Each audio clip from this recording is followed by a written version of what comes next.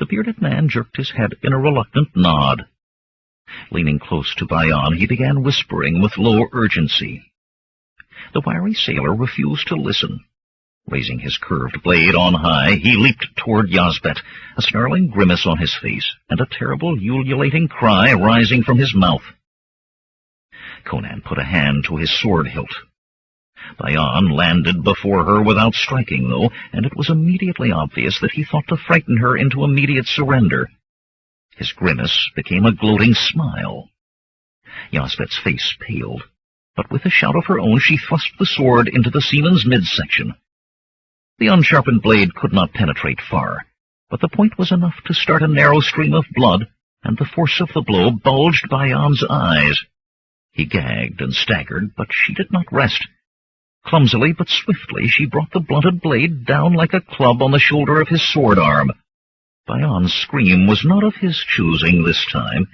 His blade dropped from a hand suddenly useless.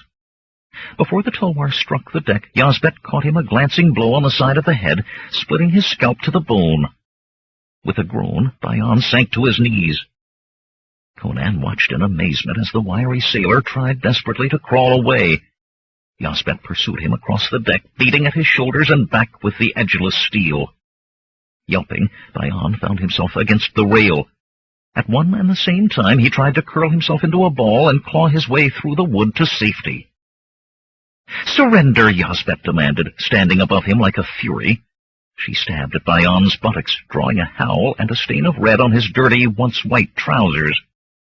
Hand on his dagger, Mukhtar started toward her, a growl rising in his throat. Suddenly Conan's blade was a shining barrier before the captain's eyes. "She won, did she not?" the young Cimmerian asked softly. "And you owe me 5 gold pieces. Or shall I shave your beard at the shoulders?" Another shriek came from Bayan. The other buttock of his trousers bore a spreading red patch as well now. "She won," Mukhtar muttered. He flinched as Conan caressed his beard with the broadsword, then almost shouted, "The wench won!" "See that this goes no further," Conan said warningly. He got a reluctant nod in reply. When the Cimmerian thrust out his palm, the gold coins were counted into it with even greater reluctance. "I won!" Yazbet shouted. Waving her short sword above her head, she capered gaily about the deck. "I won!" Conan sheathed his blade and swept her into the air, swinging her in a circle. "Did I not say that you would?" "You did," she laughed. "Oh, you did. On my oath, I will believe anything that you tell me from this moment, anything." He started to lower her feet to the deck, but her arms wove about his neck, and in some fashion he found himself kissing her. A pleasant armful indeed, he thought. Soft round breasts flattened against his broad chest. Abruptly he pulled her loose and set her firmly on the deck. "Practice, girl. There's a mort of practice to be done before I grind an edge on that blade for you, and you did not fight as I told you. I should take a switch to you for that. You could have been hurt." "But, Conan," she protested, her face falling. "Place your feet so," he said, demonstrating, for balance. "Do it, girl." Sullenly she complied, and he began to show her the exercises in the use of the short blade. That was the problem, he thought grimly, about setting out to protect a wench. Sooner or later you found yourself protecting her from you. 15. Squatting easily on his heels against the pitching of the ship as it breasted long swells, Conan watched Yazbet work her blunted blade against a leather-wrapped veil of cloaks and tunics. Despite a freshening wind, sweat rolled down her face, but already she had gone 10 times as long as she had managed the first day. She still wore her mannish garb, but had left off the woolen tunic, complaining that the coarse fabric scratched. The full curves of her breasts swelled at the lacings of her jerkin, threatening to burst the rawhide cords at her every exertion. Sword-arm dropping wearily, she looked at him with artistic pleading in her eyes. "Please, Conan, let me retire to my tent." That tent, no more than a rough structure of grimy canvas, had been his idea, both to keep her from the constant wetting of sudden squalls and to shelter her sleep from lustful eyes. "Please, already I will be sore." "There's plenty of liniment," he said gruffly. "It smells, and it stings. Besides, I cannot rub it on my back." "Perhaps if you—" "Enough rest," he said, motioning her back to the bale. "Slaver," she muttered, but her short sword resumed its whacking against leather. Well over half their voyage was done. The coast of Hyrcania was now a dark line on the eastern horizon, though they had yet a way north to sail. Every day since placing the Sica in her hands, he had forced Yazbet to practice, exercising from gray dawn to purple dusk. He had dragged her from her blankets, poured buckets of water over her head when she whined of the midday heat, and threatened keel-hauling when she begged to stop her work. He had tended and bandaged blisters on her small hands as well, and to his surprise those blisters seemed at once a mark of pride to her and a spur. Akiba dropped down beside him, eyeing Yazbet with respect. "She learns. Can you teach so well, and to a woman there is need of you in the army to train the many recruits we take of late."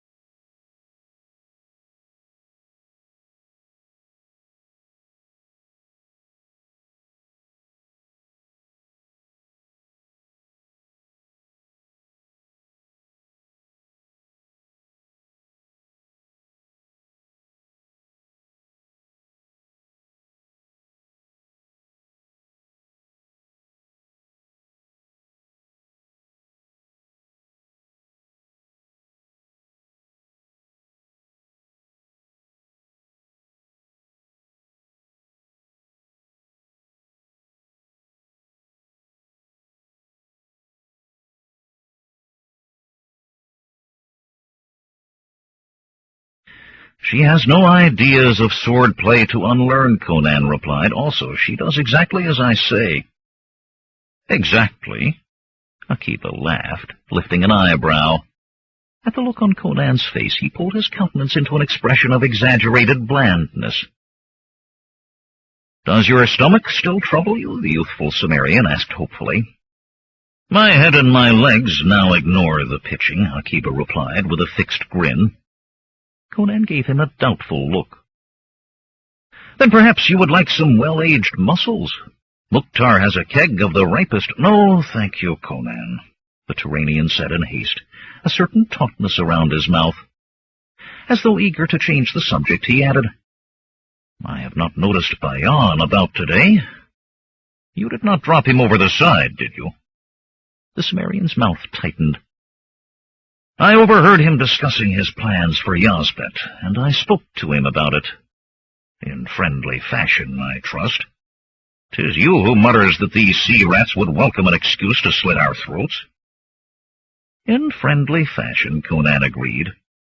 He is nursing his bruises in his blankets this day. Good, the Turanian said grimly. She is of an age with Zorel. A tasty morsel, that girl, Sharak said, sitting down on Conan's other side. Were I but 20 years younger, I would take her from you, Cimmerian. Yazbet's sword clanged on the deck, drawing all three men's eyes. She glared at them furiously. I am no trained ape or dancing bear that you three may squat like farmlouts and be entertained by me. She stalked away, then back to snatch up the sikka, her eyes daring them to speak as she did, and marched down the deck to disappear within her small tent before the mast. Your wench begins to develop a temper, Conan, Sharak said, staring after her. Perhaps you have made a mistake in teaching her to use a weapon. Akiba nodded with mock gravity. She is no longer the shy and retiring maiden that once she was, Cimmerian, thanks to you. Of course, I realize that she is no longer a maiden at all, also thanks to you, but at least you could gentle her before she begins challenging us all to mortal combat. How can you talk so, Conan protested. But moments gone you likened her to your own daughter. Aye, Akiba said gravely, his laughter gone. I was much concerned with Zorel's virtue while she lived. I see things differently now. Now she is dead, I hope that she had what joy she could of her life. I have not touched her, Conan muttered reluctantly, and bridled at their disbelieving stares. I rescued her. She's innocent and alone, with none to protect her but me. Mitra's mercies. As well ask a huntsman to pen a gazelle fawn and slay it there for sport. Sharak hooted with laughter. The tiger and the gazelle. But which of you is which? Which hunter, which prey? The wench has you marked, Cimmerian. 'Tis true, Akiba said. He essayed a slight smile. The girl is among those aboard this vessel who think her your wench. Xandru's 9 hells, do you think to be a holy man? I may let the pair of you swim the rest of the way, Conan growled. I tell you. His words trailed off as Mukhtar loomed over the three men. The bull-necked man tugged at his beard, spread fan-shaped across his chest, and eyed Conan with speculation. We are followed, he said finally. A galley. Conan rose smoothly to his feet and strode to the stern, Akiba and Sharak scrambling in his wake. Mukhtar followed more slowly. I see nothing but water, the Turanian sergeant complained, shading his eyes. Sharak muttered agreement, squinting furiously. Conan saw the follower, though, seeming no more than a chip on the water in the distance, but with the faint sweep of motion at its sides that told of long oars straining for speed. Pirates? Conan asked. Although there were many such on the Vilayet Sea, he did not truly believe those who followed were numbered among them. Mukhtar shrugged. Perhaps. He did not sound as if he believed it either. What else could they be? Akiba demanded. Mukhtar glanced sideways at Conan, but did not speak. I still see nothing, Sharak put in. "How soon before they come up on us?" Conan said. "Near dark," Mukhtar replied. He looked at the gray-green water, its long swells feathering whitely in the wind, then peered at the sky, where pale gray clouds were layered against the afternoon blue. "We may have a storm before, though. The villa yet is a treacherous bitch." The Cimmerian's eyes locked on the approaching ship, one huge fist thumping the rail as he thought. How to fight the battle that must come, and win? How? "If we have a storm," the old astrologer said, "then we will hide from them in it." "If it comes," Conan told him. "I have counted their oarstroke," Mukhtar said abruptly, "and they will kill slaves if they do not slacken it. Yet I do not believe they will. No one cares enough about Hyrcanians to chase them with such vigor. And Foam Dancer is a small ship, not a Drummond loaded to the gunwales with ivory and spices. It must be you three, or the wench. Have you the crown of Turan hidden in your bales? Is your jade a princess stolen from her father? Why do they follow so?" "We are traders," Conan said levelly, "and you have been paid to carry us to Hyrcania and back to Turan. I've got no coin for the last. You will get your gold, unless you let pirates take our trade goods and your ship. Then all you'll receive is a slaver's manacles, and you survive." Motioning the others to follow, the big Cimmerian left Mukhtar muttering into his beard and peering at the ship behind. In the waist of the ship, Conan took a place by the rail, where he too could watch the galley. It seemed larger now. Tamur joined them. "It follows us," Conan said quietly. "Ba'al-Sham," the Hyrcanian snarled at the same instant that Akiba, nodding, said, "Jandar." Sharrak shook his staff at the galley with surprising fierceness. "Let him send his demons. I am ready for them." Tamur's dark eyes shone. "This time we will carve him as a haunch of beef if he has 1,000 demons." Conan met Akiba's gaze. It seemed more likely that those on Foam Dancer would be meat on a spit. "How many men does such a vessel carry?" the Turanian asked. "I know little of naval matters." Conan's own knowledge of the sea was limited to his short time with the smugglers in Sultanapur, but he had been pursued by such vessels before.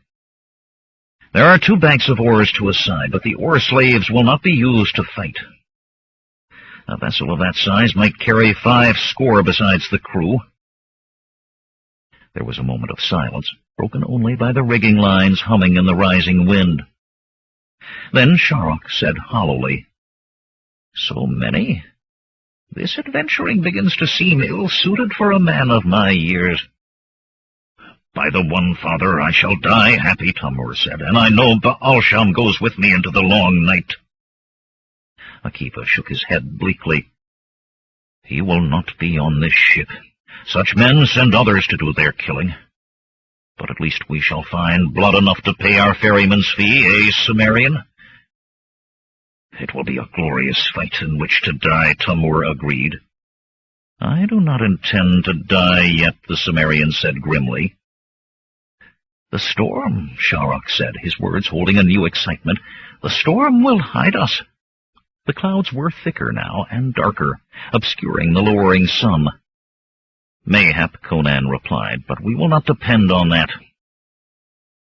The god of the icy peaks and wind-ravaged crags of Conan's Cimmerian homeland was Crom, Dark Lord of the Mound, who gave a man life and will, and nothing more.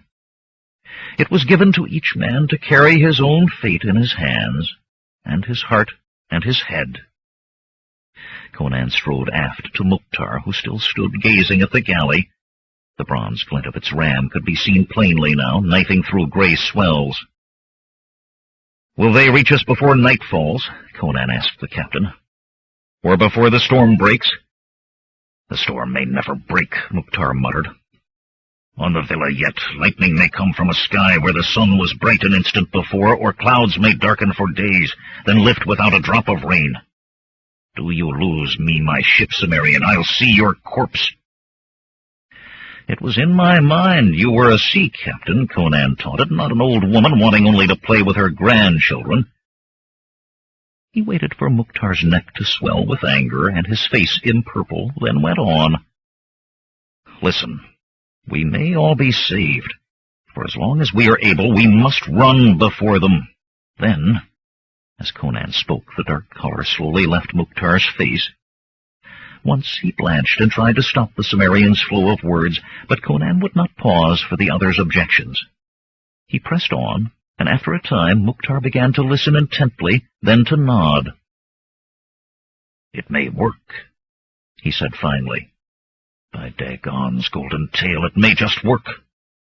See to your nomads, Cimmerian." Whirling with more agility than would have seemed possible, the bulky captain roared, "To me, you whoreson dogs! To me, and listen to how I'll save your worthless hide still another time!" "What in Mitra's name is that all about?" Akiba asked when Conan was back at the rail. As Mukhtar's voice rose and fell in waves, haranguing the crew in the stern, Conan told his companions what he planned. A grin appeared on Sharrock's thin face, and he broke into a little dance. "We have them! We have them! What a grand adventure!" Tamur's smile was wolfish. "Whether we escape or die, this will be a thing to be told around the campfires. Come, Turanian, and show us if any remnant of Hyrcanian blood remains in you." With a wry shake of his head, Akiba followed Tamur to join the other nomads. It was done then, Conan thought. Nothing remained but Yazbet. Even as her name came into his head, she was there before him. Her soft round eyes caressed his face. "I heard," she said. "Where is my place in this?" "I will make you a place in the midst of the bales," he told her, "where you will be safe, from archers or slingers at least." "I will not hide." Her eyes flashed, suddenly no longer soft. "You've taught me much, but not to be a coward." "You'll hide if I must bind you hand and foot. But if it comes to that, I promise you'll not sit without wincing for a 10-day. Give me your sword," he added abruptly. "My sword? No." She clutched the hilt protectively, but he snatched the blade from her and started down the deck. She followed in silence, hurt, tear-filled eyes seeming to fill her face. In front of the mast, the ship's grindstone, where the crew sharpened axes and swords alike, was fastened securely to the planking. Working the foot treadle, Conan sent the edge of the blunt sickle to the spinning stone. Sparks showered from the metal. With his free hand, he dripped oil from a clay jug onto the wheel. The heat must not grow too great, or the temper of the blade would be ruined. Yazbet scrubbed a hand across her cheek, damp with tears. "I thought that you meant that you are no woman warrior," he said gruffly, "not in these few days. But you may have need to defend yourself, and the worst comes." "Then you will not make me," she began, but he quelled her with an icy glance. The blood of battle was rising in him, driving out what small softness he had within. When steel was bared, the slightest remnant of gentleness could slay the one who bore it. Fiery sparks fountained from steel that was no harder than him who sharpened it.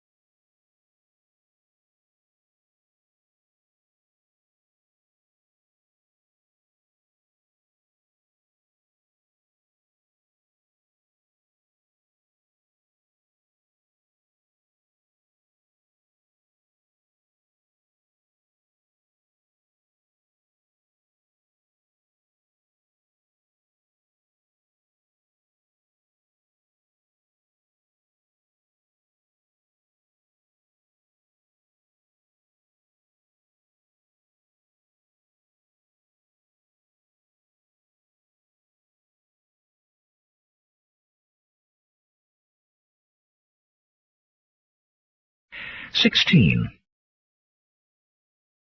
About Foam Dancer's deck, men rushed, readying the parts of Conan's plan. The clouds darkened above, as if dusk had come 2 turns of the glass before its time, and wind strummed the rigging like a lute, yet no moisture fell on the deck save spume from waves shattering on the bow.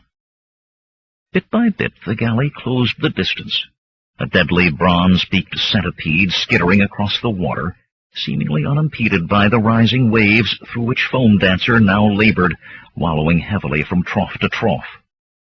Foam Dancer seemed a sluggish water beetle waiting to die.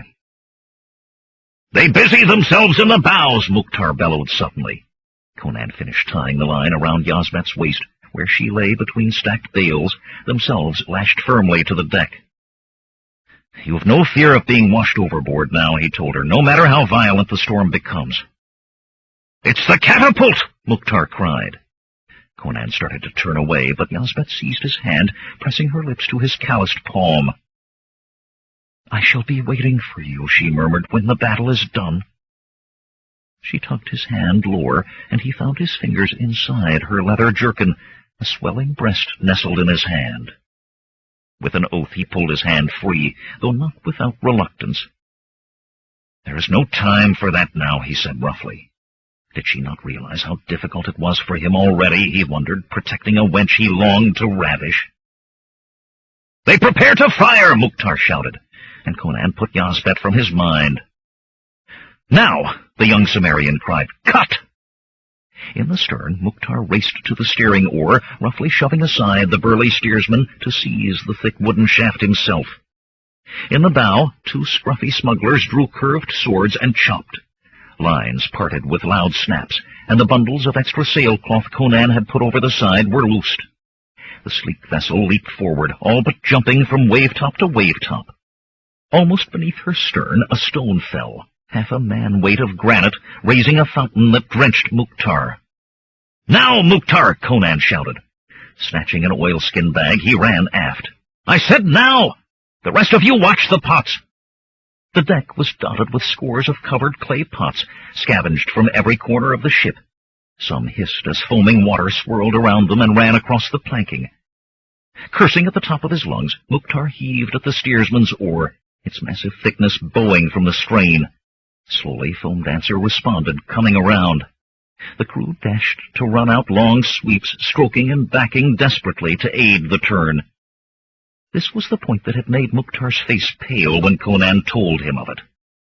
Turned broadside to the line of waves, the vessel heeled over, further, till her rail lay nearly on the surface. Faces twisted with fear, the smugglers worked their oars with feverish intensity. Akiba, Sharok, and the Hyrcanians scrambled to keep the clay containers from toppling or washing over the side. For a froth-peaked gray mountain of water now rolled over the rail, till it seemed that men waded in shallows. Among those laboring men, Conan's eyes suddenly lit on Yazbet, free of her bonds, struggling among the rest of the pots. His curses were borne away by the wind, and there was no time to do anything about her. Sluggishly but certainly, Foam Dancer's bow came into the waves, and the vessel lifted. She did not ride easily, as she had before. There was likely water enough below decks to float a launch, but still she crested that first wave and raced on, back toward the galley. On the other ship, the catapult arm stood upright. If another stone had been launched, the splash of its fall had been lost in the rough seas. On the galley's decks, seeing their intended prey turn back on them, men raced about like ants in a crushed ant-hill. But not so many men as Conan had feared, unless they kept others below. Most of those he could make out wore the twinned queues of sailors.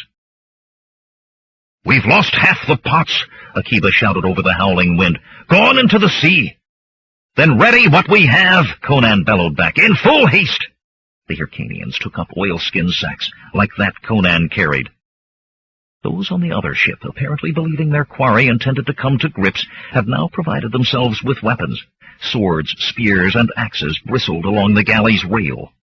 In its bow, men labored to winch down the catapult's arm for another shot, but too late, Conan knew. Foam Dancer was now too close. Undoing the strings that held the mouth of his sack, Conan drew out its dry contents, a quiver of arrows, each with rags tied behind the head, and a short recurved bow. Near him a Hyrcanian, already holding his bow, knocked the top from a clay crock.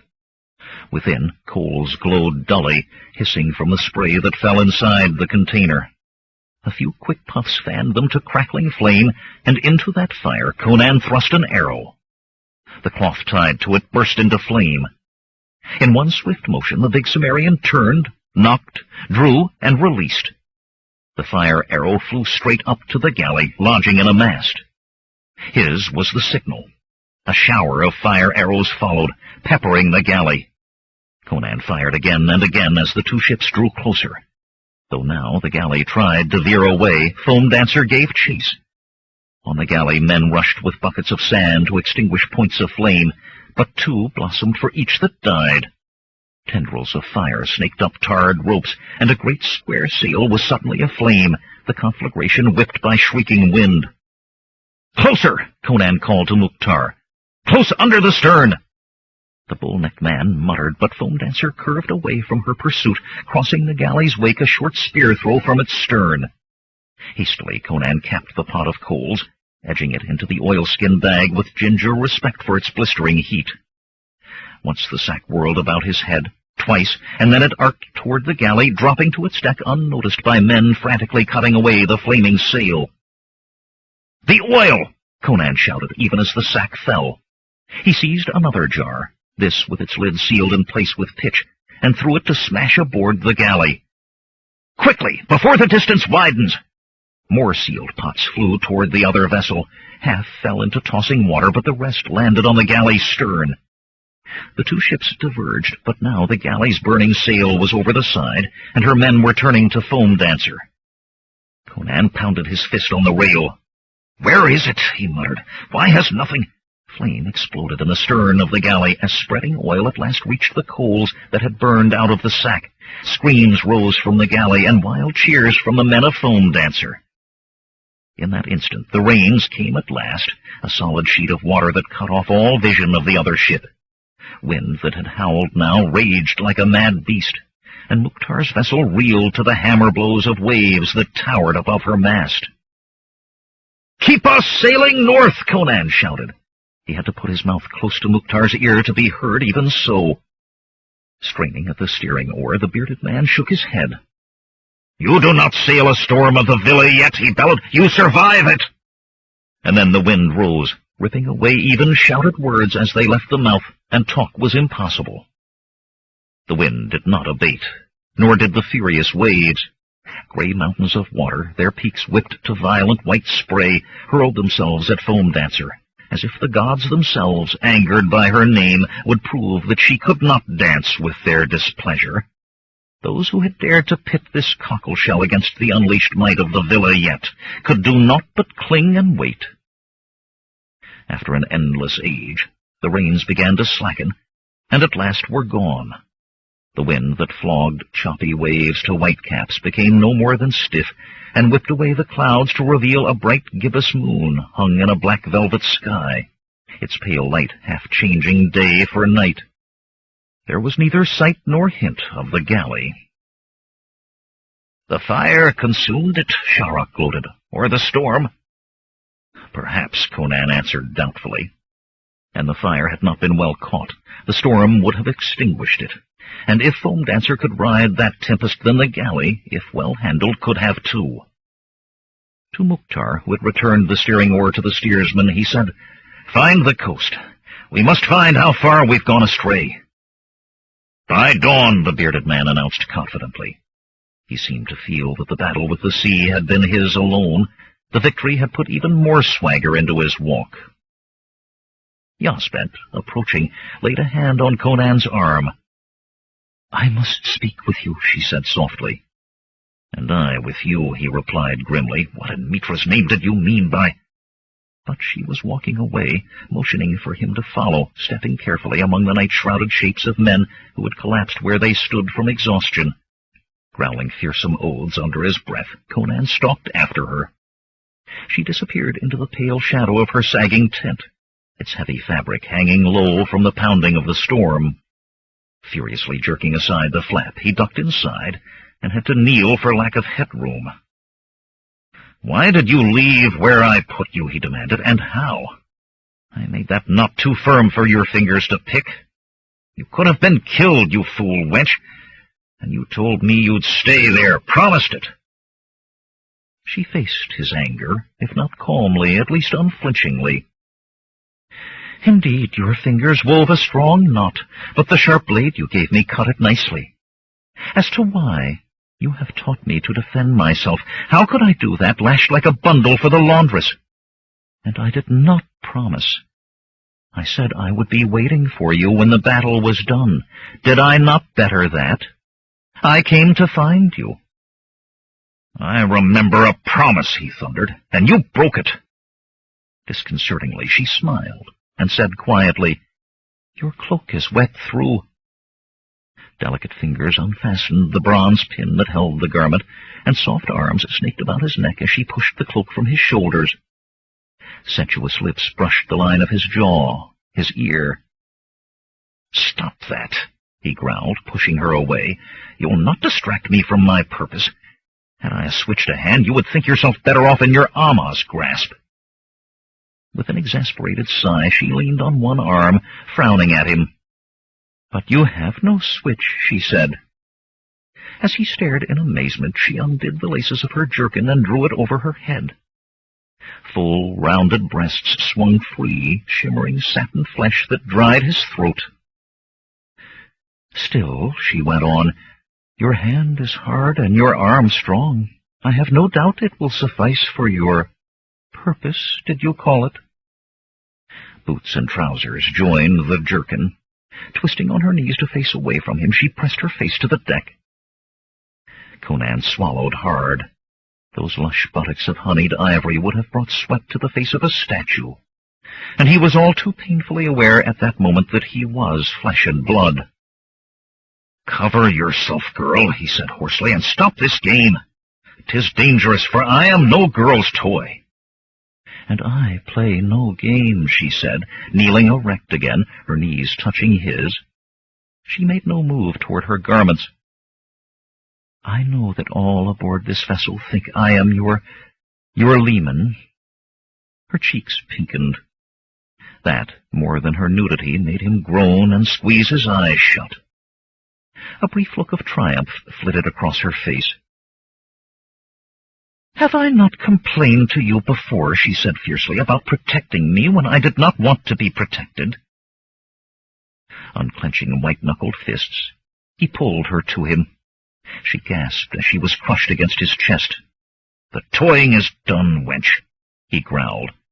"Say go, and I will go, but if you do not—" He toppled them both to the deck, her softness a cushion under him, his agate blue eyes gazing into hers with unblinking intensity. "I am no girl," she breathed, "but a woman. Stay." She wore a triumphant smile openly now. Conan thought it strange, that smile. But she was indeed a woman, and his mind did not long remain on smiles.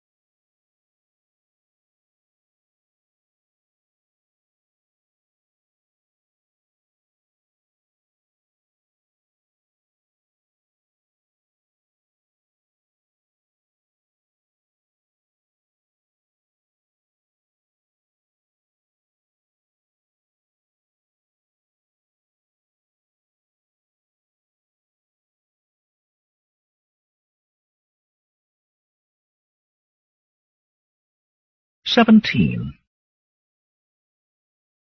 From a rocky headland covered with twisted, stunted scrub, waves crashing at its base, Conan peered inland, watching for Timur's return. The nomad had claimed that he would have horses for them all in 3 or 4 turns of the glass. But he had left at dawn, and the sun sat low in its journey toward the western horizon. On a short stretch of muddy sand, north of the headland, Foam Dancer lay drawn up, heeling over slightly on her keel.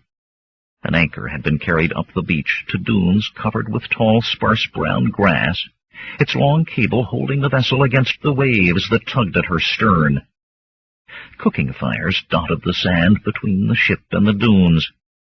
Yazbet's tent had been pitched well away from the blankets of the Hyrcanians and the sailors, scattered among their piles of driftwood. As Conan turned back to his scanning, a plume of dust inland and to the south caught his eye. It could be Timur with the horses, or it could be who?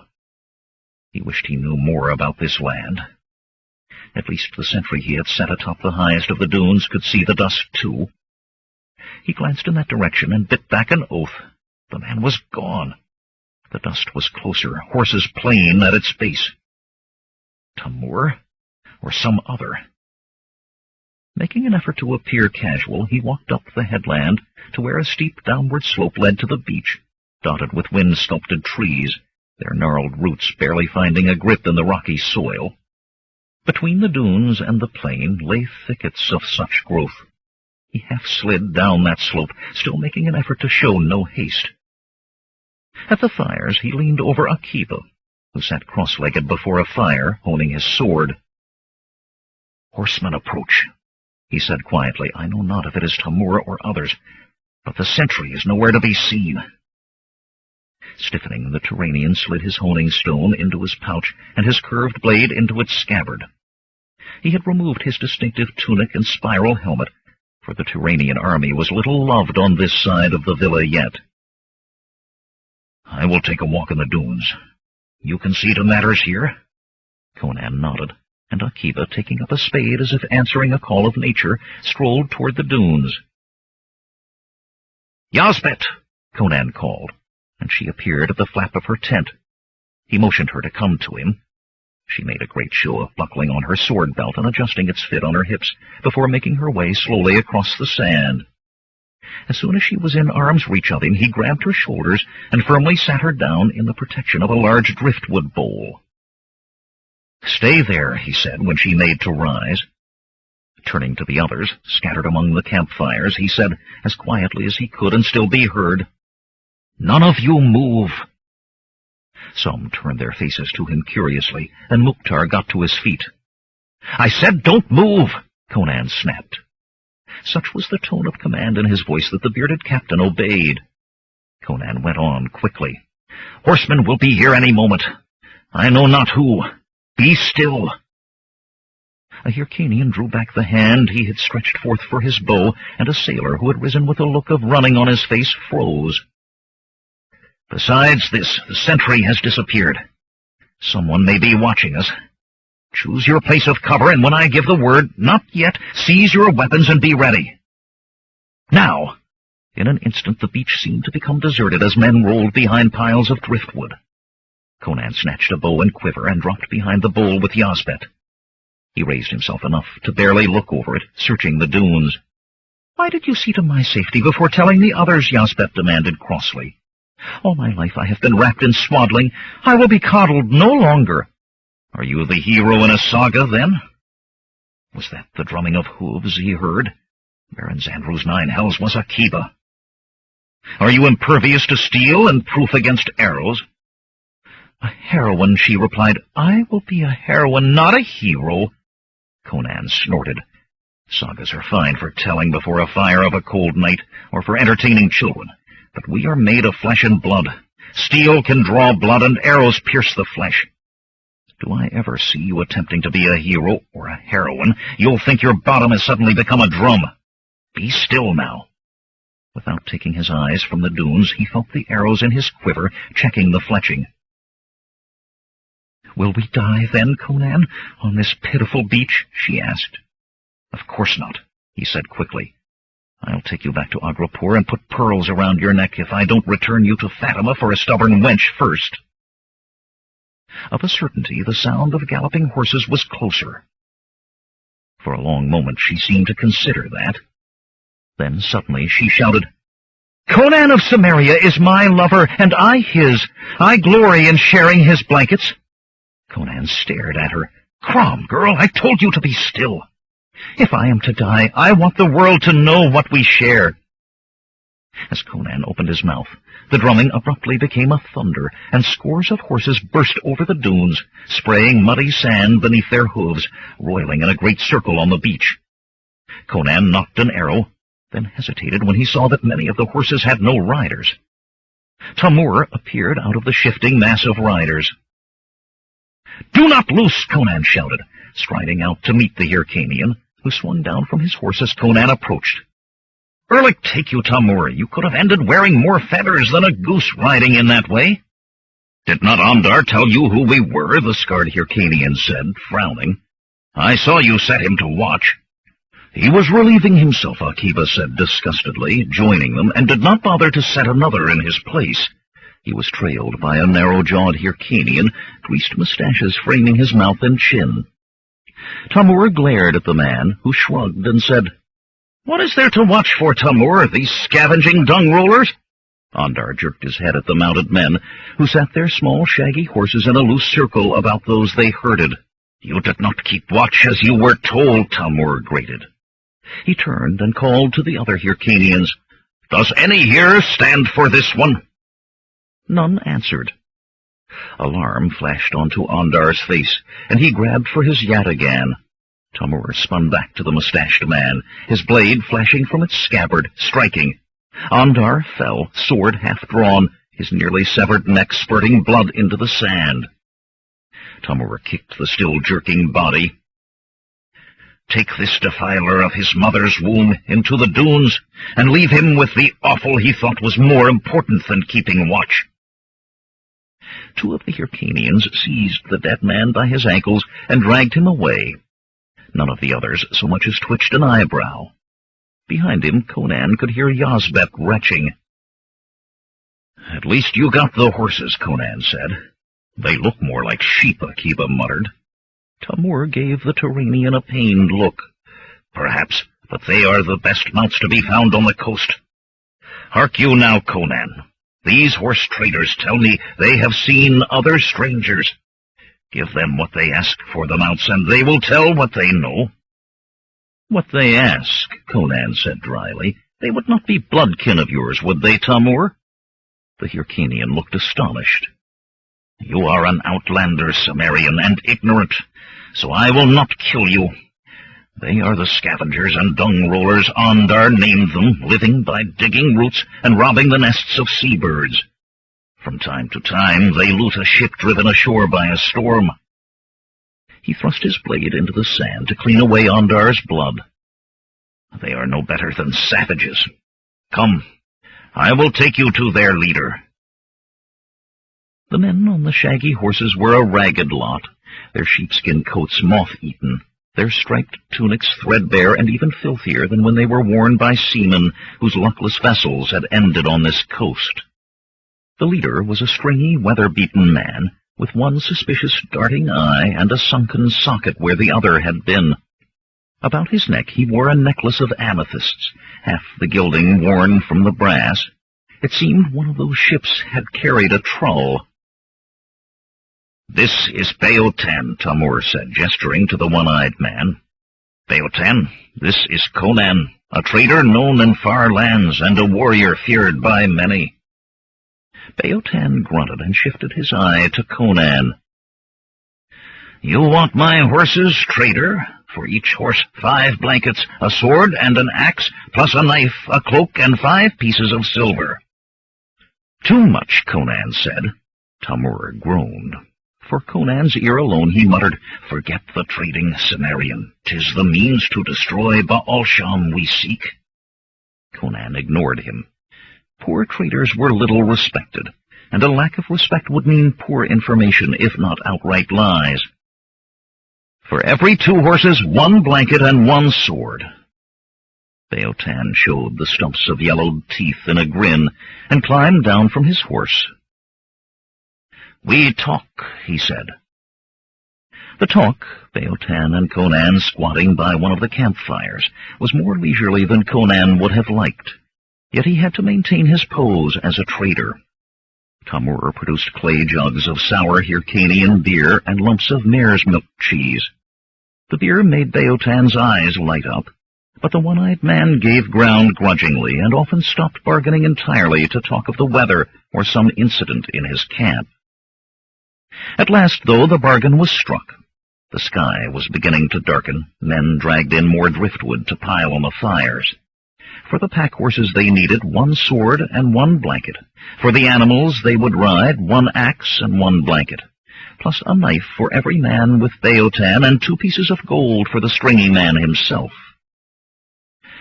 "Done," Conan said. Beotan nodded and began to produce items from beneath his coat. A pouch, a small pair of tongs, what appeared to be a copy of a bull's horn, half-sized and molded in clay.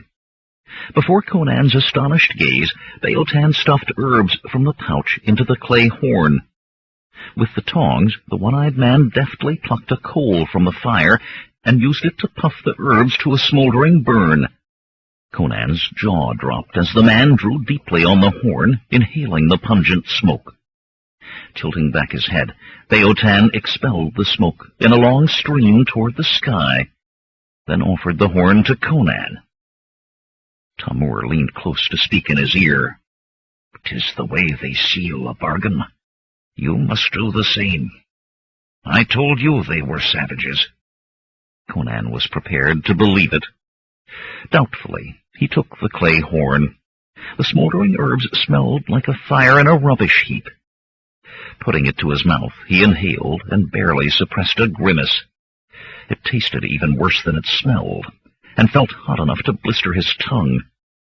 Fighting an urge to gag, he blew a stream of smoke toward the sky. "They mix powdered dung with the herbs," Tamur said, grinning, "to ensure even burning." From across the fire, Akiba laughed. "Would you like some aged mussels, Cimmerian?" he called, near to rolling on the sand. Conan ground his teeth and handed the clay horn back to Beotan, who stuck the horn in his mouth and began to emit small puffs of smoke. The Cimmerian shook his head. He had seen many strange customs since leaving the mountains of his homeland, but sorcery aside, this was certainly the strangest. When his mouth no longer felt as if he were attempting to eat a coal from the fire, though the taste yet remained, Conan said, "Have you seen any other strangers on the coast? You understand that I must be concerned with other traders." "Strangers," Beotan said, through teeth clenched around the clay horn, "but no traders." Each word came out accompanied by a puff of smoke. "They bought horses, too. No trade goods. Silver." He grinned suddenly. "They paid too much." "Not traders," Conan said, pretending to muse. "That is strange indeed." "Strangers are strangers. Their boat was much charred at the back, and some of them suffered from burns." The galley. It had survived both fire and storm after all. "Perhaps we might help these men," Conan said. "How far off are they, and in which direction?" Beotan waved a hand to the south.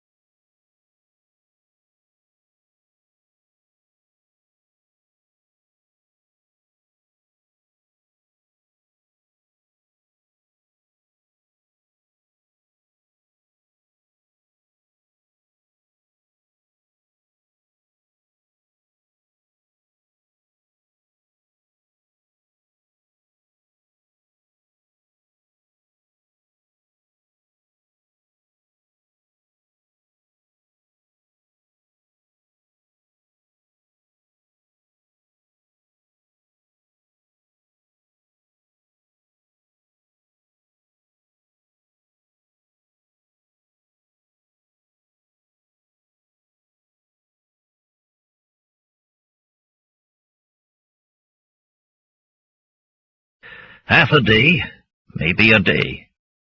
Far enough that they might not know Foam Dancer had also survived. But if that was so, why the horses?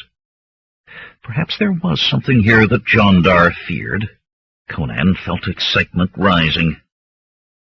"Use our campfires this night," he said to Beotan.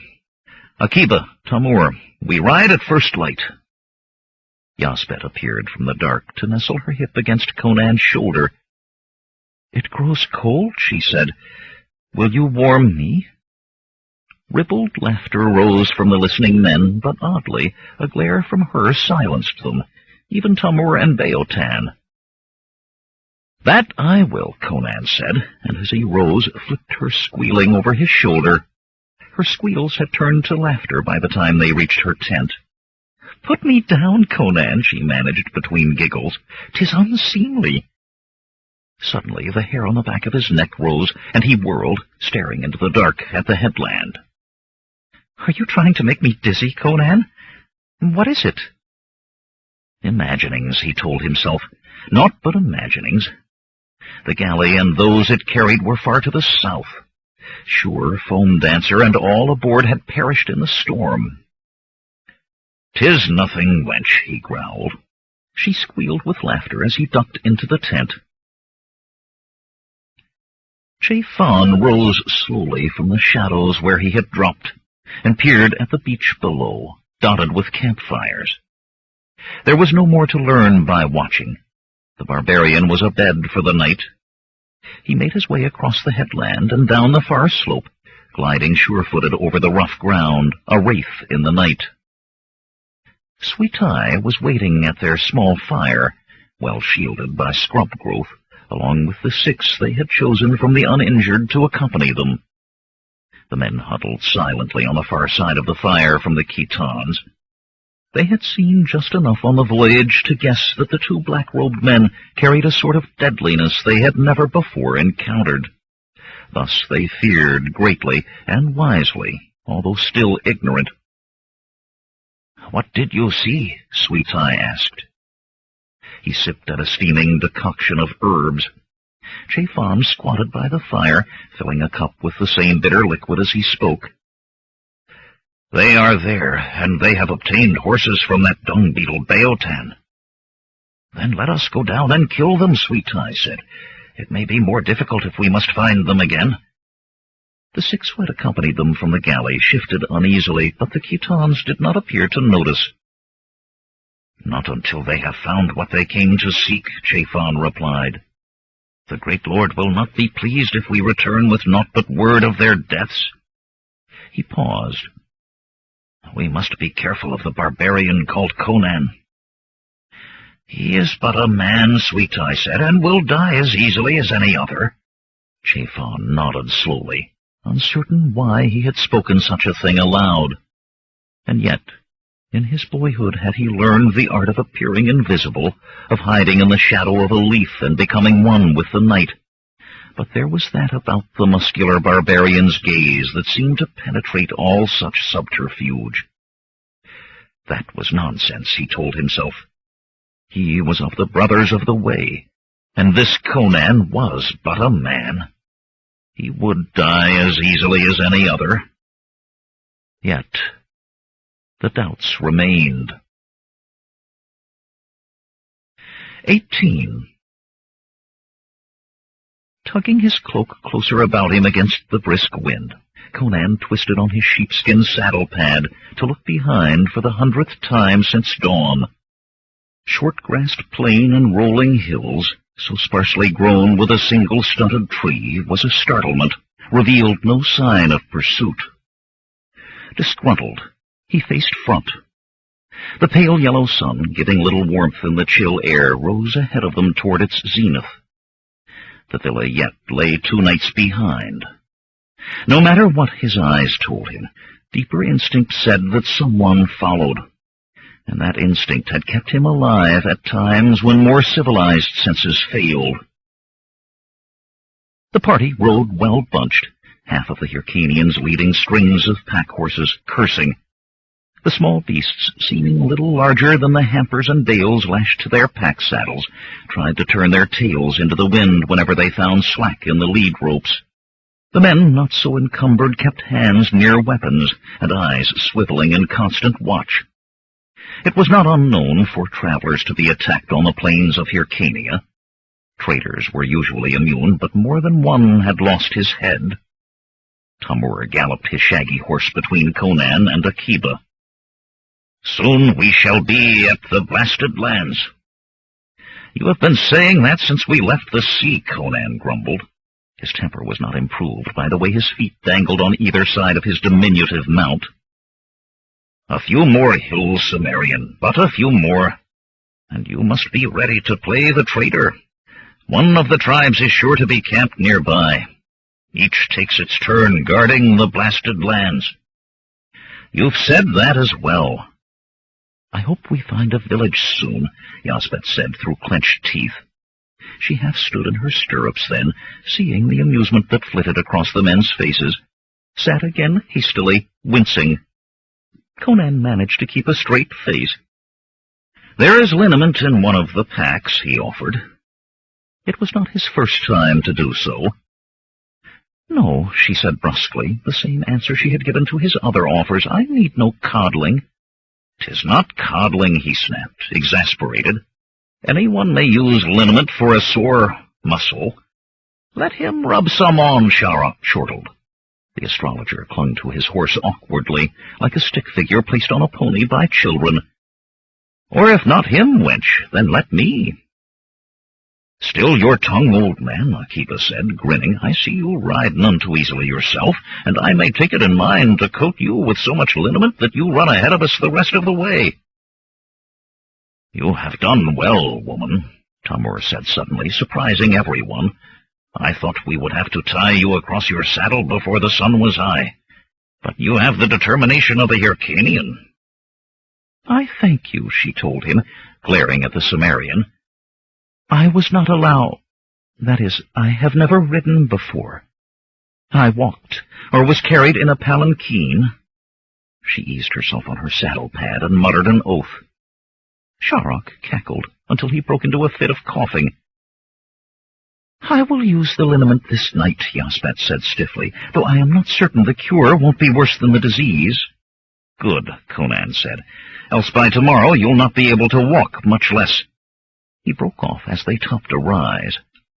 Spread before them was a great arc of yurts. More than 1,000 of the domed felt structures dotted the rolling plain like gray mushrooms. "There's the encampment you predicted, Tamur. I suppose 'tis time for us to begin acting the part of traitors." "Wait. This could be ill," the nomad said. "There are perhaps 4 tribes camped here, not one. Among so many, there may well be one who remembers that we swore vengeance on Baal-Sham despite the ban. Do they realize we have brought you here to break the taboo on the blasted lands?" A murmur rose from the other Hyrcanians. From the tents, 200 of fur-capped horsemen galloped toward them, lance points glittering in the rising sun. "It is too late to turn back now." Conan kicked his mount forward. "Follow me, and remember to look like traitors." "For violating a taboo," Tamur said, trailing after the Cimmerian, "a man is flayed alive, and kept so for days while other parts important to a man are removed slowly. Burning slivers are thrust into his flesh." "Flayed?" Sharok said hollowly. "Other parts? Burning slivers? Perhaps we could turn back after all." Yet he followed as well, as did the others, Yasbet riding with shoulders back and hand on sword hilt, Akiba in an apparently casual slouch above the cased bow strapped ahead of his saddle pad. The rest of the Hyrcanians came more slowly, muttering, but they came. Tamur raised his sword hand in greeting, and no doubt to show that he did not intend to draw the weapon, as they approached the other horsemen. "I see you. I am called Tamur, and am returned to my people from across the sea, bringing with me this traitor who is called Conan." "I see you," the leader of the mounted nomads said, lifting his right hand. Squat and dark, mustaches thick with grease dangling below his chin, he eyed Conan suspiciously from beneath the fur cap pulled down to his shaggy brows. "I am called Zutan. It is late in the year for traders." Conan put on a broad smile. "Then there will be no others to compete with me." Zutan stared at him, expressionless, for a long moment. Then, wheeling his horse, he motioned them to follow. The riders from the encampment spread out in 2 lines, one to either side of Conan and his party, escorting them, or guarding them, perhaps, into the midst of the yurts, to a large open space in the center of the crescent. People gathered around them, men in fur caps and thick sheepskin coats, women in long woolen dresses, dyed in a rainbow of colors, with hooded fur cloaks held close about them. Those males who had reached an age to be called men were uniformly surrounded by the rankness of rancid grease, and those of middle years or beyond were so weathered and leather-skinned as to make their ages all but impossible to tell. The women, however, were another matter. There were toothless crones among them and wrinkled hags, but one and all they seemed clean. Many of the younger women were pretty enough for any Zanana. They moved lithely to the tinkle of ankle bells beneath their skirts, and more than one set of dark, cold eyes followed the young giant above full, smiling lips. Sternly, Conan forced himself to ignore the women. He had come for a means to destroy Jandar, not to disport himself with nomad wenches. Nor would the need to kill father, brother, husband, or lover help him, nor would trouble with Yazbet. As he swung down from his woolly mount, Conan leaned close to Tamur and spoke softly. "Why do the women not grease their hair also?" Tamur looked shocked. "'Tis a thing for men, Sumerian." He shook his head. "Hark you, I have meant to speak on this to you for some time. Many traders adopt this custom while among us.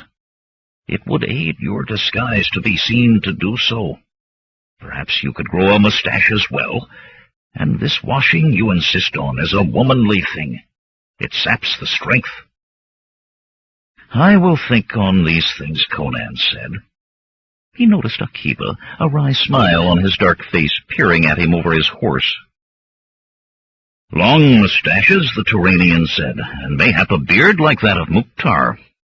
Conan growled, but before he could reply, a sharp cry broke from Yazbet. He spun to see her half fall from her saddle-pad in attempting to dismount. Darting, he caught her before she collapsed completely to the ground. "What ails you, wench?" "My legs, Conan," she moaned. "They will not support me. And my—" Her face reddened. "My muscles are sore," she whispered. "Liniment," he said, and she moaned again. The crowd about them stirred. Hastily he lifted her back to her feet and put her hands on her sheepskin saddle-pad. "Hold to that. You must keep your feet a moment longer." Half sobbing, she tangled her hands in the thick wool. He turned immediately from her to more pressing matters. Zutan pushed his way to the forefront of those watching. 4 squat, bow-legged elders followed him, and the murmurs of the onlookers were stilled. "I present to you," Zutan intoned, "the trader called Conan. Know, Conan, that you are presented to the chiefs of the 4 tribes here assembled, to Olotan, to Arenzar, to Zoan, to Sibuyan. Know that you are presented to men who answer only to the great king. Know this and tremble." It was near impossible to tell the age of any man above 25 in those tribes, but these men had surely each amassed 3 times so many years, if not 4. Their faces were gullied rather than wrinkled, and had the color and texture of a boot left 10 years in the desert sun. The hair that straggled from under their filthy fur caps was as white as bleached parchment, beneath a coating of grease, and their mustaches, just as pale, were long and thin. One had no teeth at all, muttering through his gums, while the other 3 showed blackened stumps when they opened their mouths. Yet the 8 black eyes that peered at him were hard and clear, and there was no tremor in the bony hands that rested lightly on the hilts of their yataghans.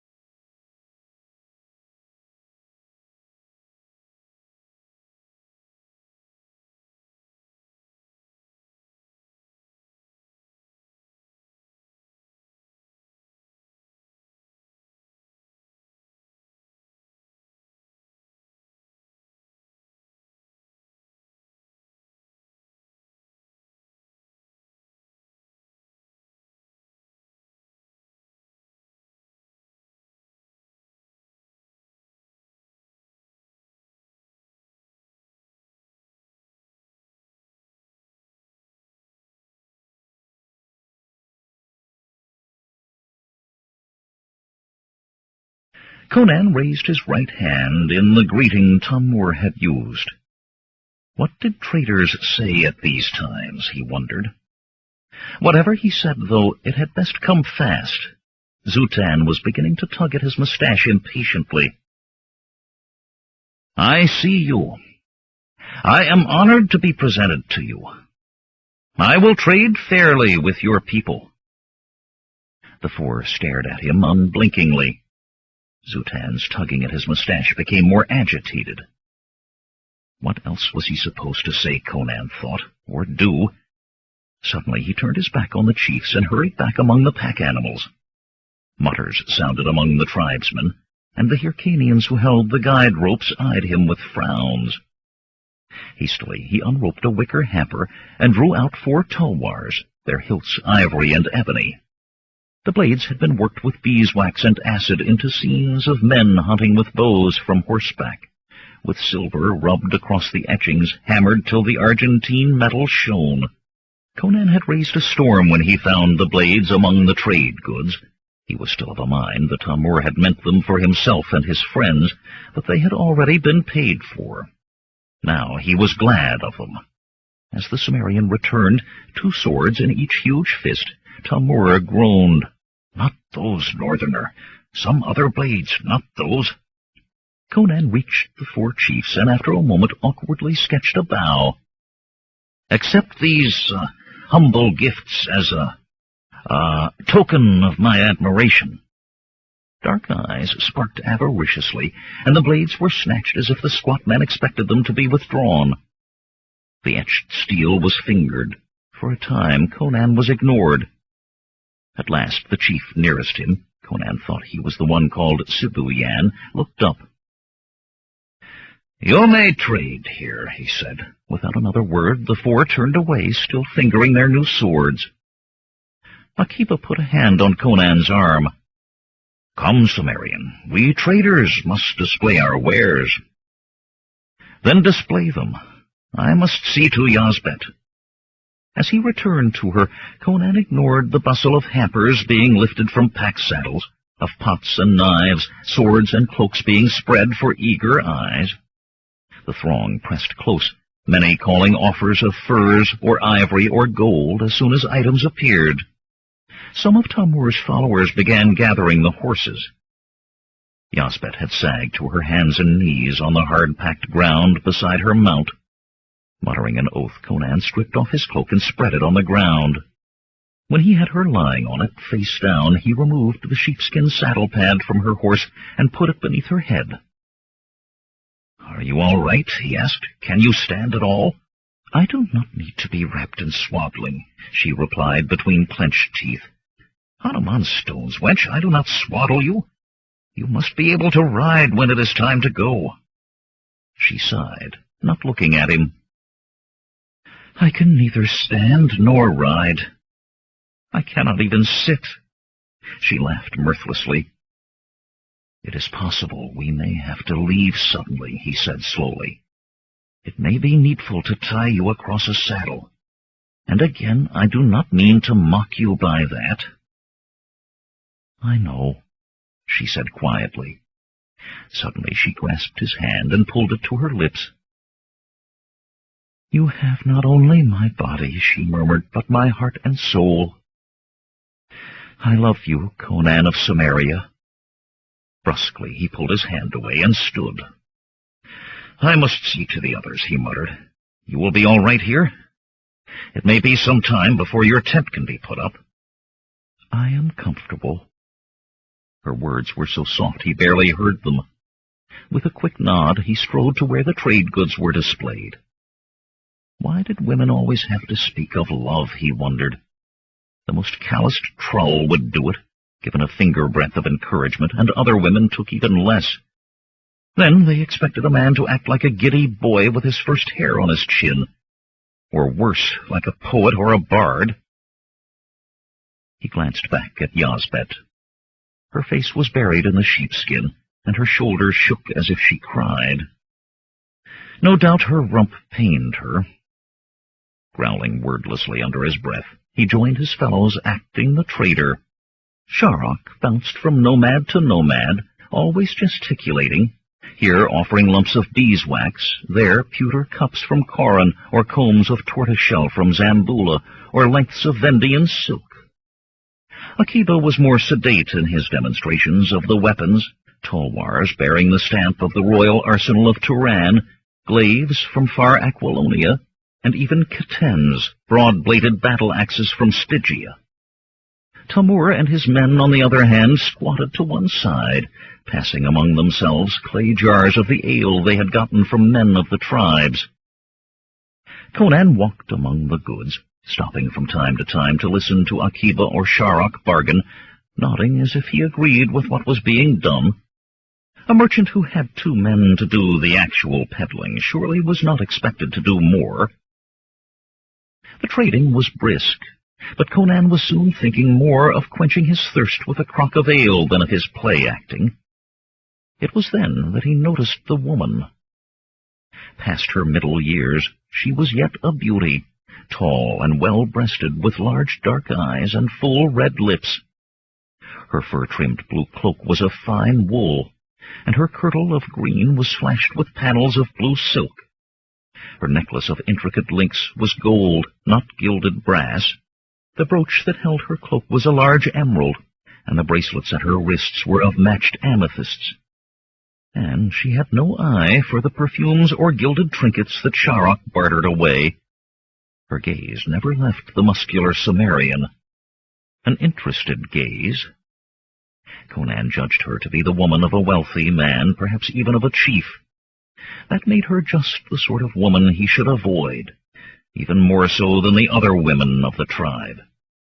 He made sure there was nothing in his expression that she could read as invitation, and turned away to make a show of studying the goods laid out on a nearby blanket.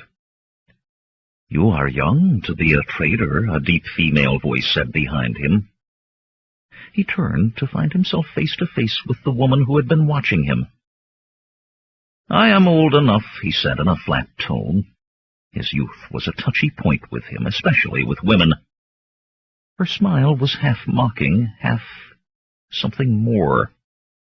"But you are still young. A man must begin at some age. Do you wish to trade for something?" "I would think you would be demonstrating the swords and spears to the men, youngling." Her gaze caressed the breadth of his shoulders, trailed like fingers across the tunic strained by the muscles of his deep chest. "Perhaps coal for your eyes."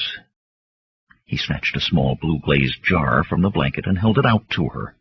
His eyes searched the crowd for a man taking an unfriendly interest in their conversation. This woman would have men after her when she was a grandmother.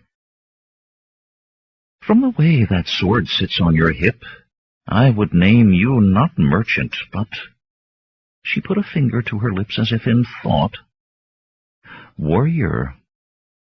"I am a trader," he said emphatically. "If not coal, perhaps perfume?" "Nothing," she said, amusement in her eyes. "For now, at least. Later I will have something from you."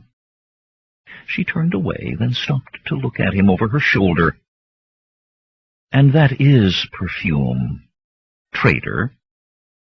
Her laughter, low and musical, hung in the air after she had disappeared into the crowd. With a sudden sharp crack, the small jar shattered in Conan's grip. "Erlich, take all women," he muttered, brushing shards of glazed pottery from his hand. There was nothing to be done about the smell of jasmine that hung about him in a cloud.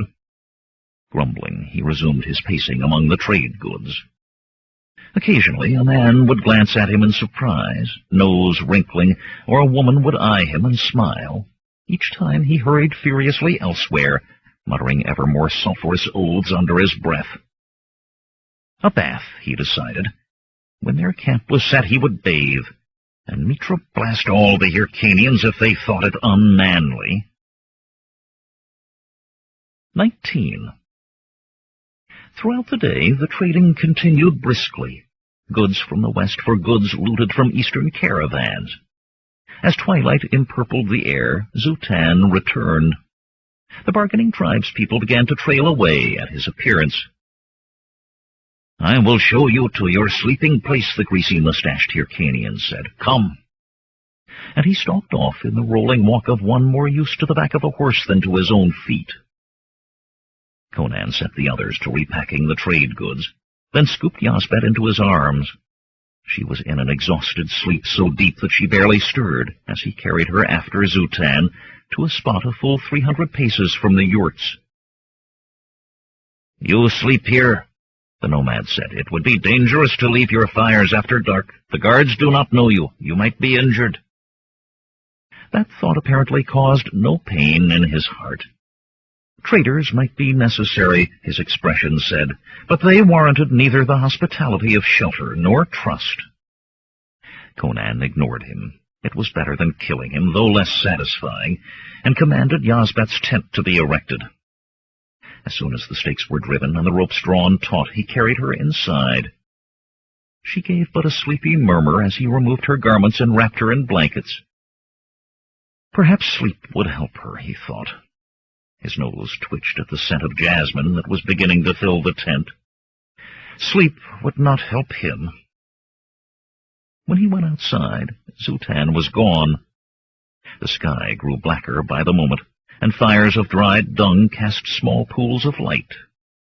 The yurts could have been half a world away, for their lamps and fires were all inside, and the encampment of the tribes was lost in the dark. The horses had been tied to a picket line, near which the hampers of trade goods were shadowy mounds. Straight to those mounds Conan went, rummaging through them until he found a lump of harsh soap. Thrusting it into his belt pouch, he hefted 2 water bags in each hand and stalked into the night. When he returned, an odor of lye came from him, and it was all he could do to stop his teeth from chattering in the chill wind that whipped across the plain.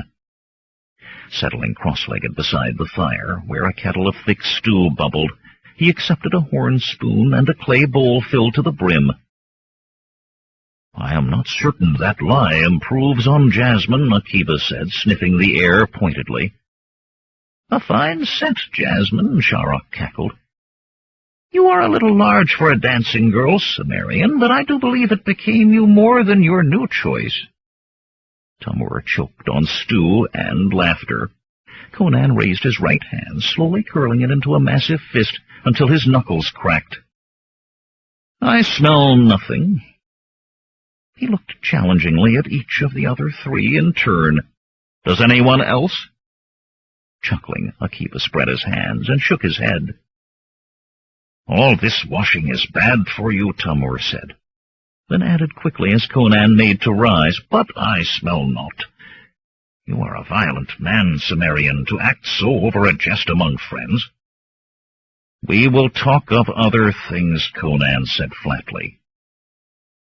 Silence reigned for a moment before Sharok spoke up.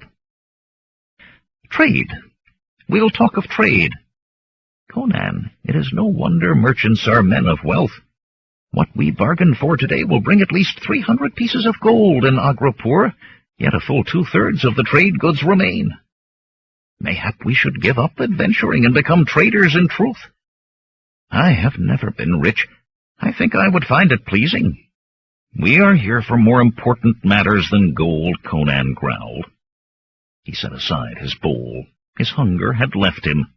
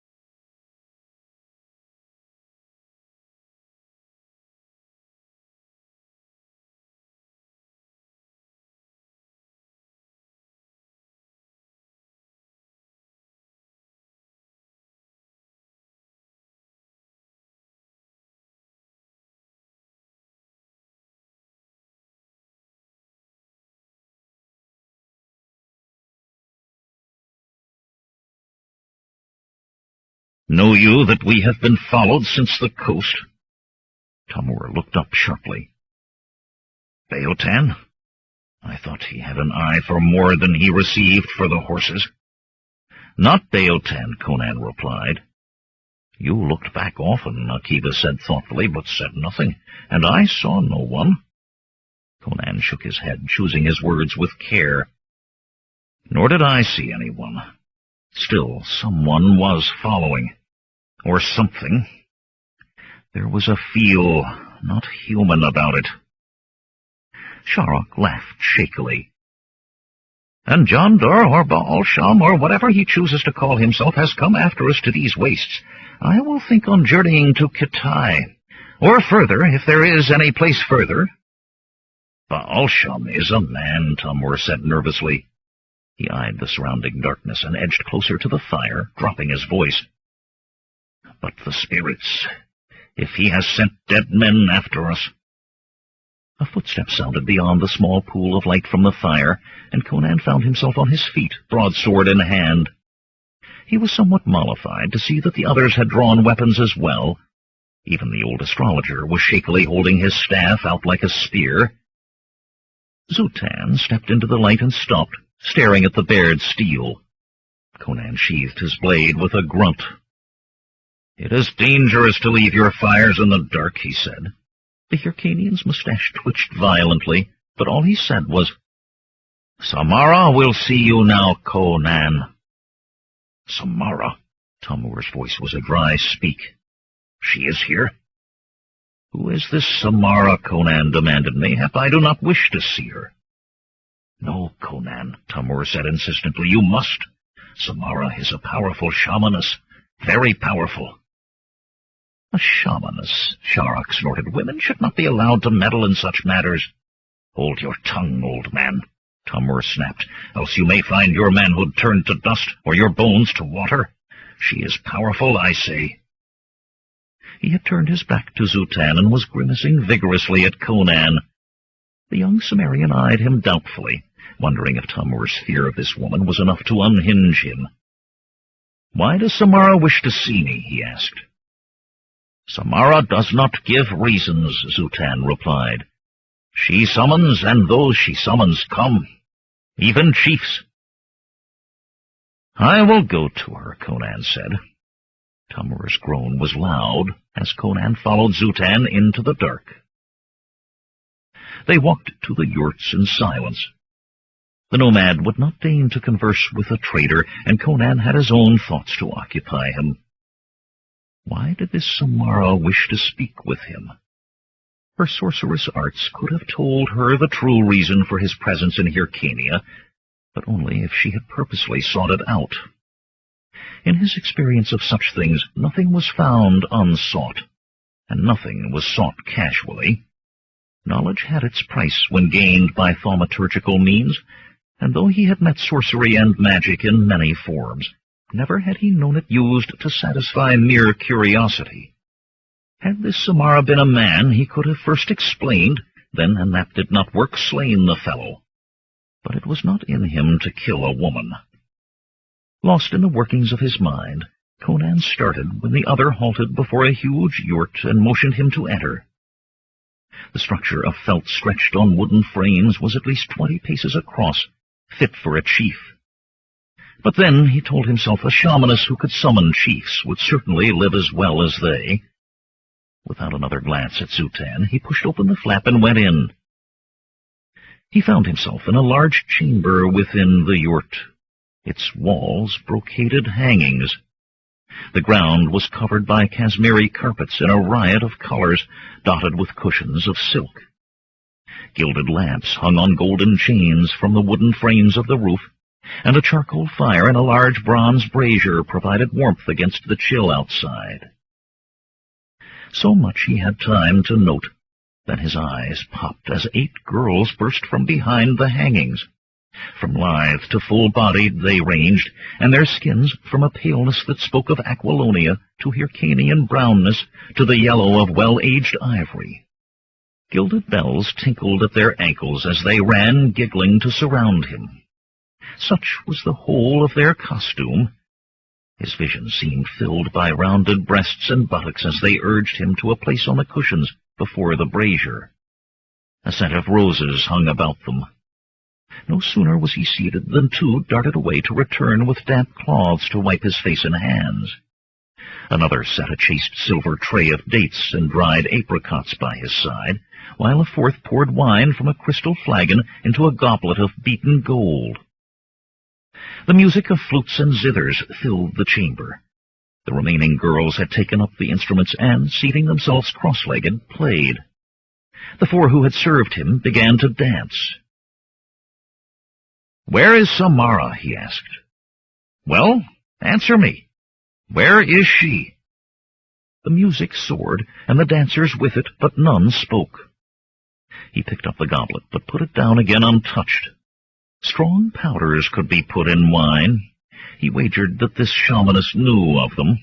Best he neither eat nor drink till he was gone from Samara's dwelling-place. And best he not eye the girls too closely either. Mayhap the shamaness had a reason for wishing his attention occupied. He kept a close watch on the hangings, and a hand on his sword. But despite his intentions, he found his eyes drifting back to the dancing girls.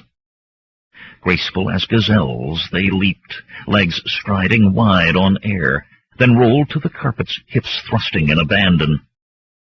Sweat beaded his forehead, and he wondered if perhaps the fire in the brazier made the yurt too hot. Did this Samara remain away much longer, he might forget himself. Even though they would not talk, these girls might be willing to disport themselves with a young northerner. A single sharp clap sounded above the music.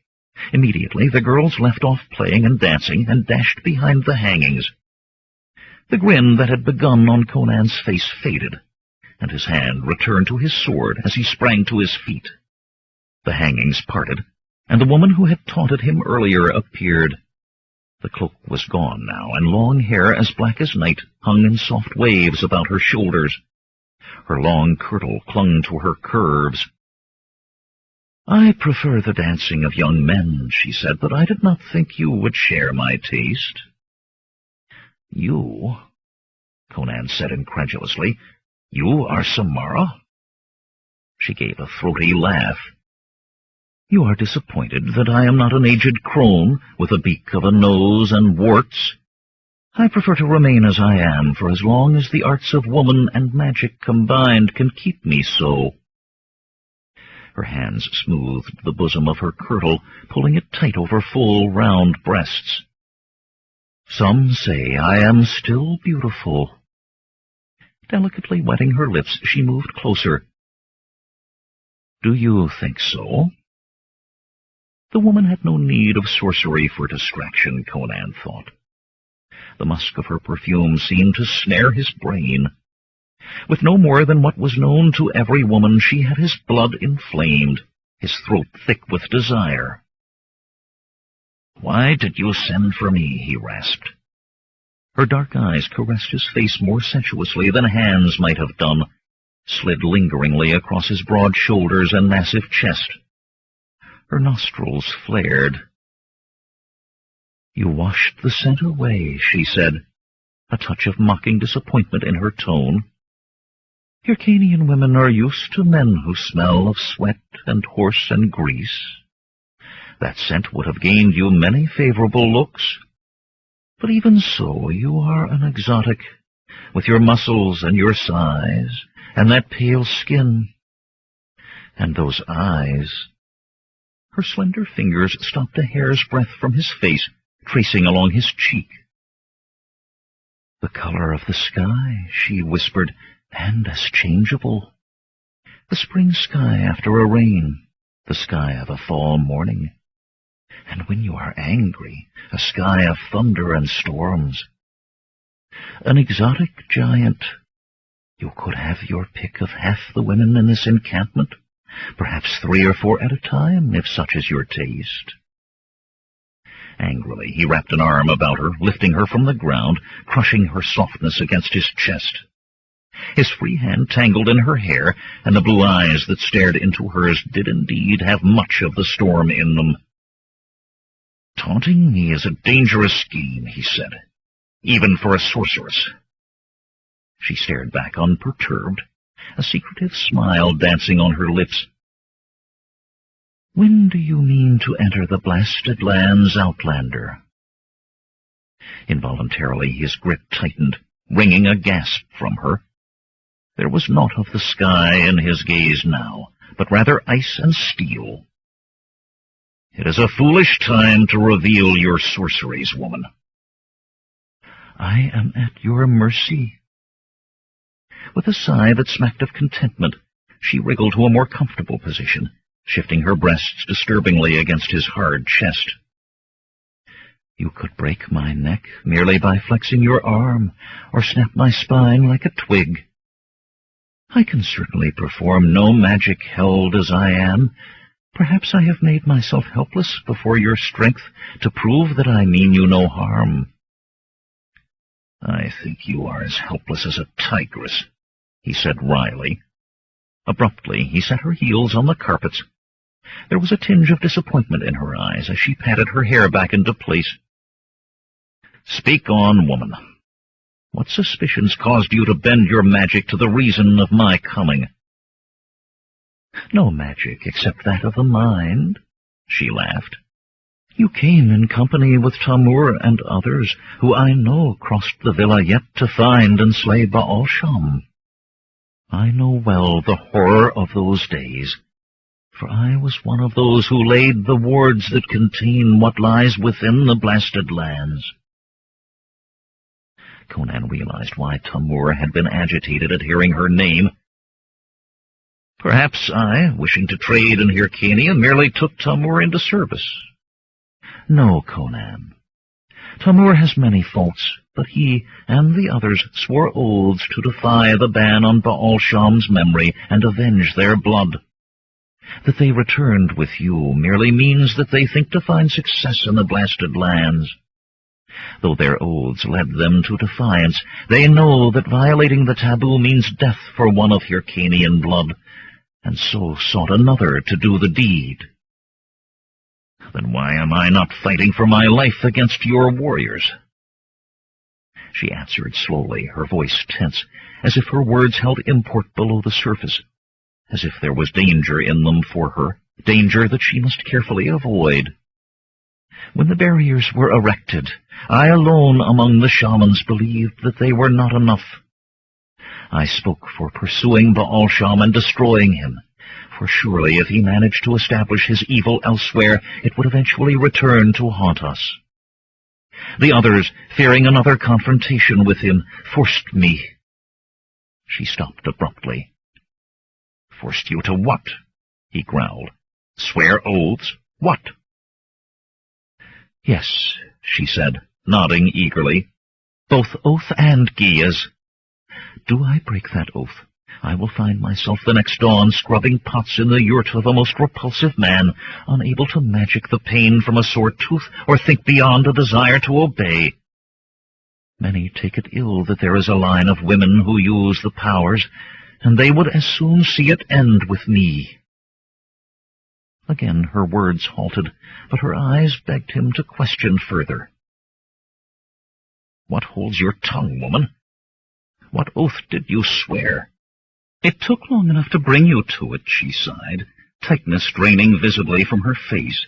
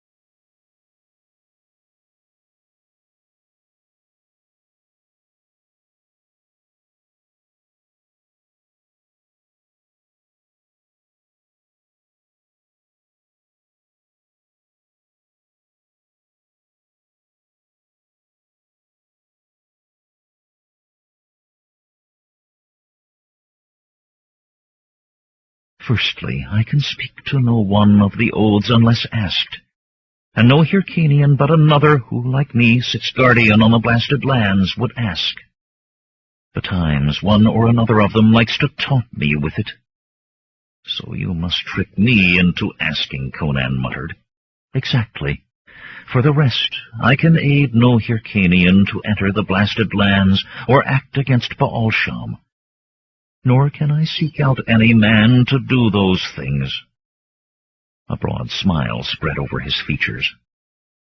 But if a man who is not a Hyrcanian seeks you out, then I can help him. But he must be the right man, Outlander.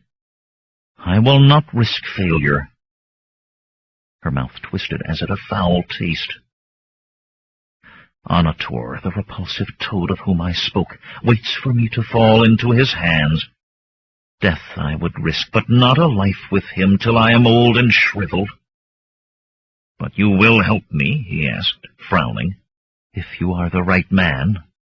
I must consult the fire that burns backwards in time, and I must have a lock of your hair for that.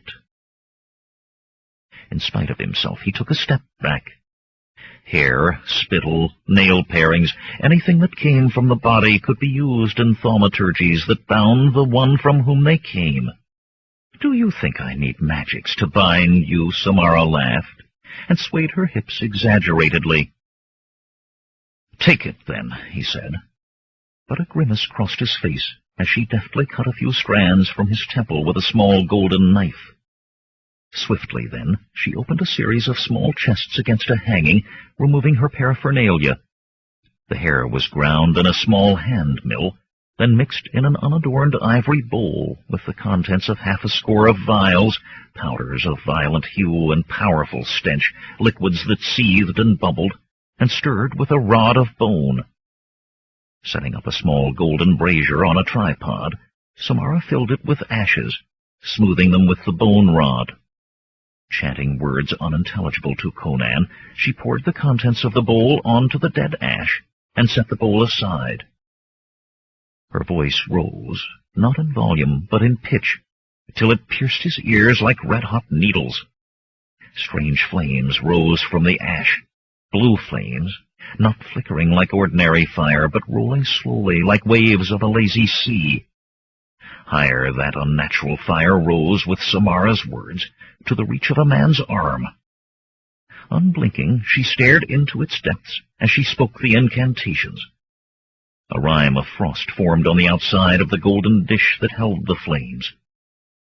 The other fires in the chamber, the flickering lamps and blazing charcoal, sank low as if overawed or drained. The Cimmerian realized that his fingernails were digging into his palms. With an oath, he unclenched his fists. He had seen sorcery before, sorcery directed at him with deadly intent. He would not be affrighted by this. Abruptly, Samara's chanting stopped. Conan blinked as he looked into the golden dish. Half-burned pieces of wood now nestled among ash that was less than it had been. Then Samara set a golden lid atop the brazier, closing off the blue fire. For a long time she stared at the brazier before turning to him. "And you enter the blasted lands. Scores will die," she said bleakly. "Among them, perhaps Baalsham. And perhaps you as well. Your bones may feed the twisted beasts that dwell trapped in that accursed place." "Perhaps," he said. "What means of divining is this? Even Shark does not so hedge his star readings about." "The fire shows the many things which can be. Men choose which will be by their decisions. What is like a line, but at every decision that line branches, in 2 directions or 10, and each of those will also branch, until numbers beyond counting are reached. I will tell you this.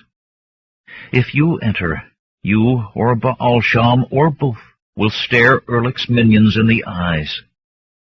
But if you do not, you will surely die. 100 lines I examined, hoping to find an escape for you, and 100 times I saw you die, each time more horribly than the last. And if you do not enter, not only will you die, tens upon tens of thousands will perish fighting the spread of Baal-Sham's evil, and every day hundreds more will walk willingly to their deaths for his necromancies. Kings and queens will crawl on their bellies to worship at his feet, and such a darkness will cover the earth as has not been seen these many thousands of years, not since the attainted days of foul Acheron. Conan laughed mirthlessly. Then it seems I must try to save the world, whether I will or no. His blade leaped into his hand. He tested the edge carefully. If I must wager my life, the odds will grow no better for waiting. I will go to these blasted lands now. No, she said sharply. He opened his mouth, but she hurried on. Night is best, it is true, but not this night. Think of the girl with you. When you have done this thing, you must go immediately, for others sit guardian besides me, and they will soon know what has been done. But she cannot stand, much less sit a saddle. Then I'll tie her across it, he answered roughly. Already the battle rage was rising in him. If he was to die this night, he would not die easily. But if you let me bring her here, I can cure her sore flesh in a day. She will be able to ride by tomorrow night. Samara smiled.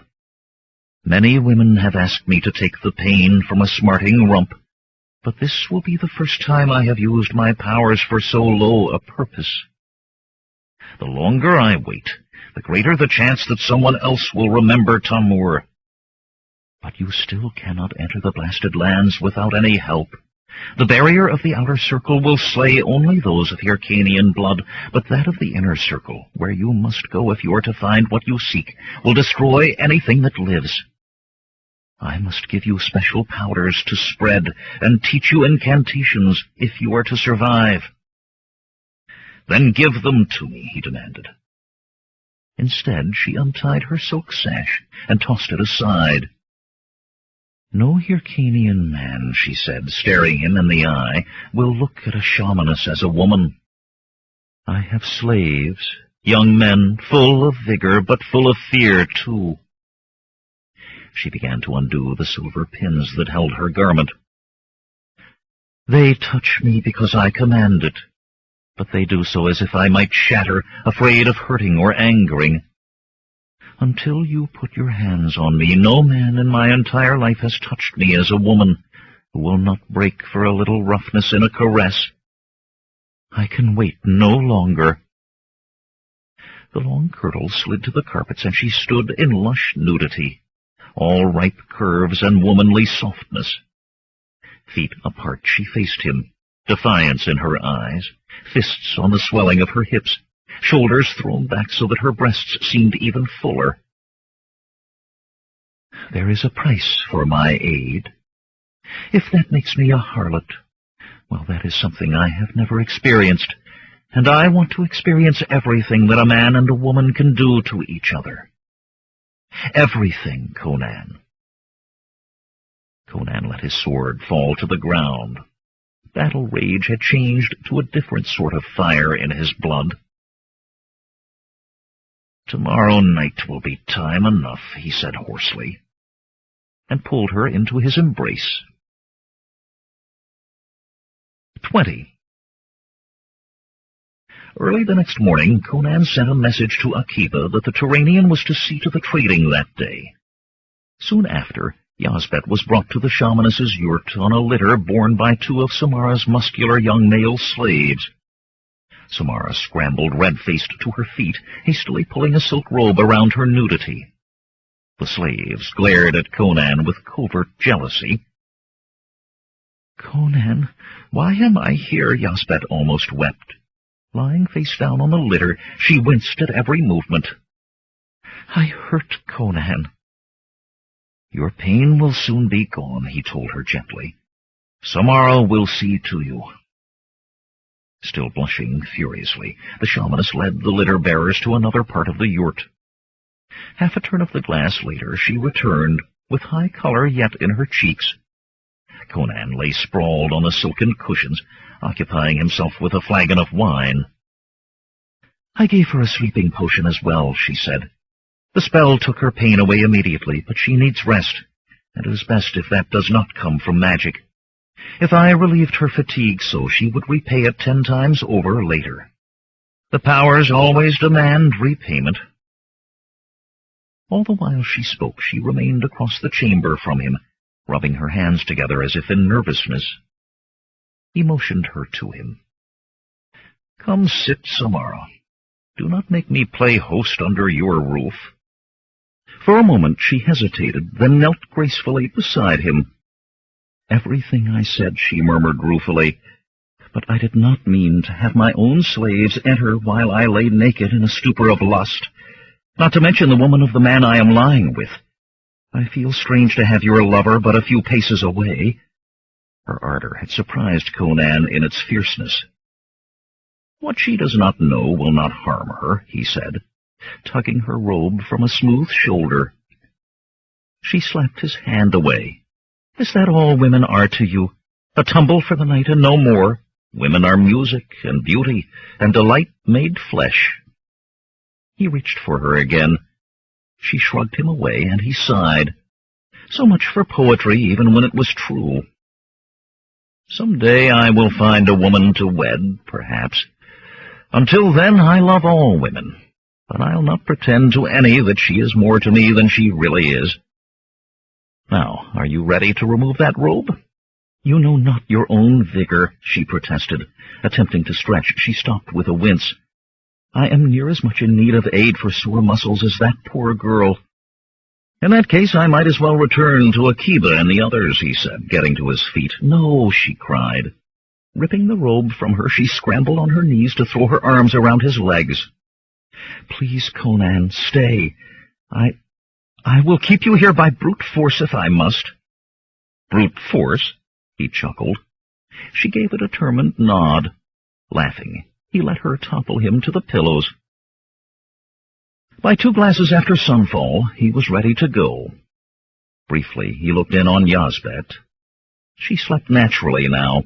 The potion had worn off. He brushed her cheek with his fingers, and she smiled without waking.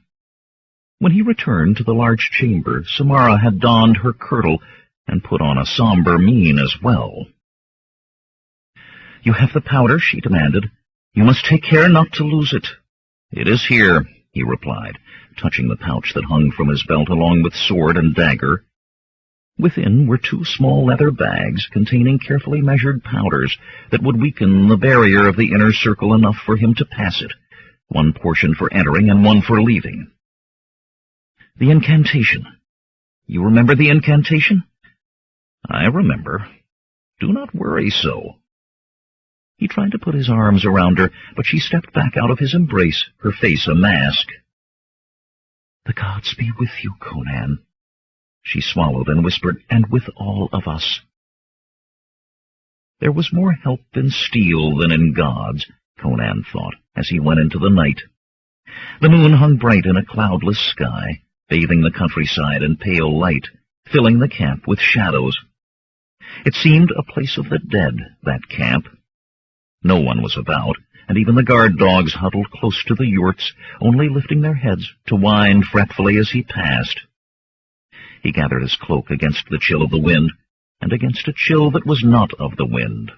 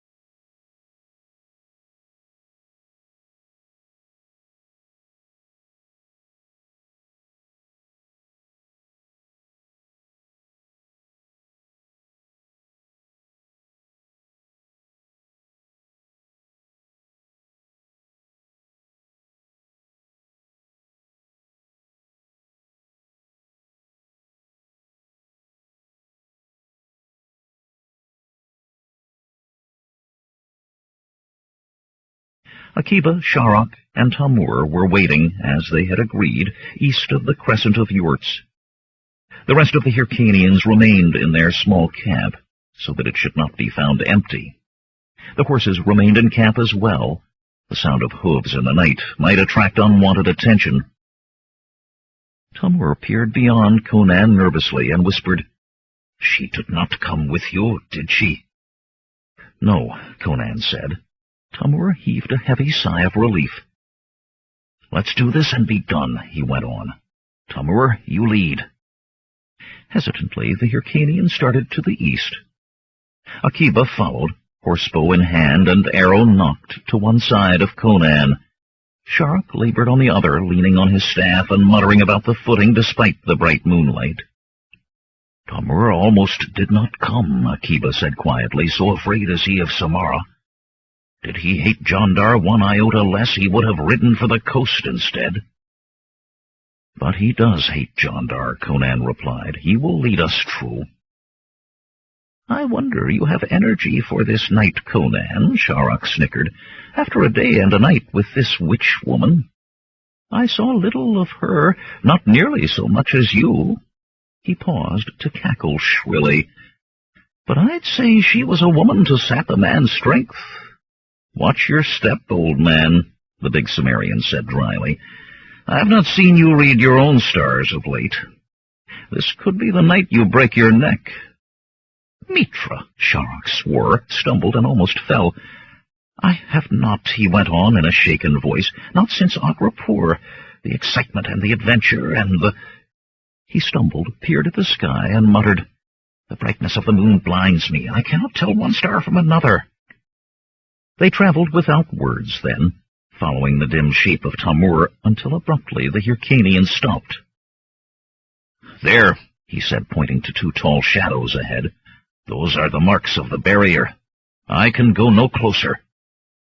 Samara had described the shadowy objects as well as telling Conan what she knew of what lay beyond them.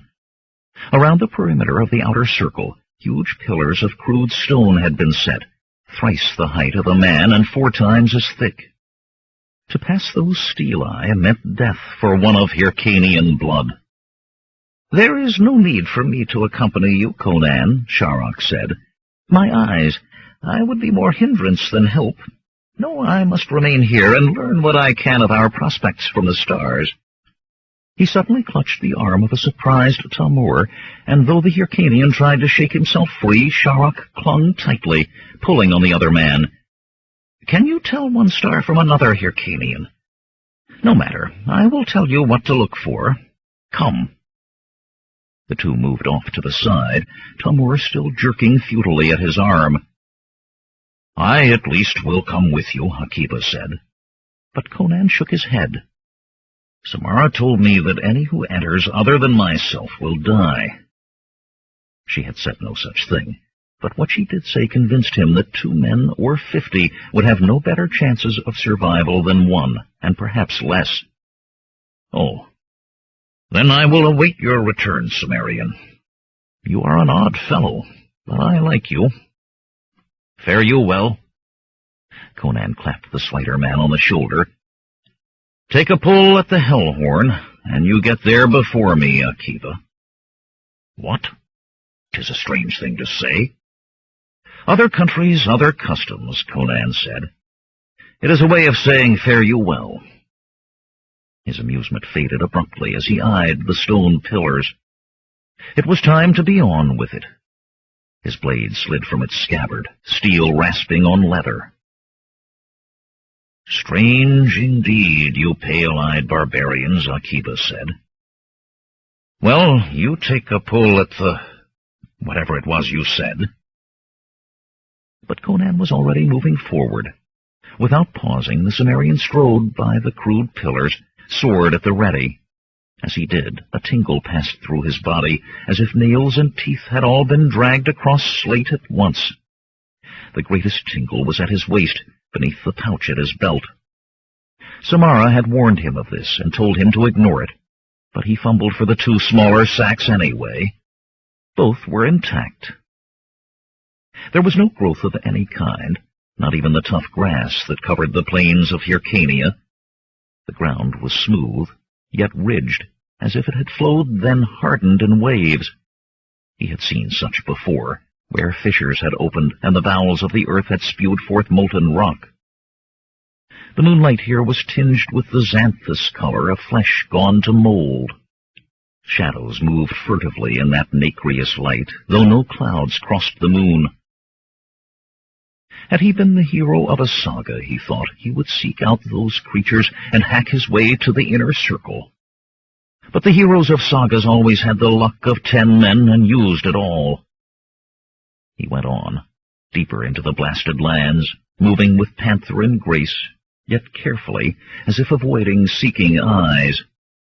That eyes were there, or something that sensed movement, he was certain.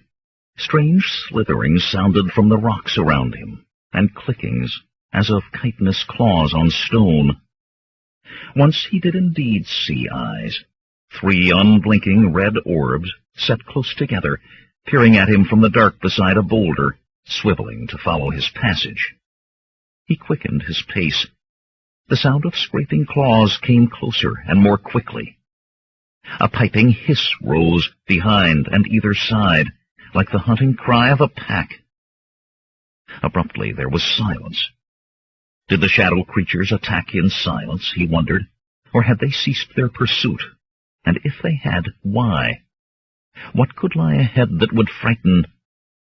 The answer came as he skidded to a halt, a bare pace from a pillar marking the deadly inner circle.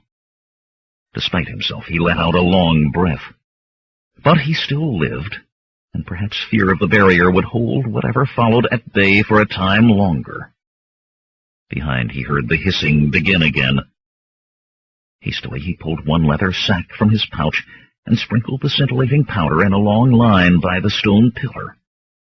With great care he spoke the words Samara had taught him, and a shimmering appeared in the air above the line, as wide as a man's outstretched arms and reaching nearly as high as the stone marker.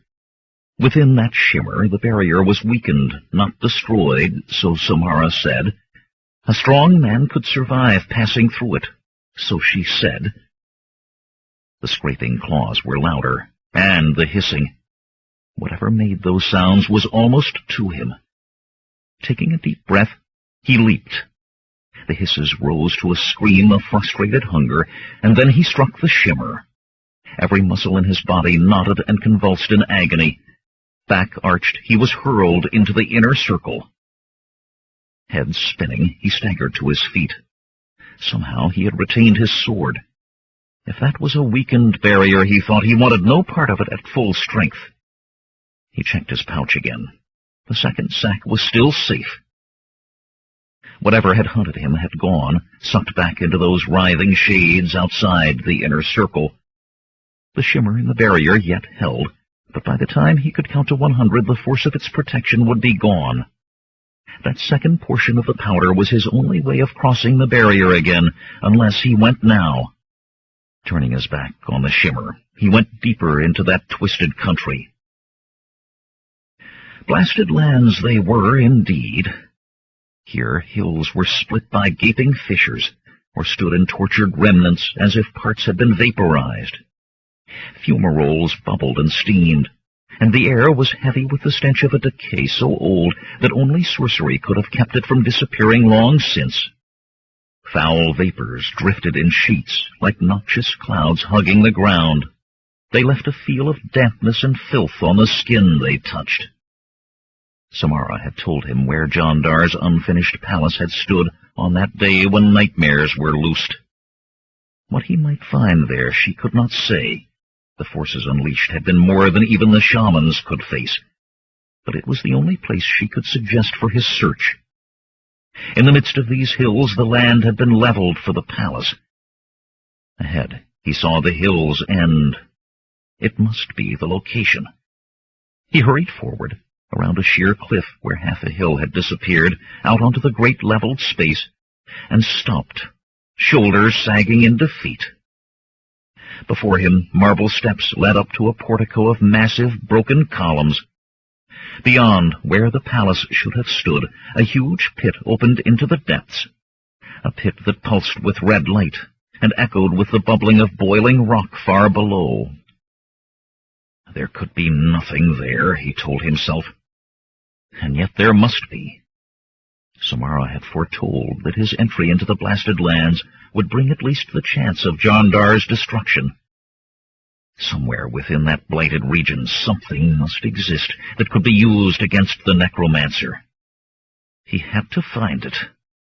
A slavering roar spun him around, an involuntary "Crom" wrenched from his lips. Facing him was a creature twice the height of a man, its gangrenous flesh dripping phosphorescent slime. A single rubeate eye set in the middle of its head watched him with a horrifying glimmer of intelligence, but with hunger as well. And that gaping, fanged maw, the curving needle claws that tipped its fingers, told what it chose to eat. Even as the creature faced him, Conan acted. Waving his sword, he screamed as if about to attack. The beast reared back to take his charge, and Conan darted for the cliff. A being of such size could not be his equal at scaling sheer heights, he thought. Thrusting his blade into its scabbard as he ran, he reached the cliff and climbed without slowing, fingers searching out crevices and holes with a speed he had never matched before. Chances he would have eschewed if men had pursued him he now took as a matter of course, hooking his fingernails in cracks he could not even see, planting his feet on stone that crumbled at his weight, yet moving with such desperate quickness that he was gone before its crumbling was complete. Catching the top of the cliff, he heaved himself over, lay with chest heaving. A slime-covered, clawed hand slammed down a hand's breadth from his head. Cursing, Conan rolled to his feet, blade whispering into his grip. Its eye above the rim of the cliff, the beast saw him and roared, clawing with its free hand for him instead of securing its hold. Burnished steel blazed an arc through the air, severing the hand that held the ground. With a scream like all the fiends of the pit, the beast toppled back and down into the fetid mists. The crash of its fall sent a shiver through the cliff that Conan could feel through his boots. The clawed hand, faintly glowing, still lay where he had severed it. Glowing slime oozed from it like blood. He was relieved, after the sendings in Agrapur, to see that it did not so much as twitch by itself. With the tip of his sword he flipped it into the vapors below. Even through the clouded gloom Conan could yet see the broken pillars of Jondar's palace. From his vantage point they were outlined in the fiery glow from the pit. No use could he see in returning there, however. His search must lead elsewhere. He started down the steep slope that backed the cliff, leaping to cross the fissures that slashed and reslashed the terrain, dodging among boulders, crazed with 1,000 lines like ill-mended pottery, abruptly lost in fetid gray curtains of drifting mist, then as suddenly revealed again. Stone clattered against stone behind him toward the top of the precipitous slope. Weighing the broadsword in his hand, Conan peered back, attempting in vain to pierce the sheets of fog. He could have missed seeing some small creature on the cliff-top in the mists. A thud, as of heavy body falling, drifted down to him. He could not have missed something large enough to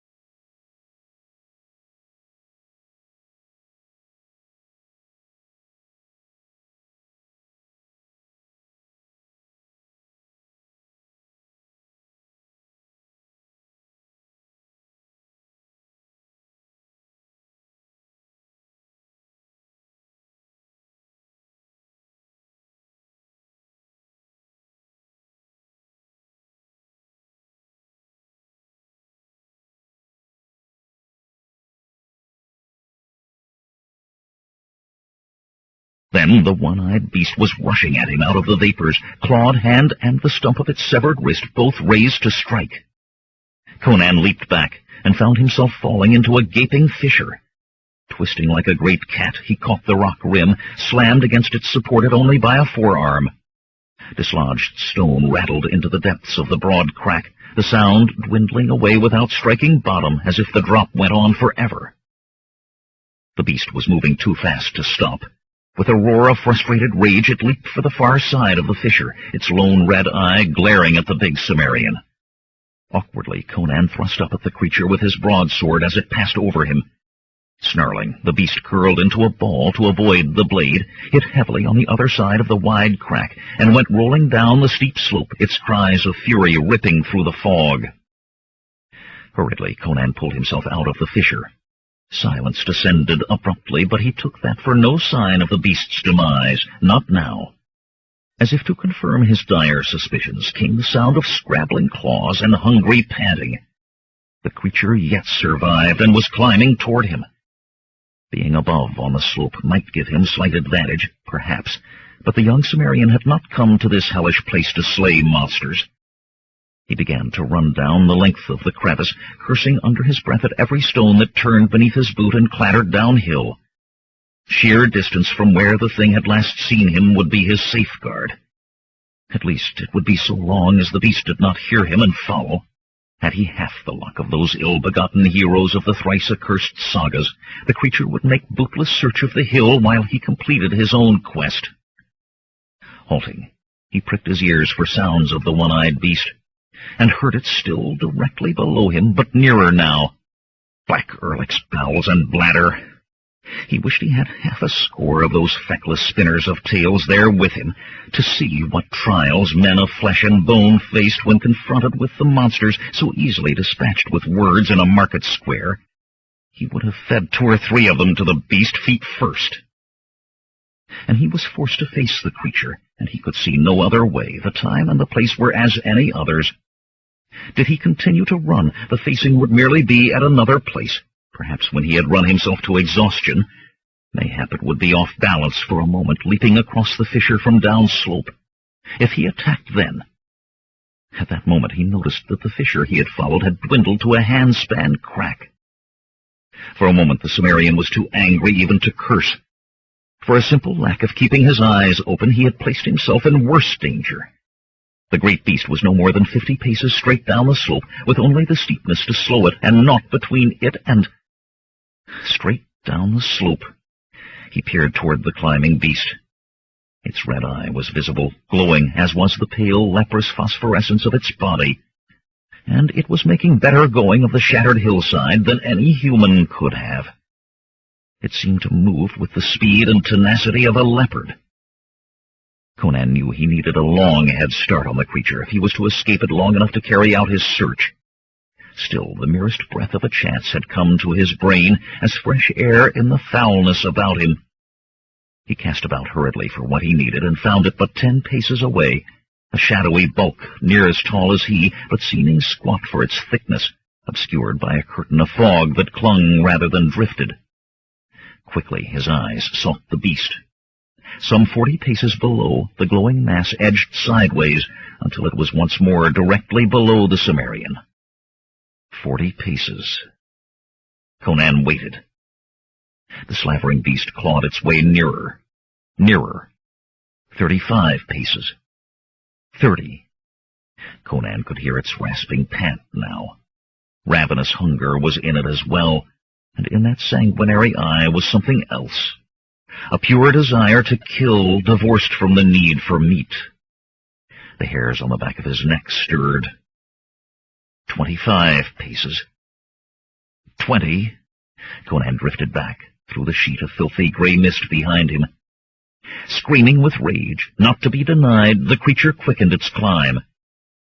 Knees bent, Conan set his broad back to the uphill side of the boulder he had chosen, and heaved. Shrieks of primordial rage echoed over the hills. The Cimmerian's every thew strained. Great muscles corded and knotted till they seemed carved from some more obdurate substance than the stone with which he fought. The boulder shifted a finger width. The howls came closer. In moments the foul creature would be upon him.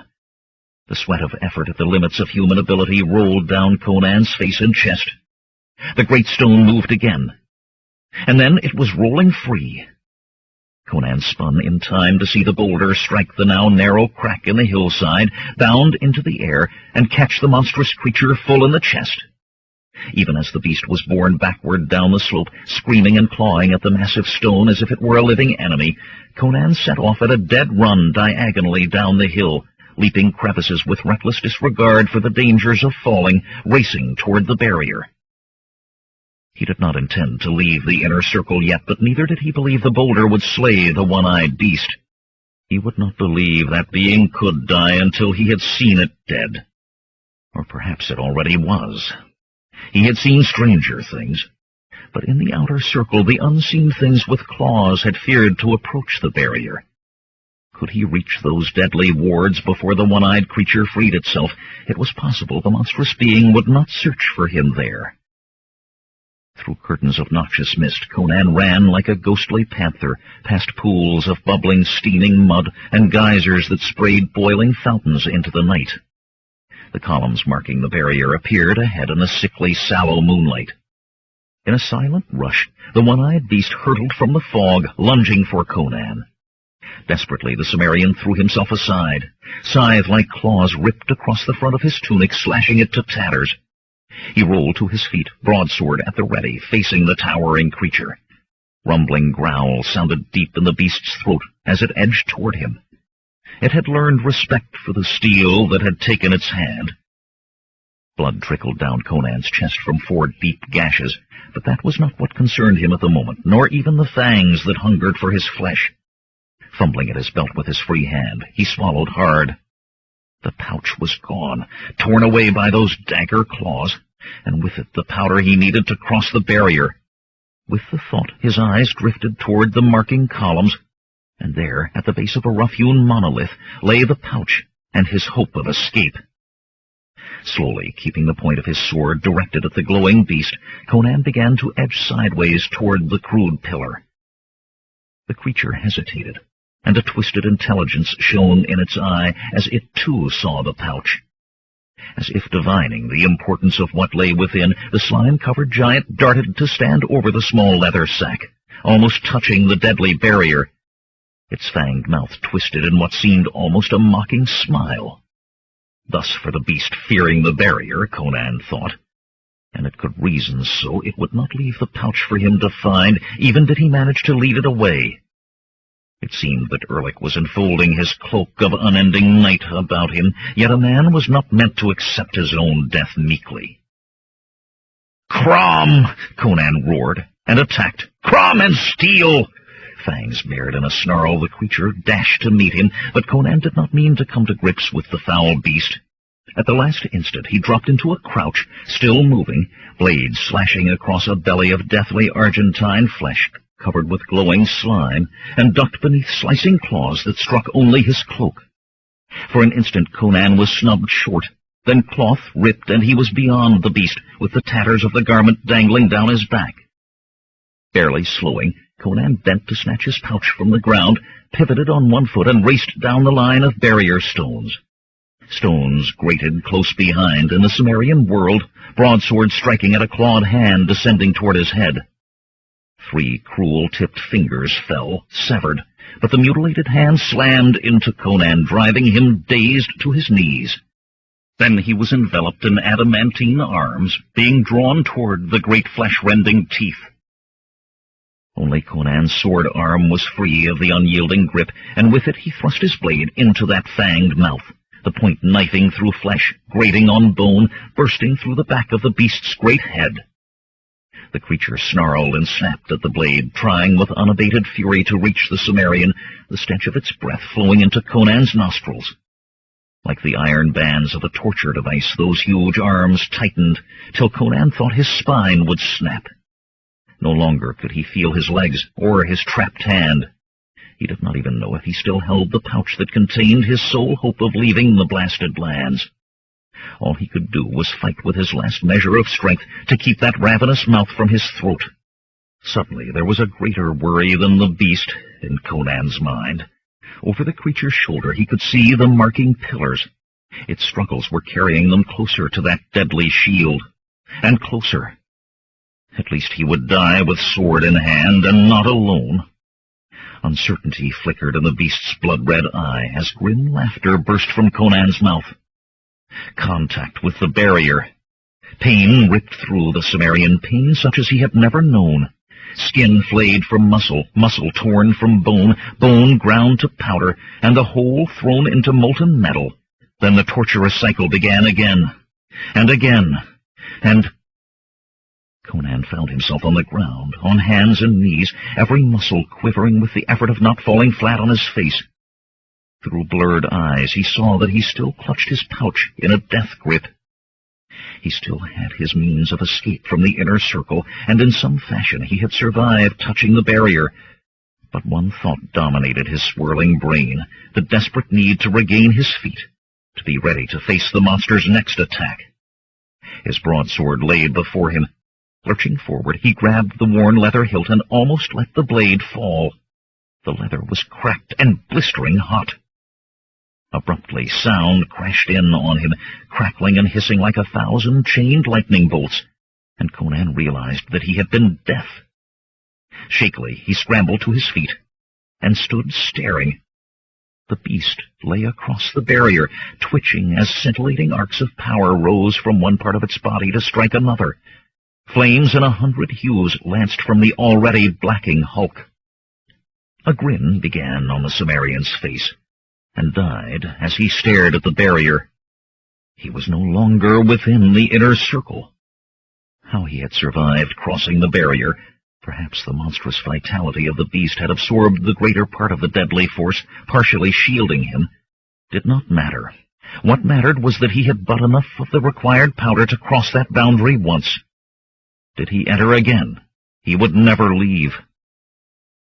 In silence he turned his back on the still jerking body of the beast, on the inner circle, a dark light in his eyes that boded ill. 21. Akiba and the others were huddled around a tiny fire when Conan strode out of the blasted lands, wiping glittering black blood from his blade with the shredded remnants of his cloak. The Cimmerian announced his presence by tossing the bloody rag into the fire, where it flared and gave off thick, acrid smoke. All three men leaped, and Sharok wrinkled his nose. "Faugh! What Ehrlich-begotten stench is that?" "We will return to the yurts," Conan said, slamming his sword home in its shagreen sheath, "but only briefly. I must get Samara's help to re-enter the inner circle." "Then you found nothing," Akiba said thoughtfully. He eyed the dried blood on Conan's tattered tunic, the pouch crudely tied to his sword belt, as he added, "Are you certain you want to go back, Cimmerian?" "What occurred in there?" Tamur spoke. "No." Everyone looked at him. He scrubbed at his mouth with the back of his hand before speaking further. "It is a taboo place. Do not speak of what happened within the barriers. It is taboo." "Nonsense," Sharok snorted. "No harm can there be merely in the hearing. Speak on, Conan." But the Cimmerian was of no mind to waste time in talk. The night was half gone. With a curt, "Follow me," he started off into the night. The others kicked dirt over the fire and hurried after.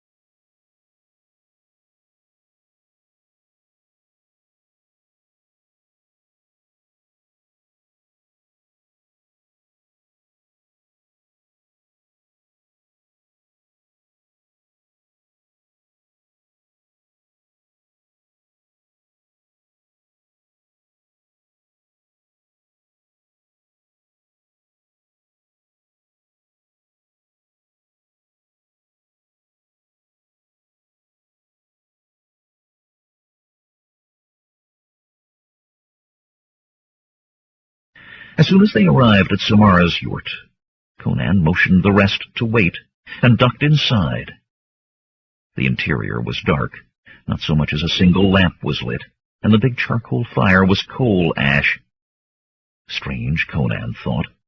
Samara at least would have remained awake to hear what he had found. Then the unnatural silence of the yurt struck him. There was a hollow emptiness that denied the presence of life. His broadsword eased into his hand almost of its own accord. He started across the carpets, picking his way among the scattered cushions. Suddenly his foot struck something firmer than a cushion, yet yielding. With a sinking of his stomach, he knelt. His fingers felt along a woman's contours, the skin clammily cold. "Conan, look out!" Akiba shouted from the entrance. Conan threw himself into a diving roll, striking something that bounced away with a clatter of brass, and came up in a wary crouch with his sword at the ready. Just as he picked out the shadow of what could have been a man, something hummed from the entrance and struck it. Stiffly, the dim shape toppled to the ground with a thud. "It's a man," Akiba said uncertainly. "At least I think it's a man. But it did not fall as a man falls." Conan felt around him for what he had knocked over. It was a lamp with only half the oil spilled. Fumbling flint and steel from his pouch, he lit the wick. The lamp cast its light on the body he had stumbled over. Samara lay on her back, dead eyes staring up at the roof of the yurt. Blended determination and resignation were frozen on her features. "She knew," Conan murmured. "She said if I entered the blasted lands, many would die." With a sigh, he moved the light to the shape that had fallen so strangely. Akiba's arrow stood out from the neck of a yellow-skinned man in black robes, his almond eyes wide with disbelief. Conan prodded the body with his sword and started in surprise. The corpse was as hard as stone. "At least she took her murderer with her," Conan growled, "and avenged your Zorel." "'Tis not he, though he is very like," Akiba said. "I will remember to my tomb the face of the man who killed my daughter, and this is not he." Conan shifted the light again, back to Samara. "I could have saved her," he said sadly, though he had no idea of how. "Had she told me—" "Yazbet!" Leaping to his feet, he searched furiously through the other curtained compartments of the yurt. The structure was a charnel house. Slaves, male and female alike, lay in tangled heaps of cold flesh. None bore a wound, any more than did Samara, but the face of each was twisted in horror. Nowhere did he find Yazbet. When he returned to Akiba, Conan was sick to his stomach. Many would die if he entered the blasted lands. Samara had said there were many branchings of the future. Could she not have found one to avoid this? "Jandar sent more than this one to follow us," he told the Turanian. "Yazbet is gone and the others are dead. All of them." Before Akiba could speak, Tamur stuck his head into the yurt.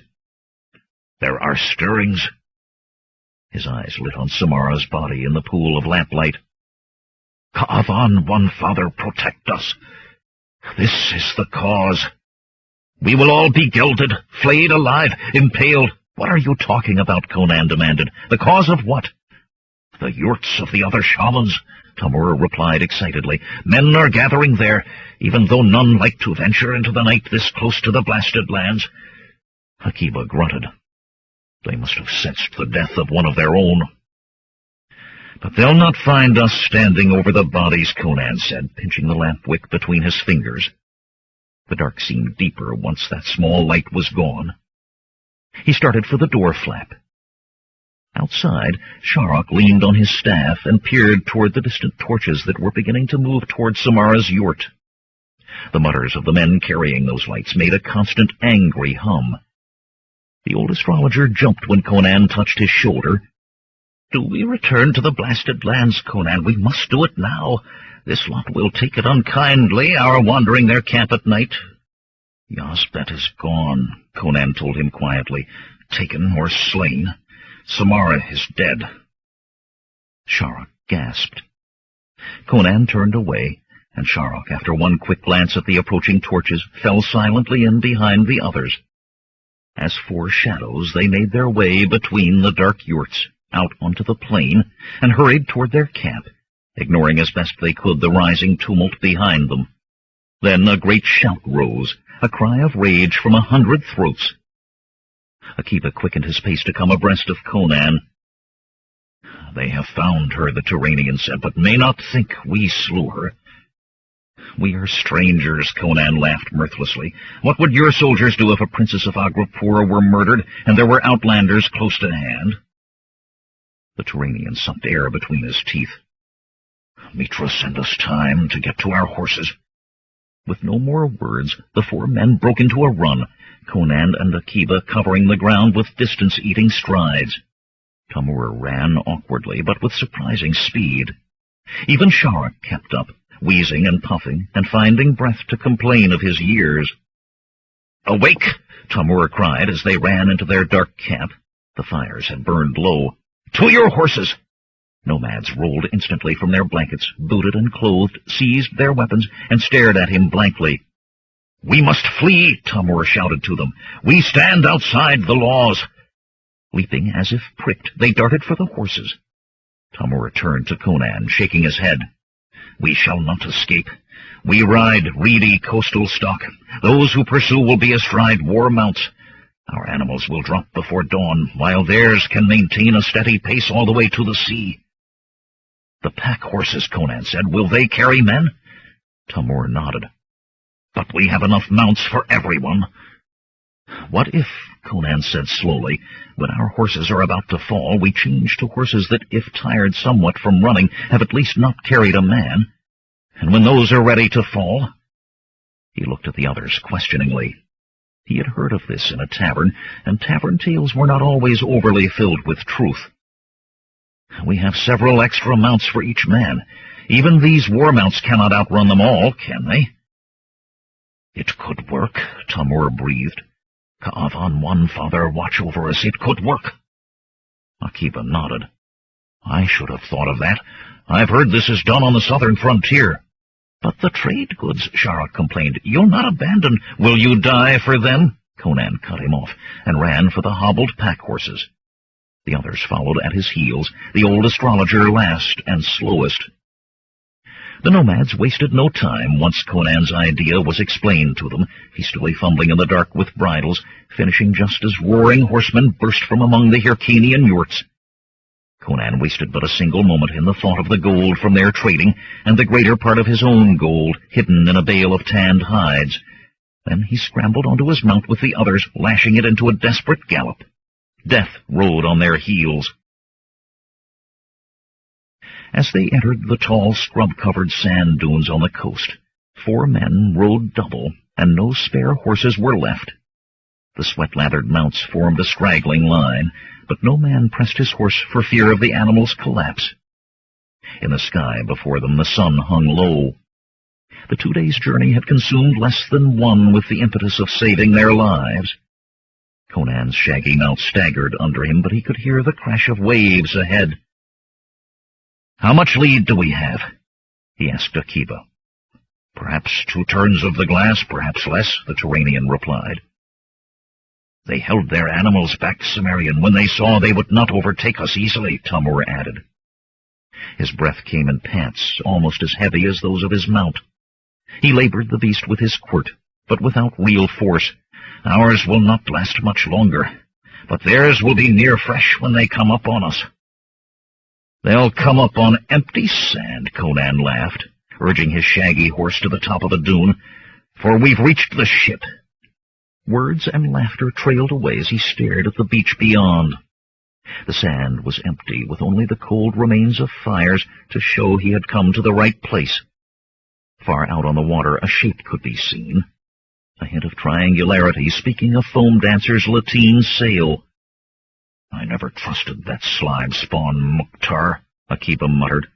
"The horses are played out, Conan, and we're little better. This stretch of muddy sand is no fit place to die, if any place is fit. But 'tis time to think of taking a few enemies with us into the long night. What say you, Cimmerian?" Conan, wrestling with his own thoughts, said nothing. So far he had come in his quest for a means to destroy Jandar, and what had come of it? Samara dead, and all her slaves, Yazbet taken by Jandar's henchmen. Even in small matters the gods had turned their faces from him. The trade goods for which he had spent his 100 pieces of gold, and hard-earned gold it was, too, for the slaying of a friend, even one ensorcelled to kill, were abandoned. Of the gold, but 2 pieces nestled in his pouch, with flint, steel, Samara's pouch, and a bit of dried meat. And now he had fallen short by no more than half a turn of the glass.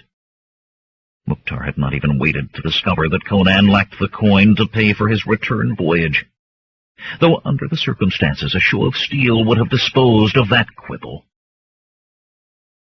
"Are you listening?" Akiba demanded of him. "Let us circle back on our trail to the start of the dunes. We can surprise them, and with rest we may give a good account of ourselves." Muttering rose among the Hyrcanians. Still Conan did not speak.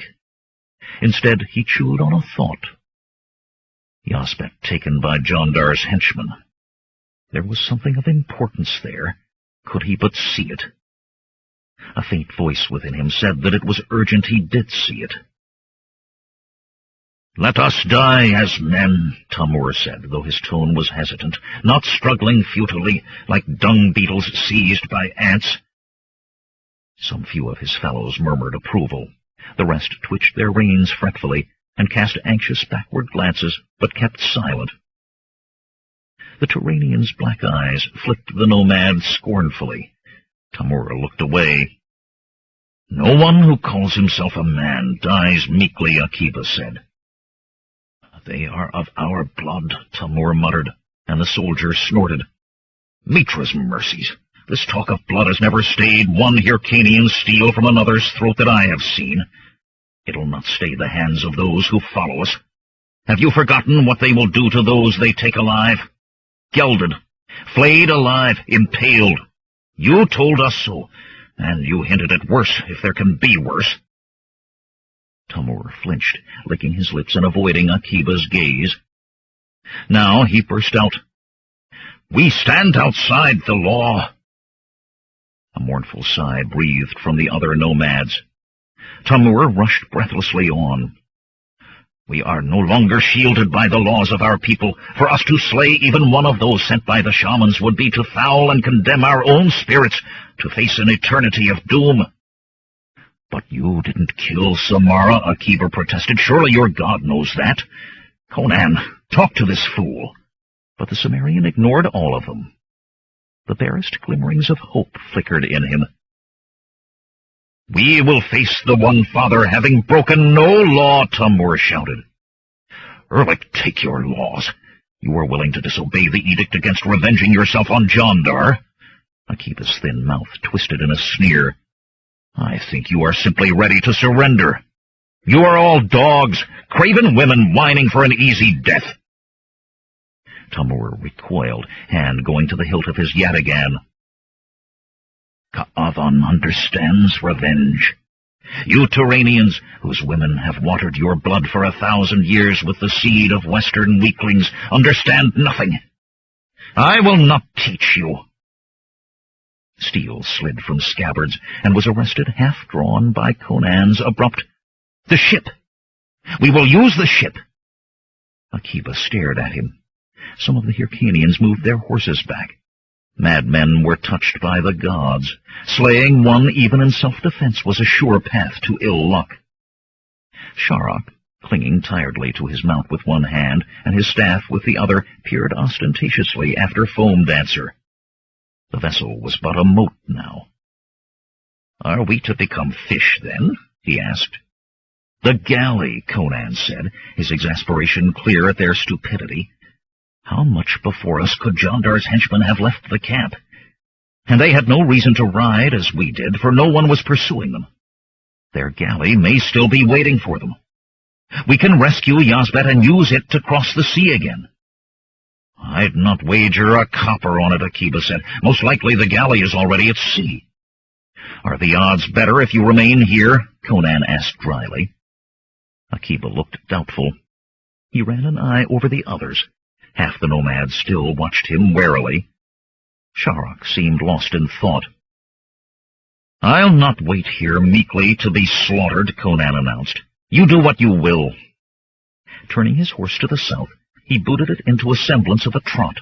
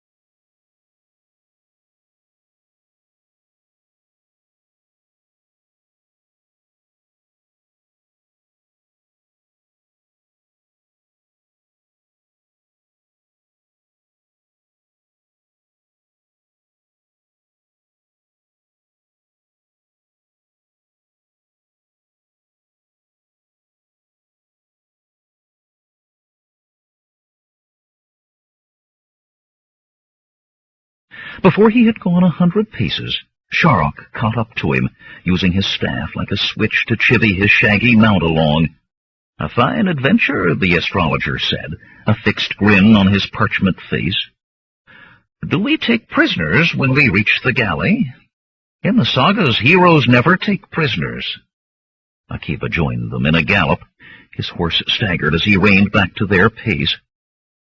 "Money is one thing," the Turanian said. "My life I'm willing to wager on long odds."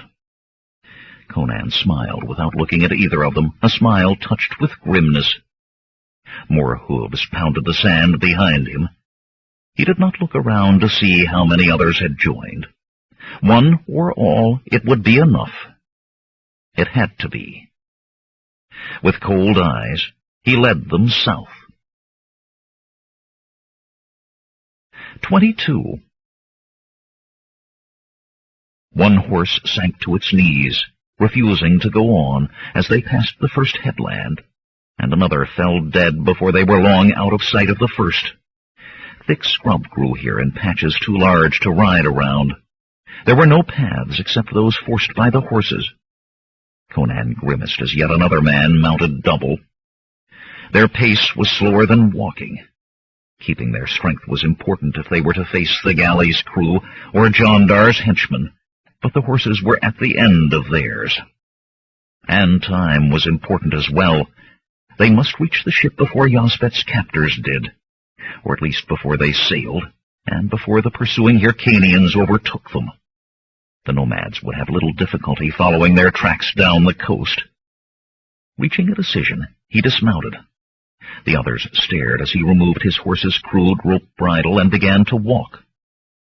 Sharrock pressed his own mount forward and dropped off beside the big Cimmerian. "Conan!" Akiba called after him. "What?" But Conan strode on. The rest could follow or not, as they chose.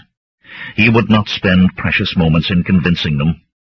With the old astrologer struggling to keep up, he plunged ahead. Neither spoke.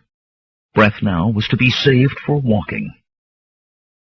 Where the horses had struggled to pass, there were spaces where a man might go more easily. Akiba and the Hyrcanians were soon lost to sight, had either chosen to look back. Neither did. There was no smooth highway for them, though. Even when the sandy ground was level, their boots sank to the ankles, and rocks lay ready to turn underfoot and throw the unwary into thorn bushes, boasting black finger-long spikes that would rip flesh like talons. But then the ground was seldom level, except for occasional stretches of muddy beach, pounded by angry waves. For every beach there were a pair of headlands to be descended on one side and scaled on the other, with steep hills between and deep gullies between those. Increasingly, the land became almost vertical, up or down. 100 paces forward took 500 steps to travel, or 1,000. The horses would have been useless. Of course, Conan reasoned, sweat rolling down his face, grit in his hair and eyes and mouth. He could move inland to the edge of the plain, but then he would not know when he reached the beach where the galley lay. He would not let himself consider the possibility that it might no longer be there. Too, on the plain they would leave even clearer traces of his passage for their hunter, and most of the time gained by traveling there thus would be lost in struggling to the beaches when they were sighted. A crashing in the thick brush behind him brought Conan's sword into his hand. Cursing, Akiba stumbled into sight, his dark face coated with sweat and dust. 2 more horses died, the Turanian said without preamble, and another went lame. Tamur is right behind me. He'll catch up if you wait. The others were arguing about whether to abandon the remaining horses when I left, but they'll follow as well sooner or later. There is no time to wait. Resheathing his blade, Conan started off again. Sharrock, who had no breath for speaking, followed, and after a moment Akiba did as well. 3 men, the young Cimmerian thought, since Tamur would be joining them. 3.5, and he counted Sharrock. The old astrologer would be worth no more than half Akiba or Tamur in a fight, if that much. Mayhaps some of the other nomads would catch up in time, but they could not be counted on. 3.5, then. As Tamur joined them, plucking thorns from his arm and muttering curses fit to curl a sailor's hair, fat raindrops splattered against the back of Conan's neck. The Cimmerian peered up in surprise at thick, angrily purple clouds. His eyes had been of necessity locked to the ground. He had not noticed their gathering.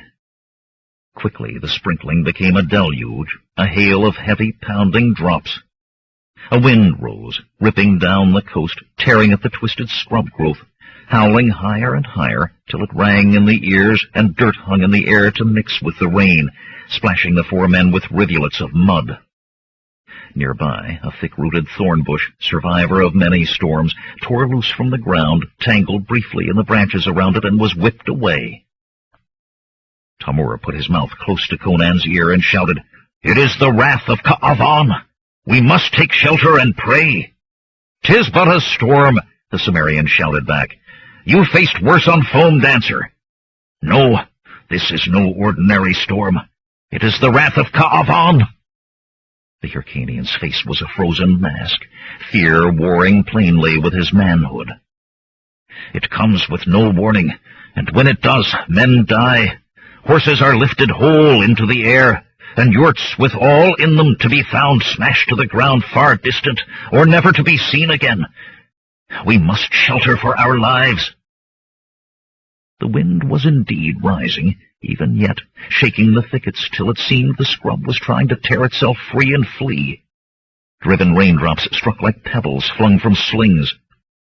Akiba, half supporting Sharok, raised his voice against the thundering wind and rain. "We must take shelter, Cimmerian. The old man is nearly done.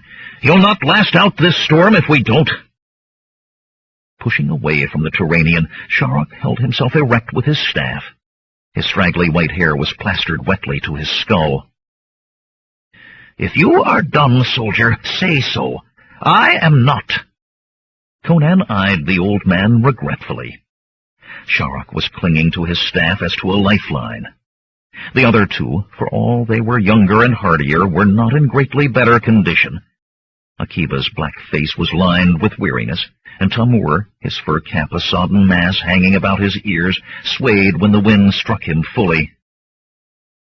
Yet there was Yazbet. "How many of your nomads followed Tamur?" he asked finally. "Will they catch up if we wait?" "All followed," Tamur replied, "but Hyrcanians do not travel in the wrath of Ka'avan. It is death Cimmerian." "John Dar's henchmen are not Hyrcanian," he shouted against the wind. "They will travel. The storm will hold the galley. We must reach it before the wind does, and they put to sea. They and Yazbet will surely be aboard by then. If you will not go with me, then I go alone." For a long moment there was no sound except the storm. Then Akiba said, "Without that ship I may never get John Dar." Tamur's shoulders heaved in a sigh, silent in the storm. "Ba'al-Sham. Almost, with being declared outlaw, did I forget Ba'al-Sham. Ka'avan understands revenge." Sharok turned southward, stumping along, leaning heavily on his staff. Conan and Akiba each grabbed one of the old man's arms to help him over the rough ground, and though he grumbled, he did not attempt to pull free. Slowly they moved on. Raging, the storm battered the coast.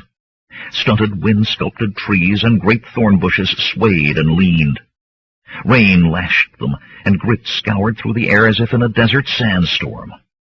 The wind that drove all before it drowned all sound in a demonic cacophony, till no man could hear the blood pounding in his own ears, or even his own thoughts. It was because of that unceasing noise that Conan looked back often, watching for pursuit. Tamur might claim that no Hyrcanian would venture abroad in the wrath of Ka'avan, but it was the Cimmerian's experience that men did what they had to, and let gods sort out the rights and wrongs later. So it was that he saw his party had grown by one in number, then by two more, and by a fourth. Rain-soaked and wind-ravaged, the grease washing from their lank hair and the filth from their sheepskin coats, the rest of Tamur's followers staggered out of the storm to join them, faces wreathed in joyous relief at the sight of the others. What had driven them to struggle through the storm? Desire for revenge on Jandar, fear of their pursuers, or terror of facing the wrath of Ka'avan alone? Conan did not care. Their numbers meant a better chance of rescuing Yazbet and taking the galley. With a stony face that boded ill for those he sought, the huge Cimmerian struggled on into the storm. It was while they were scaling the slope of a thrusting headland, a straggling file of men clinging with their fingernails against being hurled into the sea, that the wind and rain abruptly died. Above, the dark clouds roiled, and waves still crashed against cliff and beach, but comparative silence filled the unnaturally still air. "'Tis done," Conan called to those below, "and we've survived. Not even the wrath of a god can stop us." But for all his exuberant air, he began to climb faster. With the storm done, the galley could sail. Tamur cried out something, but Conan climbed even faster. Scrambling atop the headland, he darted across and almost let out a shout of joy. Below a steep drop was a length of beach, and drawn up on it was the galley. Immediately he dropped to his belly to avoid watching eyes from below, and wriggled to the edge of the drop. The vessel's twin masts were dismounted and firmly lashed on frames running fore and aft. No doubt they had had time to do little more before the storm broke on them. 2 lines inland, 2 anchors in the dunes to hold the ship against the action of the waves, and the galley had been winched well up the beach, yet those waves had climbed the sand as well, and still clawed at the vessel's sides. Charred planks at the stern, and the blackened stumps of railing spoke of their first meeting. As each of the others reached the top of the headland, they threw themselves to the ground beside Conan, until a line of men stretched along the rim, peering at the ship below. "May I roast in Xandro's hell, Cimmerian," Akiba breathed. "But I did not think we'd do it. The end of the storm, and the ship, just as you said." "The wrath of Ka'avan is not spent," Tamur said. "That is what I was trying to tell you." Conan rolled onto one elbow, wondering if the nomad's wits had been pounded loose by the storm. "There is no rain, no wind. Where, then, is the storm?" Tamur shook his head wearily. "You do not understand, Outlander. This is called Ka'avan's mercy, a time to pray for the dead, and for your life. Soon the rain will come again, as suddenly as it left, and the wind will blow, but this time it will come from the other direction. The shamans say—" "Erlich, take your shamans," Akiba muttered. The nomads stirred, but were too tired to do more than curse. "If he speaks the truth, Cimmerian, we're finished. Without rest, a troop of dancing girls could defeat us. But how can we rest? If we don't take that ship before this accursed wrath of Ka'avan returns—" He slumped, chin on his arms, peering at the galley. "We rest," Conan said. Drawing back from the edge, Conan crawled to Sharok. The aged astrologer lay like a sack of sodden rags, but he levered himself onto his back when Conan stopped beside him. "Lie easy," the Cimmerian told him. "We'll stay here a time." "Not on my account," Sharok rasped. He would have gotten to his feet had Conan not pressed him back. "This adventuring is a wet business, but my courage has not washed away. The girl, Conan, we must see to her, and to Jandar." "We will, Sharok." The old man subsided, and Conan turned to face Akiba and Tamur, who had followed him from the rim. The other nomads watched from where they lay.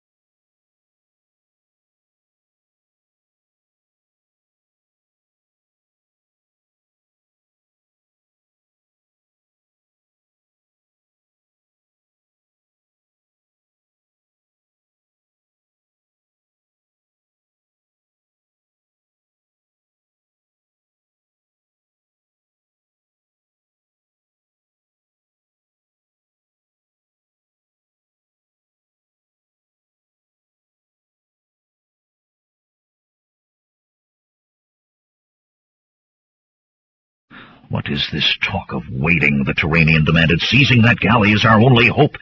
"So it is," Conan agreed, "but not until the storm comes again." Tamur gasped. "Attack in the face of the wrath of Ka'avan? Madness!" "The storm will cover our approach," Conan explained patiently. "We must take the crew by surprise if we are to capture them." "Capture them?" Tamur said incredulously. "They have served Ba'al-Sham. We will cut their throats." "Can you sail a ship?" Conan asked. "Ships? I am a Hyrcanian. What care I for—" A poleaxed expression spread over the nomad's face, and he sank into barely audible curses. In quick words, Conan outlined his plan. "Tell the others," he finished, and left them squatting there. Crawling back to the rim, he lowered himself full length on the hard, wet ground, where he could watch the ship. The vessel could not sail until the storm had passed. With the patience of a great cat watching a herd of antelope draw closer, he waited. The rain returned first, a pelting of large drops that grew to a roaring downpour, and the wind followed close behind. From the south it screamed, as Tamur had predicted, raging with such fury that in moments it was hard to believe it had ever diminished. Wordlessly, for words were no longer possible, Conan led them down from the height, each man gripping the belt of the man ahead, stumbling over uneven ground, struggling against the wind with grim purposefulness. He did not draw his sword. This would be a matter for bare hands. Unhesitatingly, Conan made his way across the sand, through blinding rain. Abruptly, his outstretched hand touched wood, the side of the ship. A rope lashing in the wind struck his arm. He seized the line before it could whip away from him, and climbed, drawing himself up hand over hand. As he scrambled over the rail onto the forepart of the galley, he felt the rope quiver. Akiba was starting up. Quickly, Conan's eyes searched the deck. Through the solid curtain of rain washing across the vessel, he could see naught but dim shapes, and none looked to be a man. Yet it was his fear that even in the height of the storm a watch was kept. Akiba thumped to the deck beside him, and Conan started aft with the Turanian close behind. He knew the rest would follow. They had nowhere else to go. A hatch covered the companionway leading down into the vessel. Conan exchanged a glance with Akiba, hunched against the driving rain. The Turanian nodded. With a heave of his arm, Conan threw the hatch cover back and leaped, roaring, down the ladder. There were 4 men, obviously ship's officers, in the snug lantern-lit cabin, swilling wine. Goblets crashed to the deck as Conan landed in their midst. Men leaped to their feet, hands went to sword hilts. But Conan had landed moving. His fist smashed behind an ear, sending its owner to the deck atop his goblet. A nose crunched beneath a backhand blow of the other fist, and his boot caught a third man in the belly while he still attempted to come fully erect. Now his sword came out, its point stopping a finger breadth from the beaten nose of the 4th man. The emerald at his ear and the thick gold chain about his neck named him captain of the vessel, as surely as their twin queues named all 4 sailors of the villa yet. The slab-cheeked captain froze with his blade half drawn. "I do not need all of you," Conan snarled. "'Tis your choice." Hesitantly licking his lips, the captain surveyed his fellows. 2 did not stir, while the 3rd was attempting to heave his guts up on the deck. "You'll not get away with this," he said shakily. "My crew will hand your hearts in the rigging." But he slowly and carefully moved his hand from his weapon. "Why you needed me," Akiba grumbled from a seat on the next to bottom rung of the ladder, "I don't see at all." "There might have been 5, Conan replied, with a smile that made the captain shiver. "Get Sharok, Akiba. It's warm in here, and see how the others are doing." With a sigh, the soldier clattered back up the ladder into the storm. Conan turned his full attention on the captain. "When are those who hired you returning?" "I'm a trader here on my own." Conan's blade touched the captain's upper lip. The man went cross-eyed, staring at it. He swallowed and tried to move his head back, but Conan kept a light pressure with the edged steel. "They didn't tell me," the sailor said hastily. "They said I was to wait until they returned, however long it might be. I was of no mind to argue." His face paled, and he clamped his lips tight as if afraid to say more.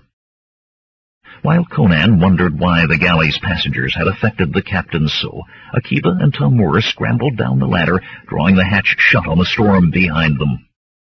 The Turanian half-carried Sharok, whom he settled on a bench, filling a goblet of wine for him.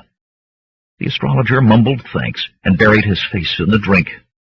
Tamur remained near the ladder, wiping his dagger on his sheepskin coat. Conan's eyes lit on that dagger, and he had to bite his tongue to keep from cursing. Putting a hand on the captain's chest, he casually pushed the man back down in his seat. "I told you we need these sailors, Tamur. How many did you kill?" "2, Cimmerian," the nomad protested, spreading his hands. "2 only, and 1 carved a trifle, but they resisted. My people watch the rest. A full dozen remain." "Fists and hilts, I said," Conan snarled. He had to turn away lest he say too much. "How do you feel, Sharok?" "Much refreshed," the astrologer said, and he did seem to be sitting straighter, though he, like all of them, dripped pools of water. "Yasbet is not here." Conan shook his head. "But we shall be waiting when she is brought." "Then for Jandar," Sharok said, and Conan echoed, "Then for Jandar." "They resisted," Tamur said again, in injured tones. "There are enough left to do what they must." No one spoke or even looked at him. After a moment he went on. "I went down to the rowing benches, Conan, to see if any of them were hiding among the slaves. And who do you think I found? That fellow from the other ship. What is he called? Bion? That is it. Chained to a bench with the rest." Throwing back his head, the nomad laughed as if it were the funniest story he had ever heard. Conan's brow knitted in a frown. Bion here and in chains?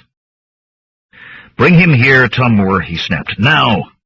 His tone was such that the Hyrcanian jumped for the ladder immediately.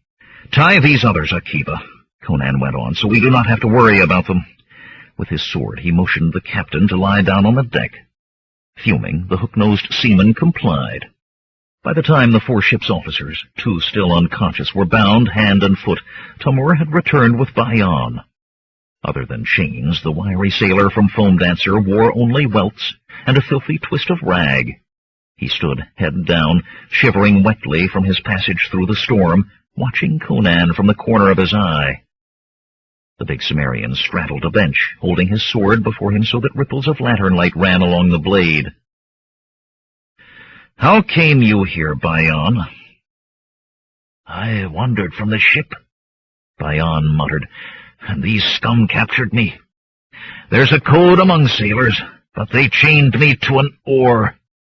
He raised his head long enough to spit at the tied figure of the captain, "and whipped me when I protested." "What happened at Foam Dancer? You didn't just wander away." The wiry man shifted his feet with a clank of iron links, but said nothing. "You'll talk if I have to let Akiba heat his irons for you." The Turanian blinked, then grimaced fiercely. Bion wet his lips. "And you'll tell the truth," Conan went on. "The old man is a soothsayer. He can tell when you lie." He lifted his sword as if studying the edge. "For the first lie, a hand. Then a foot. Then, how many lies can you stand? 3? 4? Of a certainty, no more." Bion met that glacial blue gaze. Then words tumbled out of him as fast as he could force them. "A man came to the ship, a man with yellow skin and eyes to freeze your heart in your chest. Had the woman with him. Offered 100 pieces of gold for fast passage back to Agrapur. Said this ship was damaged, and he knew Foam Dancer was faster. Didn't even bother to deny trying to sink us. Mukhtar was tired of waiting for you, and when this one appeared with the woman, well, it was plain you were dead, or it seemed plain, and it looked easy enough to take the woman and the gold and—" "Slow down," Conan commanded sharply. "Yasbet is unharmed?" Bion swallowed hard. I know not. Before Mitra and Dagon, I swear that I raised no hand against her. She was alive when I left. Mukhtar gave a signal, you see, and Tufik and Morantes and I went at the stranger with our daggers, but he killed them before a man could blink. He just touched them and they were dead. And then, Then he demanded Mukhtar slit my throat. He made a sound, half laughter, half weeping. Evidence of future good faith, he called it. And that fat spawn of a diseased goat was going to do it. I saw it on his face, and I ran. I hope he's drowned in this accursed storm. I pray he and Phone Dancer are both at the bottom of the sea. An ill-chosen prayer, Conan said between clenched teeth. Yazbat is on that vessel. With a despairing wail, Bayan sank, groveling to his knees. Put him back where he was, Conan spat. Tamur jerked the wiry seaman to his feet. The Sumerian watched them go. Is this galley too damaged to sail? He demanded of the captain. The hook-nosed man had lain with his mouth open, listening while Bayan talked. Now he snorted. Only a dirt-eater would think so. Once this storm is gone, give me half a day for repairs, and I'll sail her anywhere on the villa yet in any weather. The repairs you need you'll make at sea, Conan said levelly, and we sail as soon as the storm abates enough for us to get off this beach without being smashed to splinters. The captain opened his mouth, and Conan laid his blade against the seaman's throat. Or mayhap one of these other three would like to be captain. The captain's eyes bulged, and his mouth worked. Finally he said, I'll do it. 'Tis likely we'll all of us drown, but I'll do it. Conan nodded. He had expected no other decision. Yazbat was being carried closer to Jandar by the moment. The storm drumming against the hull seemed to echo the sorcerer's name. Jandar. This time they would meet face to face, he and Jandar, and one of them would die. One or both. Jandar. 23. Jandar, lounging on cushions of multicolored silk spread beside a fountain within a walled garden, watched Davinia exclaiming over his latest gifts to her, yet his thoughts were elsewhere. 3 days more, and as matters stood, all his plans would come to naught. Could the wench not sense the worry in him? They are beautiful, Davinia said, stretching arms encircled by emerald bracelets above her head. Another time he would have felt sweat popping out on his forehead. Her brief golden silks left the inner slopes of her rounded breasts bare, and her girdle, 2-finger widths of sapphires and garnets hung with the bright feathers of rare tropic birds, sat low on the swelling of her hips. Sultry eyes caressed him. I will have to think of a way to show my gratitude, she purred. He acknowledged her only with a casual wave of his hand. In 3 days, Yildiz, that fat fool, would meet with his advisers to decide where to use the army he had built. Of the 17 attendants, 8 would speak for empire, for war with Zamora. Only 8, and Jandar knew that Yildiz merely counted the number of those who supported or opposed, rather than actually weighing the advice given. Jandar needed one more to speak for war. One of the 9 other. Who could have believed the 9 lived lives which, if not completely blameless, still gave him no lever to use against them?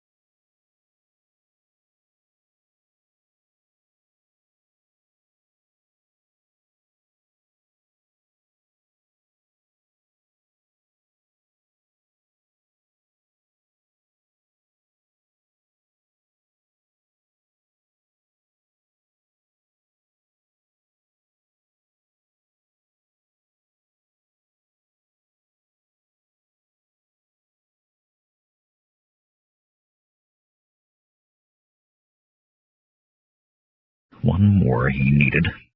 Yet all the 9 would speak for peace, for reducing the numbers of the army. Short of gaining Yildiz's own ear, he had done all that could be done, yet 3 days would see a year's work undone. It would take even longer to repair matters. He must first arrange the assassination of an attendant, perhaps more than one, if his efforts to guide the selection of the new attendant failed. Then it would take time to build the army again. If things were otherwise, 3 days could see the beginnings of an empire that would be his in all but name. Kings would journey to him, kneel at his feet to hear his commands. Instead, he would have to begin again, wait even longer for that he had awaited so long. And that wait added another risk. What had the man Conan sought in Hyrcania? What had he found that might be used against the power? Why did Chaefan not return with the barbarian's head in a basket? "You will let me have them, Jandar?" "Of course," he said absently, then pulled himself from his grim ruminations. "Have what?" "The slaves." There was petulance in Divinia's voice, a thing he had noticed more often of late. "Haven't you been listening?" "Certainly I've been listening, but tell me about these slaves again." "4 of them," she said, moving to stand straddle-legged beside him. Now he could feel sweat on his face. Sunlight surrounded her with a nimbus, a woman of golden silk, glowing hot. "Well-muscled young men, of course," she went on. 2 of blackest hue and 2 as pale as snow. The one pair I will dress in pearls and rubies, the other in onyx and emeralds. They will be as a frame for me. To make me more beautiful for you," she added hastily. "What need have you for slave boys?" he growled. "You have slaves in plenty to do your bidding. And that old hag Renda, to whom you spend so much time whispering." "Why, to bear my palanquin," she laughed, tinkling musical notes. Fluidly she sank to her knees, bending till her breast pressed against his chest. Her lips brushed the line of his jaw. "Surely my great lord would not deny my bearers. My great lord, who it is my great pleasure to serve, in every way." "I can deny you nothing," he said thickly. "You may have the slaves." In her eyes he caught a fleeting glimpse of greed satisfied, and the moment soured for him. She would leave him did she ever find one who could give her more. He meant to be sure there could never be such a one. But still, he could bind her to him with the golden bowl and her heart's blood. None who saw or talked with her would ever know she did not in truth live. But he would know. Someone cleared his throat diffidently. Scowling, Jandar sat up. Zephyrin stood on the marble path, bowing deeply over folded hands, eyes carefully averted from Divinia. "What is it?" Jandar demanded angrily. "Sweetai is returned, great lord," his shaven-headed Myrmidian replied. Instantly Jandar's anger was gone, along with his thoughts of Divinia. Careless of his dignity, he scrambled to his feet.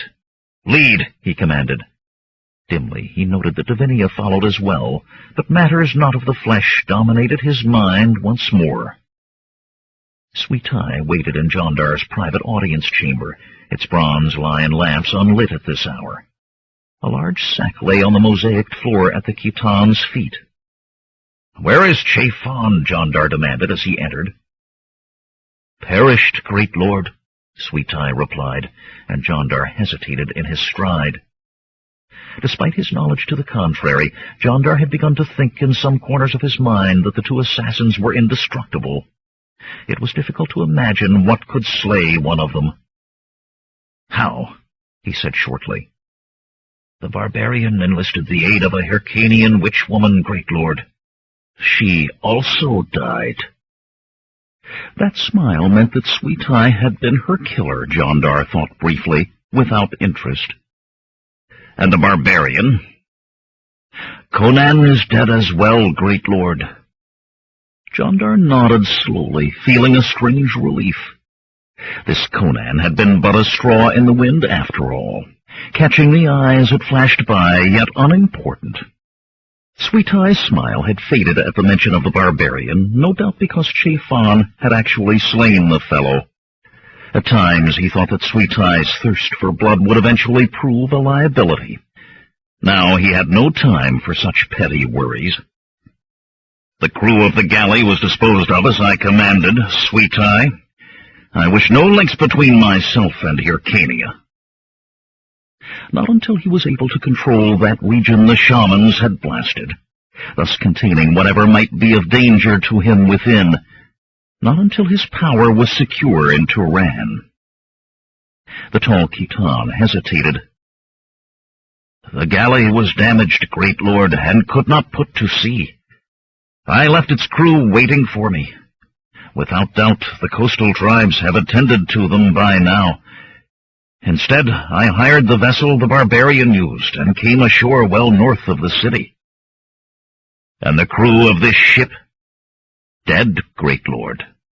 I slew them and guided the ship to the beach myself. An unreadable expression flickered across the assassin's normally impassive face, and Jandar eyed him sharply. Sweet Eye shifted uneasily beneath that gaze, then went on slowly. The captain, great lord, a fat man called Mukhtar, leaped into the sea, surely to drown.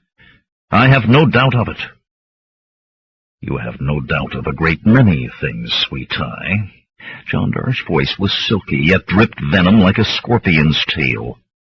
Sweat appeared on Sweet Eye's brow. The mage had a deadly lack of patience with those who did not perform exactly as he commanded. Hurriedly, the Khitan bent to the large sack at his feet. I brought you this gift, great lord. The lashings of the sack came loose, and he spilled a girl out onto the mosaicked floor, wrists bound to elbows behind her back, legs doubled tightly against her breasts, the thin cords that held her cutting deeply into her naked flesh. She grunted angrily into her gag as she tumbled onto the floor and attempted to fight her bonds, but only her toes and fingers wriggled. The girl the barbarian stole from the compound, great lord, Sweet Eye announced with satisfaction. Jandar snorted. Don't think to make up for your shortcomings. What is one girl more or less to— Why, it's Esmera, Davinia broke in. The necromancer scowled irritably. He had forgotten that she had followed him. That's not her name. She is called— It took a moment, though he did remember marking the wench for his bed long ago, it seemed. Yazbet, that's it. Now return to the garden, Davinia. I have matters to discuss here that do not concern you. Instead, the lithe blonde squatted on her heels by the bound girl, using both hands to twist the struggling wench's gagged face around for a better look. I tell you, this is the Princess Esmera, Prince Rashmanli's daughter. Jandar's mouth was suddenly dry. Are you certain? The rumors say the princess is cloistered. She gave him a withering look that would have elicited instant and painful punishment for anyone else. From her, at this moment, he ignored it. The prince was Yildiz's closest adviser among the attendants of the Nine, a man who seduced no woman with a husband and gambled only with his own gold. Yet it was said his daughter was his weakness, that he would do anything to shelter her from the world. For the safety of his Esmera, would Rashmanli send Turan to war? He had had men slain for casting their eyes upon her. If handled carefully, it could be done. Then his eyes fell on Davinia, smiling smugly as he examined the bound girl, and a new thought came to him. He pulled the blonde to her feet. You say you want only to serve me. Do you speak the truth? To you, she replied slowly, I speak only truth. Then this night there will be a ceremony. In that ceremony you will plunge a dagger into the heart of this girl. He gazed deeply into her eyes, searching for hesitation, for vacillation. There was none. "As my great lord commands me," Davinia said smoothly. Jondar felt the urge to throw back his head and laugh wildly. She had taken the first step. Once she had wielded the knife, she would be bound to him more firmly than with iron chains. And by the same stroke, he would gain the ninth voice among the king's attendants. All of his dreams were taking shape. Empire and the woman. He would have it all. 24. Dark seas rolled beneath the galley's ram, phosphorescence dancing on her bow wave, as the measured sweep of 80 oars drew it on. Ahead in the night, the darker mass of the Turanian coast was marked by white-breaking waves glinting beneath the pale cloud-chased moon. Echoes of those crashing breakers rolled across the waters to Conan. He stood in the stern of the galley, where he could keep close watch on both captain and steersman.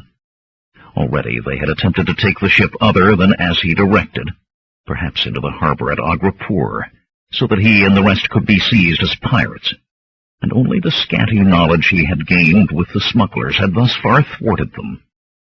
The rest of the vessel's crew, sullen and disarmed, worked under the watchful eyes of Akiba, Tamur, and the nomads. Sharok clung to the lines that supported the foremast and gazed on the heavens, seeking the configurations that would tell their fates that night. Conan cared not what the stars foretold. Their destinies would be as they would be, for he would not alter what he intended by so much as a hair. "There," he said, pointing ahead. "Beach there."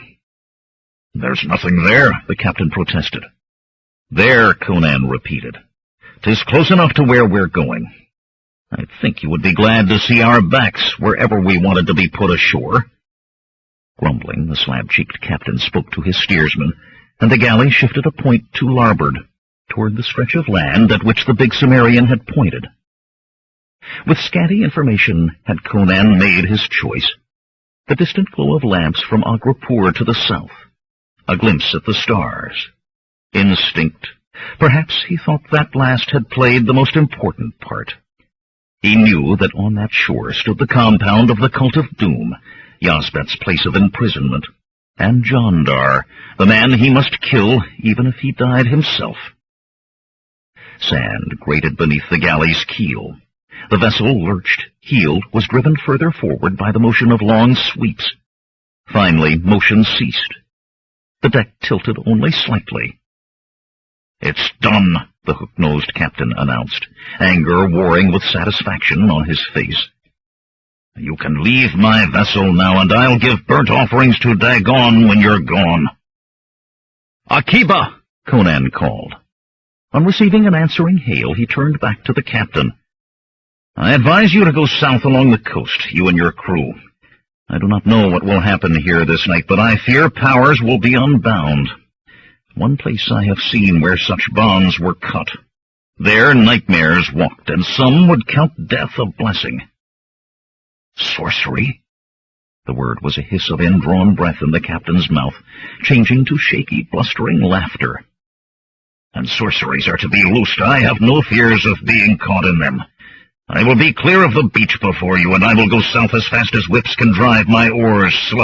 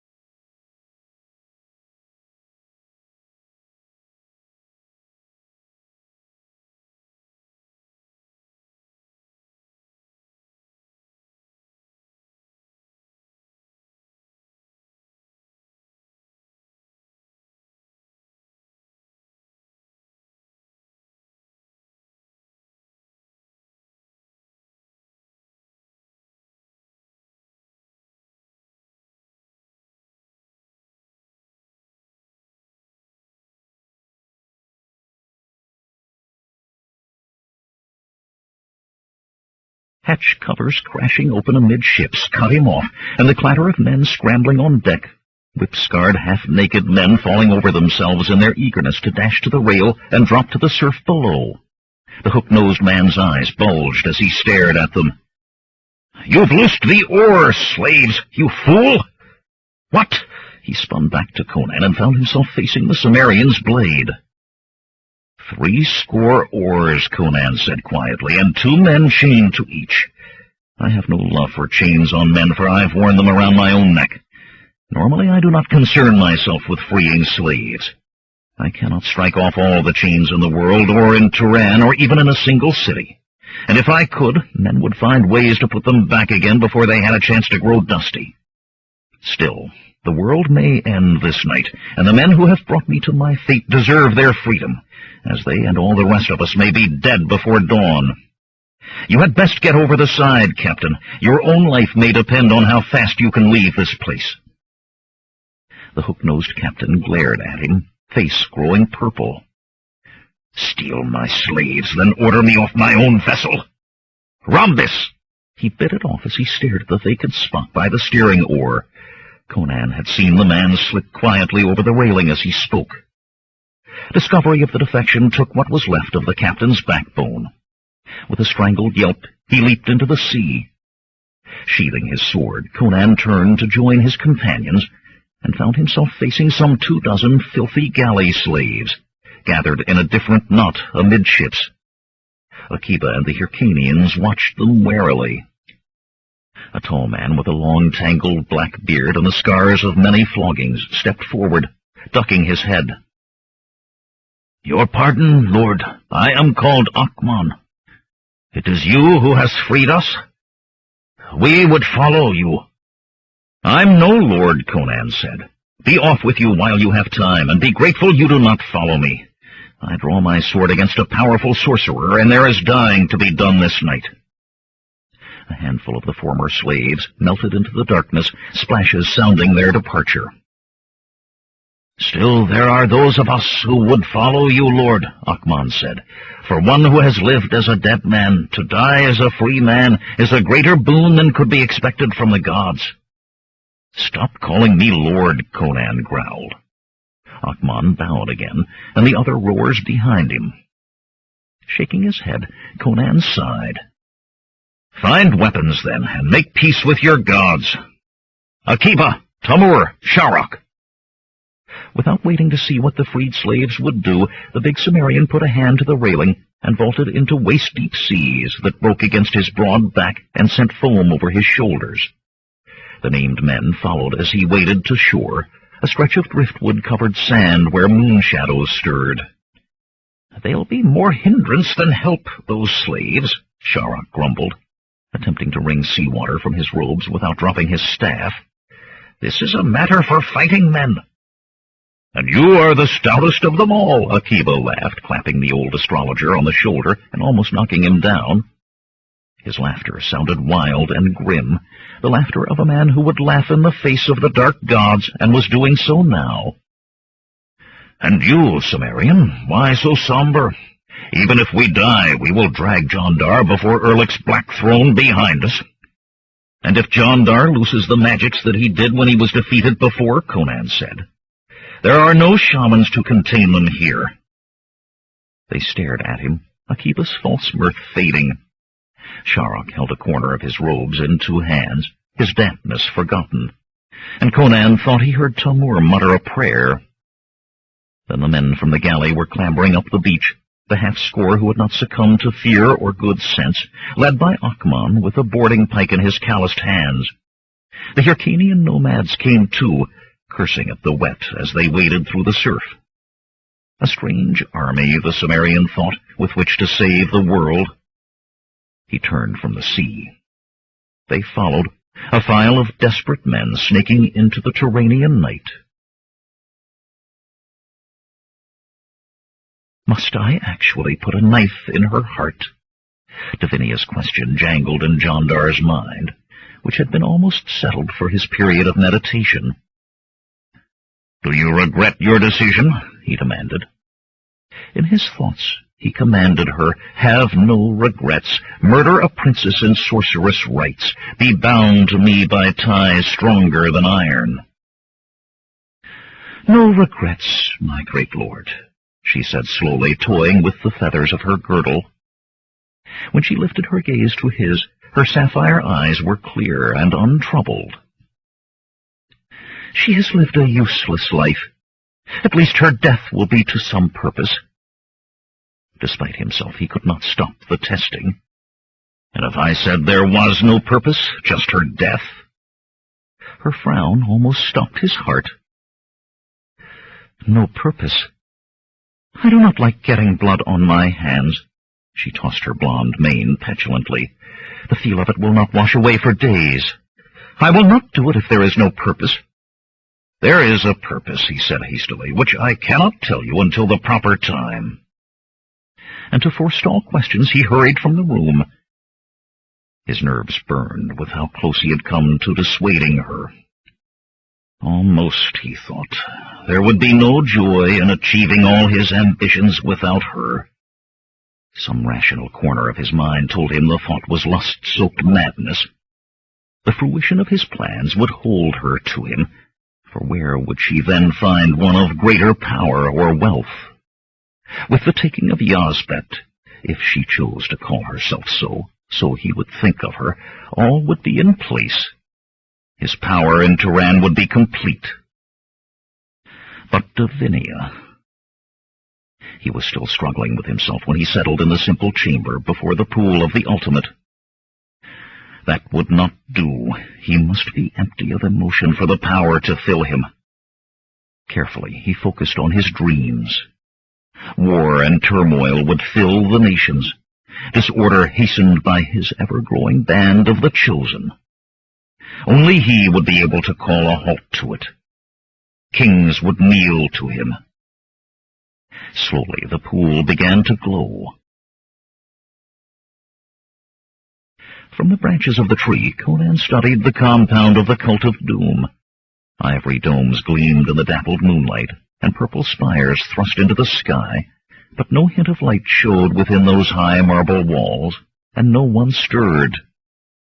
The Cimmerian climbed back down to the ground, to the men waiting there.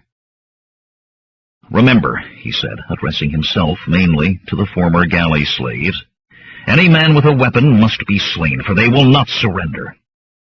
The Hyrcanians nodded somberly. They knew this well. But the black-robed one with the yellow skin is mine, Akiba reminded them.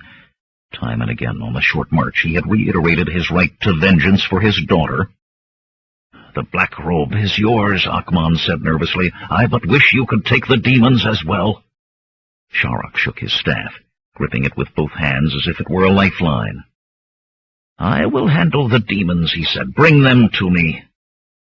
A wind from the sea moaned in the treetops as if in answer, and he subsided into mutters. Let us be on with it, Tamur said, fidgeting, whether with eagerness or nervousness Conan could not tell. Stay together, the Cimmerian said by way of the last instruction. Those who become separated will be easy prey. With that, he led them down to the towering white wall. Grapnels taken from the galley swung into the air, clattered atop the wall, and took hold. Men swarmed up ropes like ants and dropped within.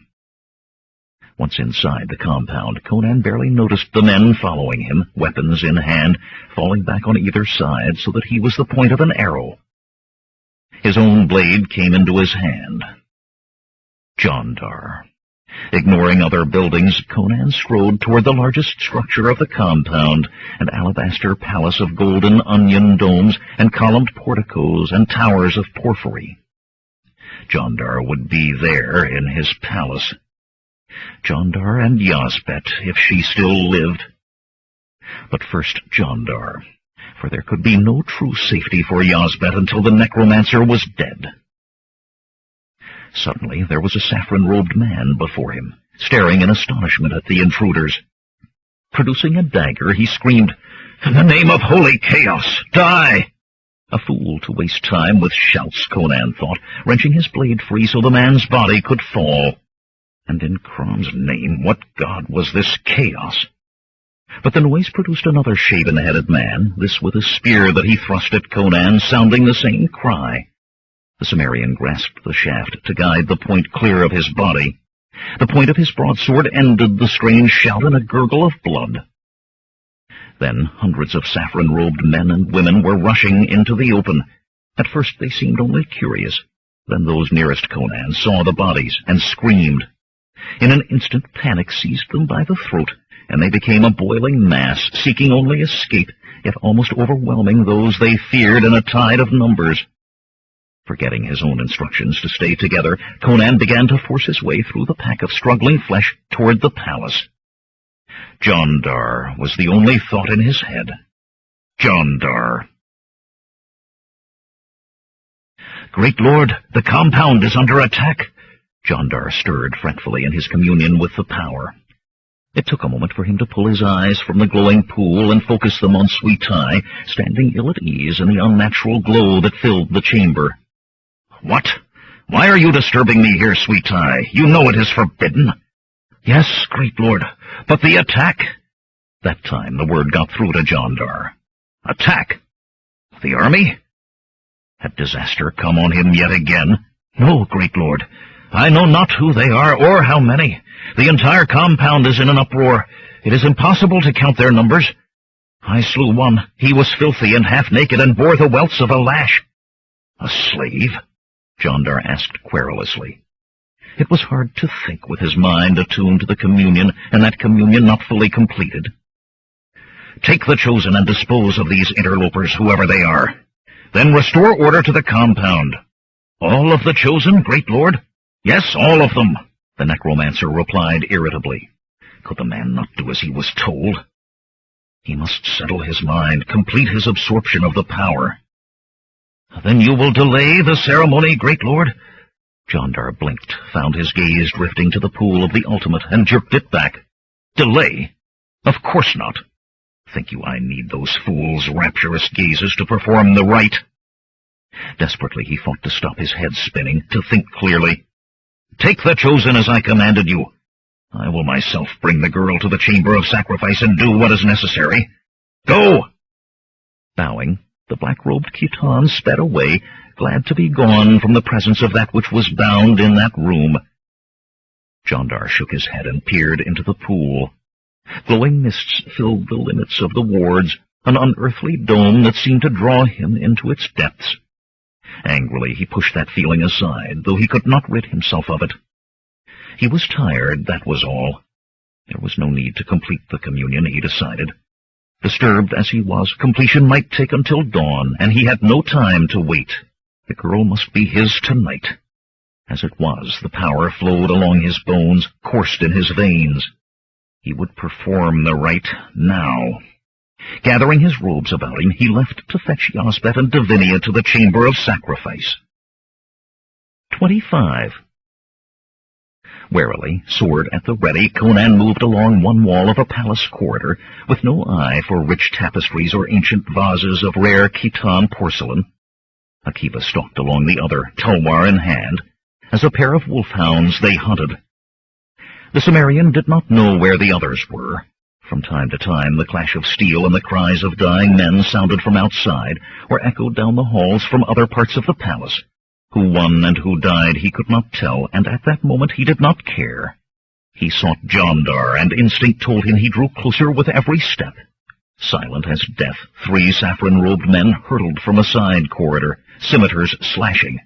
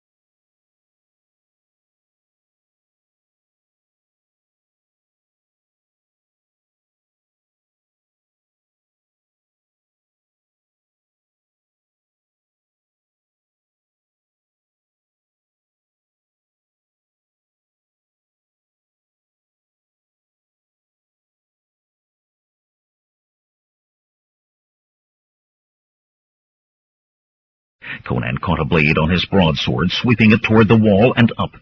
As his own blade came parallel to the floor, he slipped it off the other in a slashing blow that half severed his opponent's head.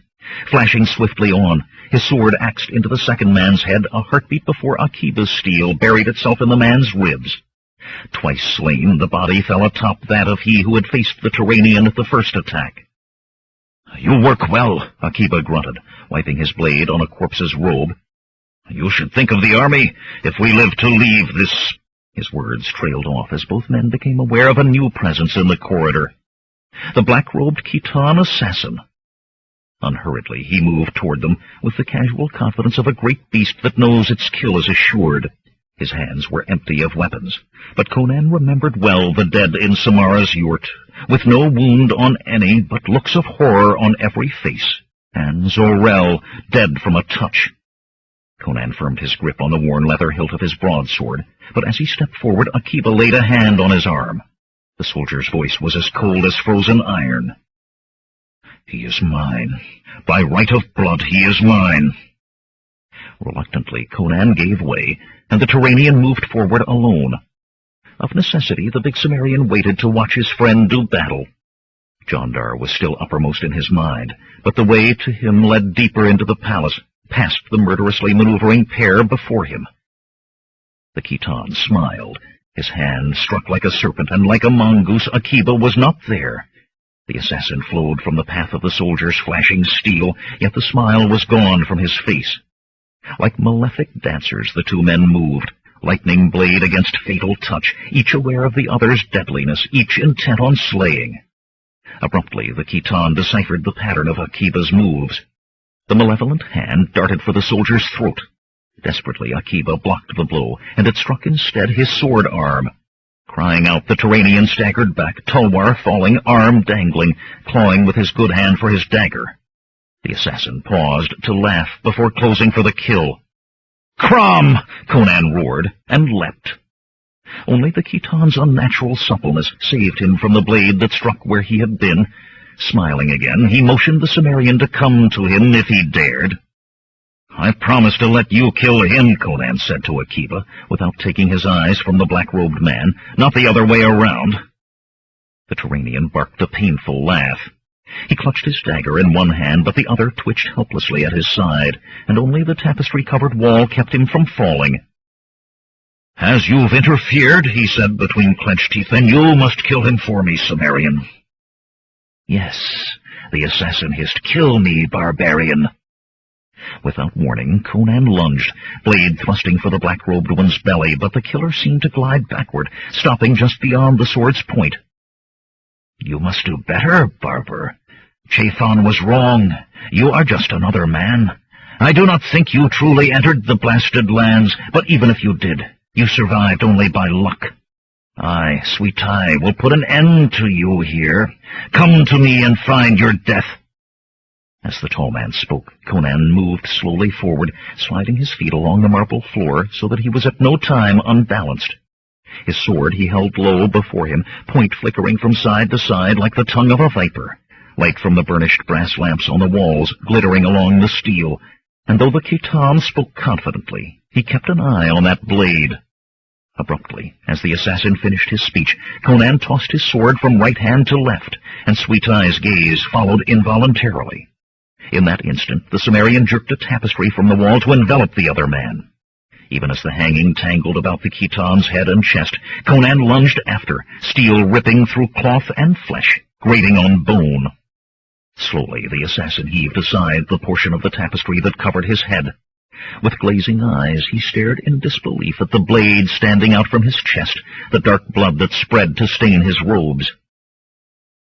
"Not my death," Conan told him, "yours." The Khitan tried to speak, but blood welled from his mouth, and he toppled, dead as he struck the marble floor. Conan tugged his blade free, cleaning it on the tapestry as he might had it been thrust into offal. "I give you thanks, my friend," Akiba said, pushing unsteadily away from the wall. His face gleamed with the sweat of pain, and his arm still dangled at his side, but he managed to stand erect as he looked on the corpse of his daughter's murderer. "But now you have hunting of your own to do." "Jandar," Conan said, and without another word he was moving forward again. Like a great hunting cat, he strode through halls lit by glittering brass lamps, but bare of life. The god smiled on those who did not meet him in those passages, for he would not now have slowed to see if they bore weapons or not. His blood burned for Jandar's death. Any who hindered or slowed him now would perish in a pool of their own blood. Then great bronze doors stood before him, doors scribed with a pattern that seemed to have no pattern, that rejected the eye's attempt to focus on it. Setting hands against those massive metal slabs, muscles cording with strain, he forced the portals open. Sword at the ready, he went through. In an instant, the horror of that great circular chamber engraved itself on his brain. Yazbet lay chained and gagged on a black altar. To one side of her, Davinia, knife upraised to plunge into the bound girl's heart. To the other, Jandar, an arcane chant rising from his mouth to pierce the air. Over the entire blood-chilling tableau, a shimmering silvery azure dome was forming. "No!" Conan shouted. Yet even as he dashed forward, he knew he would not reach them before that knife had done its terrible work. He fumbled for his dagger. Davinia froze at his cry. Jandar's incantation died as he spun to confront the man who had dared interrupt the rite. The glow disappeared as his words ceased. Desperately, Conan hurled his dagger toward Davinia, for she still held her gleaming blade poised above Yazbet. But Jandar, turning, moved between them. The mage screamed as the needle-sharp steel sliced into his arm. Clutching his wound, blood dripping between his fingers, Jandar turned a frightful glare on Conan. "By the blood and earth and powers of chaos I summon you," he intoned. "Destroy this barbarian!"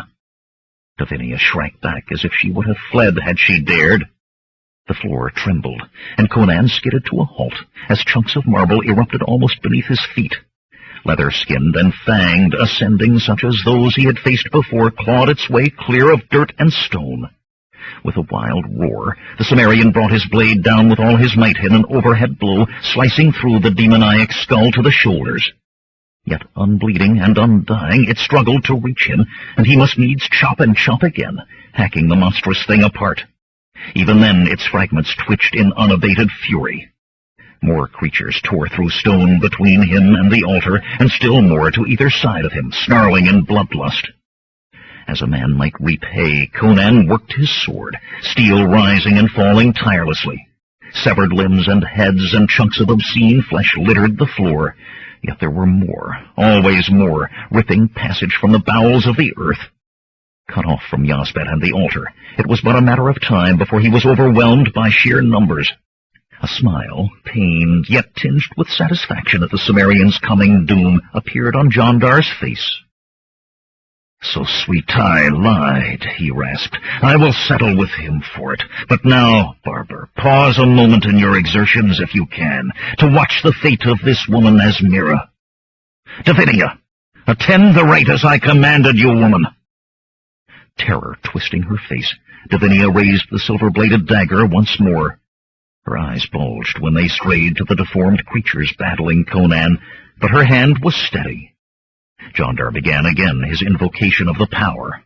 Raging, Conan tried to clear a path to the altar with his sword, but for each diabolic attacker he hewed to the floor, it seemed that two more appeared. There was a commotion behind the Cimmerian, and a saffron-robed man staggered into his view, blood streaming down his face, weakly attempting to lift his sword. After him followed Sharok. Conan was so amazed that he hesitated with sword raised, staring. In that momentary respite, the creatures tightened their circle about him, and he was forced to redouble his efforts to stop their advance. Sharok's staff cracked down on his opponent's head. Blood splattered from that shaven skull, and its owner fell, his sword sliding across the floor to stop against the altar. Irritably, Jandar looked over his shoulder, but did not stop his chant. Conan lopped off a fang-mouthed head and kicked the headless body, now clawing blindly, into the path of another creature. His sword took an arm, then a leg, sliced away half of a skull, but he knew his sands had almost run out. There were just too many.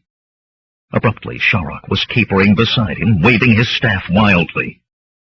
"Be gone from here," Conan shouted. "You are too old to—" Sharok's staff thumped a leathery skull, and the creature screamed. At the altar, Jondar jerked as if he had felt the blow. Even the other beings froze as sparks ran along the struck creature's blue-gray skin. With a clap as of thunder, it was gone, leaving only oily black smoke that drifted upward. "I told you it had power," the old astrologer cried wildly. He struck out again. More greasy smoke rose toward the vaulted ceiling. Now those hell-born backed warily from Conan and Sharok, rolling fearsome red eyes at Jondar. For that moment at least, the way to the altar was clear, and Conan dashed for the black stone. For but a heartbeat, Jondar faced that charge, then howled, "There are powers you have not seen in your nightmares. Now face them!" and darted across the floor and down a small arched passage. With his departure, the creatures, yet whole, seemingly freed of his command, vanished also. Indecision racked Conan. For all he had sworn the necromancer would be dealt with first, Yasbet lay chained before him, with Davinia. As his gaze fell on her, the lithesome blonde backed away, wetting her lips nervously. "I heard you had sailed away, Conan," she said, then quickly abandoned that line as his face did not soften. "I was forced, Conan. Jondar is a sorcerer, and forced me to this." She held the dagger low in the thumb and forefinger grip of one who knew how to gut a man, but she did not move toward Conan. One eye on Davinia, Conan stepped up to the altar. Yasbet writhed in her chains. 4 times his blade rang against her bonds, and steel conquered iron. Ripping the gag from her mouth, Yasbet scrambled from the altar and plucked the dead cult member's sword from the floor. Her hair lay wildly on her shoulders and breasts. She looked a naked goddess of battles. "I will deal with this." Words failed her as she glared at Davinia. "Fool wench," Conan snapped. "I did not free you to see you stabbed." "'Tis a Cimmerian fool I see," Sharok called. He still leaped about like a puppeteer's stick figure, disposing with his staff of the portions of creatures that littered the chamber floor. "The necromancer must be slain, or all this is for naught." The old man spoke true, Conan knew. With a last look at Yasbet closing grimly on a snarling Davinia, he turned into the small passage Jondar had taken. It was not long, that narrow corridor. Almost immediately he saw a glow ahead, the same silver blue that had shone about the altar, yet 1,000 times brighter. Quickening his pace, he burst into a small, unadorned chamber. In its center, surrounded by plain columns, a huge bubble of roiling mist burned and pulsed. Barely, through the brightness, Conan could make out Jondar beyond the pool, arms outspread, his voice echoing like a bronze bell in words beyond understanding. Yet it was the brilliantly shining mass that held his eye, and hammered at him as it did. From those pulsating mists radiated neither good nor evil, but the antithesis of being, beating at his mind, threatening to shatter all that was in him into 1,000 fragments. Pale images, washed out by the blinding glow, moved at the edge of his vision, then resolved themselves into 2 of the leather-skinned beings from the grave, sidling toward him along the wall as if they feared that shining. He knew that he must deal with the creatures and reach Jondar, reach him quickly, before he completed whatever sorceries he was embarked upon. Yet within the Cimmerian there was struggle. Never had he given in while he had strength or means to resist, but a thought strange to him now crept into his mind. Surrender. The mist was overpowering.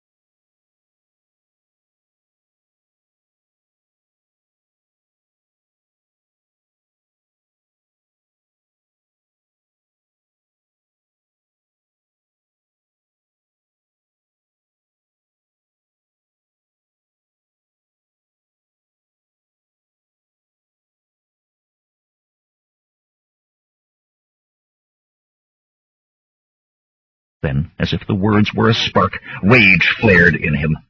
As a boy in the icy mountains of Samaria, he had seen men caught in an avalanche, hacking at towering waves of snow and dirt as they were swept away, refusing to accept the thing that killed them. He would not surrender. He would not surrender.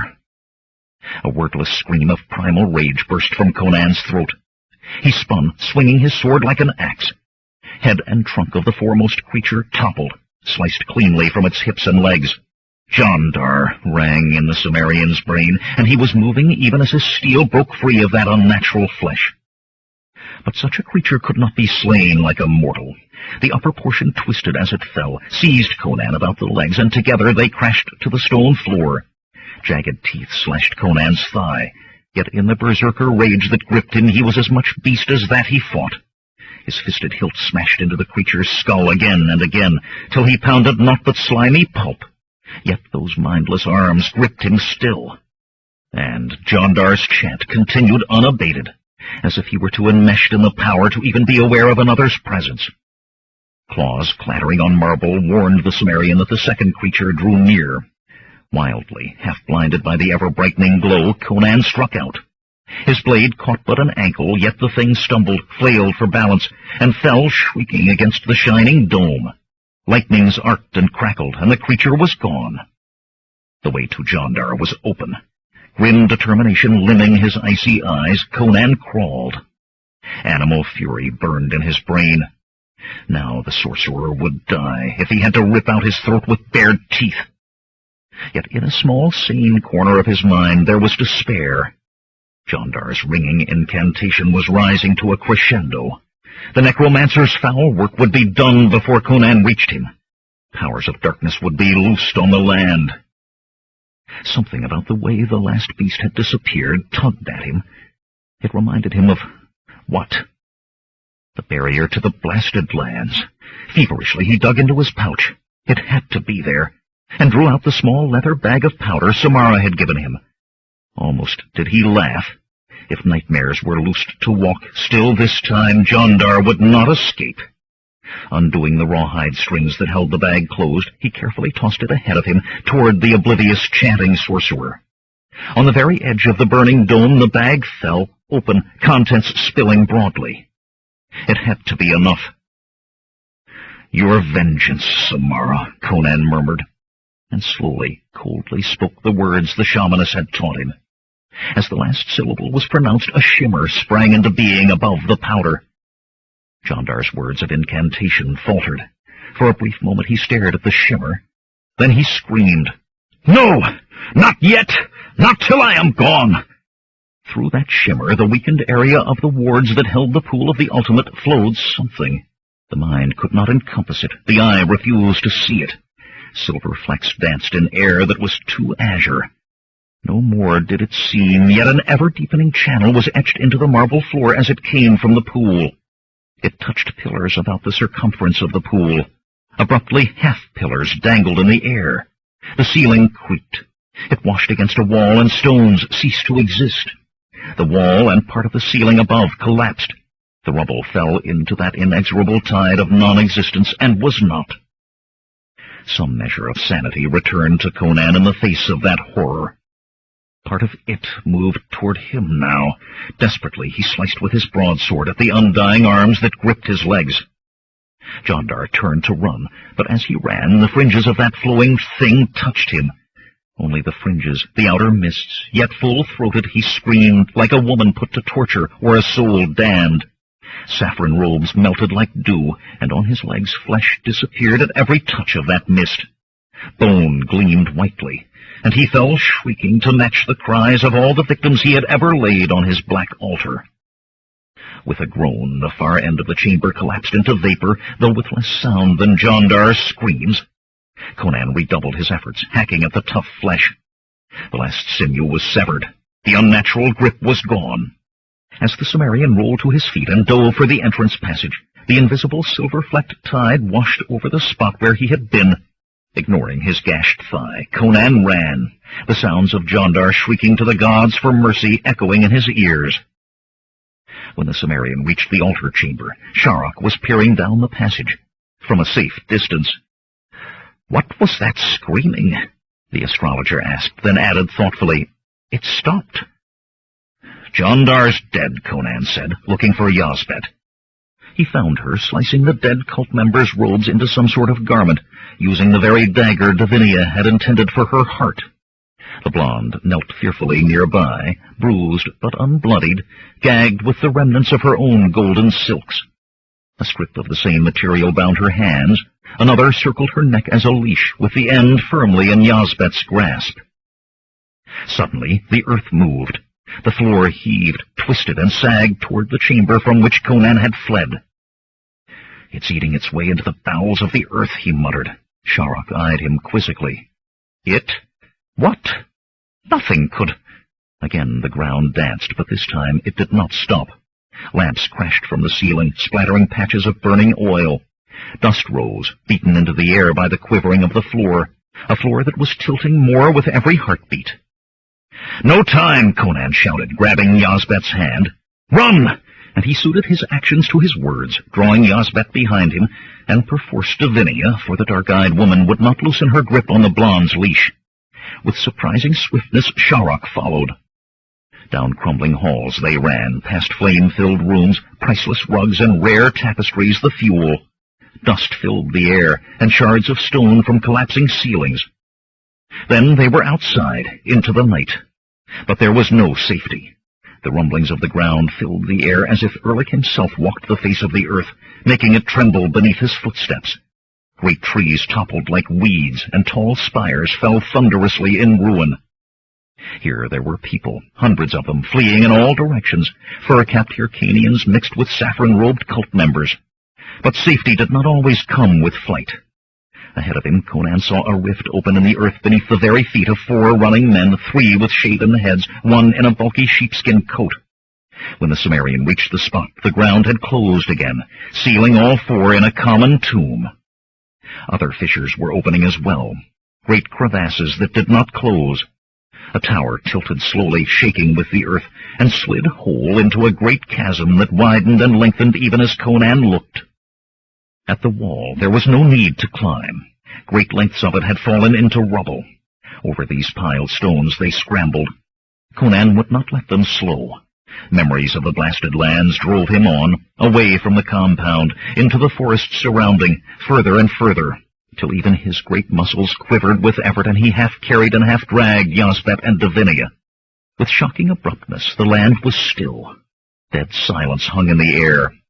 A new sound began, a hissing roar, building. Hanging onto a tree, Sharrock looked a question at Conan. "The sea," Conan panted. The women stirred tiredly in his encircling grasp. "The fissures have reached the sea." Behind them the sable sky turned crimson. With a roar, fiery magma erupted, scarlet fountains mixed with roaring geysers of steam as the sea sought the bowels of the earth. The air stirred, became a zephyr, a gale, a whirlwind rushing into battle with the ultimate void. Conan tried to hold the women against the force of that wind, but the strength of it grew seemingly without end. One moment he was standing, the next he was down, his hold on the women gone, clutching the ground lest he be sucked back toward the Holocaust. Dirt, leaves, branches, even stones filled the air in a hail. "Hold on!" he tried to shout to them, but the fury of the wind drove the words back in his teeth. Then the earth began to heave again. The Cimmerian had only an instant to see a broken branch flying toward him, and then his head seemed to explode into blackness. Epilogue. Conan woke to daylight. The flat coastal forest had become rolling hills, covered with a tangle of uprooted trees. Yazbet. Scrambling to his feet, he began to pick his way among trees tossed like jackstraws, calling her name without reply. Then, as he topped a hill, he fell silent in amazement. The hills were not the only change that had been wrought upon the land. A bay now cut into the land, its surface covered thickly with dead fish. Wisps of steam rolled up from that water, and he was ready to wager that despite all of the sea to cool it, the waters in that bay would remain hot for all time. "The compound stood there," a hoarse voice said, and Sharok limped up to stand beside him. Somehow he saw the astrologer had kept his staff through all that had occurred. Now he leaned on it tiredly, his robes torn and his face muddy. "I do not think fishermen will often cast their nets in those waters," Conan replied. Sharok made a sign against evil. "Have you seen Yazbet?" The astrologer shook his head. "I have seen many, mainly cult members, leaving this place as fast as they can. I have seen Tamur and half a dozen of the Hyrcanians wanting only to be gone from Turan, yet unsure of their welcome at home. I wager we'll find them in a tavern in Agropur. I saw Akman hurrying west." His voice saddened. "Yazbet, I fear, did not survive." "I did too, you old fool," the girl's voice called. A broad smile appeared on Conan's face as he watched her clamber up the hill, still leading Davinia on her leash, and Akiba following close behind. All three were streaked with mud, a condition the Cimmerian realized for the first time that he shared. "I lost my sword," she announced when she reached them. A narrow length of saffron was her only garment, affording her little more covering than the tavern girls of Agropur, but if anything, her costume seemed to add to her jauntiness. "But I'll get another one. You owe me more lessons, Conan." Her smile became mischievous. "In the sword and other things." Akiba coughed to hide a grin. Sharok openly leered. "You'll get your lessons," Conan said. "But why are you still pulling Davinia about? Set her free or kill her if that's your wish. You have the right, for she would have killed you." The blonde's knees buckled. She crouched weeping at Yazbet's feet, her beauty hidden by layers of filth. "I'll do neither," Yazbet said, after studying the cringing woman. "I'll sell her to a brothel. 'Tis all she's fit for, and a fitting place for her." Davinia moaned into her gag. The horror in her eyes indicated she might rather be slain. "And thus," Yazbet added, "will I get the wherewithal for my sword." "I am as glad as any to see the rest of you," Akiba said, "but I would as soon be gone from this place." "Yes," Sharok said excitedly, "I must return to Agropur. With the powers of my staff proven, I can double, no, triple my fees. You will attest to that, will you not, Akiba?" "Attest to what?" the soldier demanded. "Are you making claims about that stick again?" Offering a helping hand to Yazbet, Conan started down the hill away from the bay toward Agropur. "Jandar called you by another name than Yazbet," he said as she scrambled after him. "What was it?" "You must have misheard," she told him blandly. "Yazbet is all the name I have." Davinia pressed forward, making urgent sounds at Conan through her gag. Yazbet glared over her shoulder. "Do you want to sound switching before you're sold?" Eyes wide with shock, the blonde fell silent, and thereafter would not even meet the Cimmerian's gaze. Conan nodded to himself. Clearly Yazbet was lying, but some said that was a woman's right. He would not press her on it. Snatches of conversation drifted forward from the two men behind. "If Conan saw it, let him attest to it. I saw nothing. But you are a sergeant, an official, as it were. Can you not see how much better your word would be? I'm certain Conan will tell you what he saw." The smile Conan had worn since seeing Yazbet alive widened even further. For all the days before, there was much to be said for this day. He was alive, with a little gold. He checked his pouch to see if the 2 coins still rested there. They did. Good friends, and a pretty woman. What more could any man ask for? What more? End of the Conan Chronicles. Conan the Invincible, Conan the Defender, Conan the Unconquered, by Robert Jordan.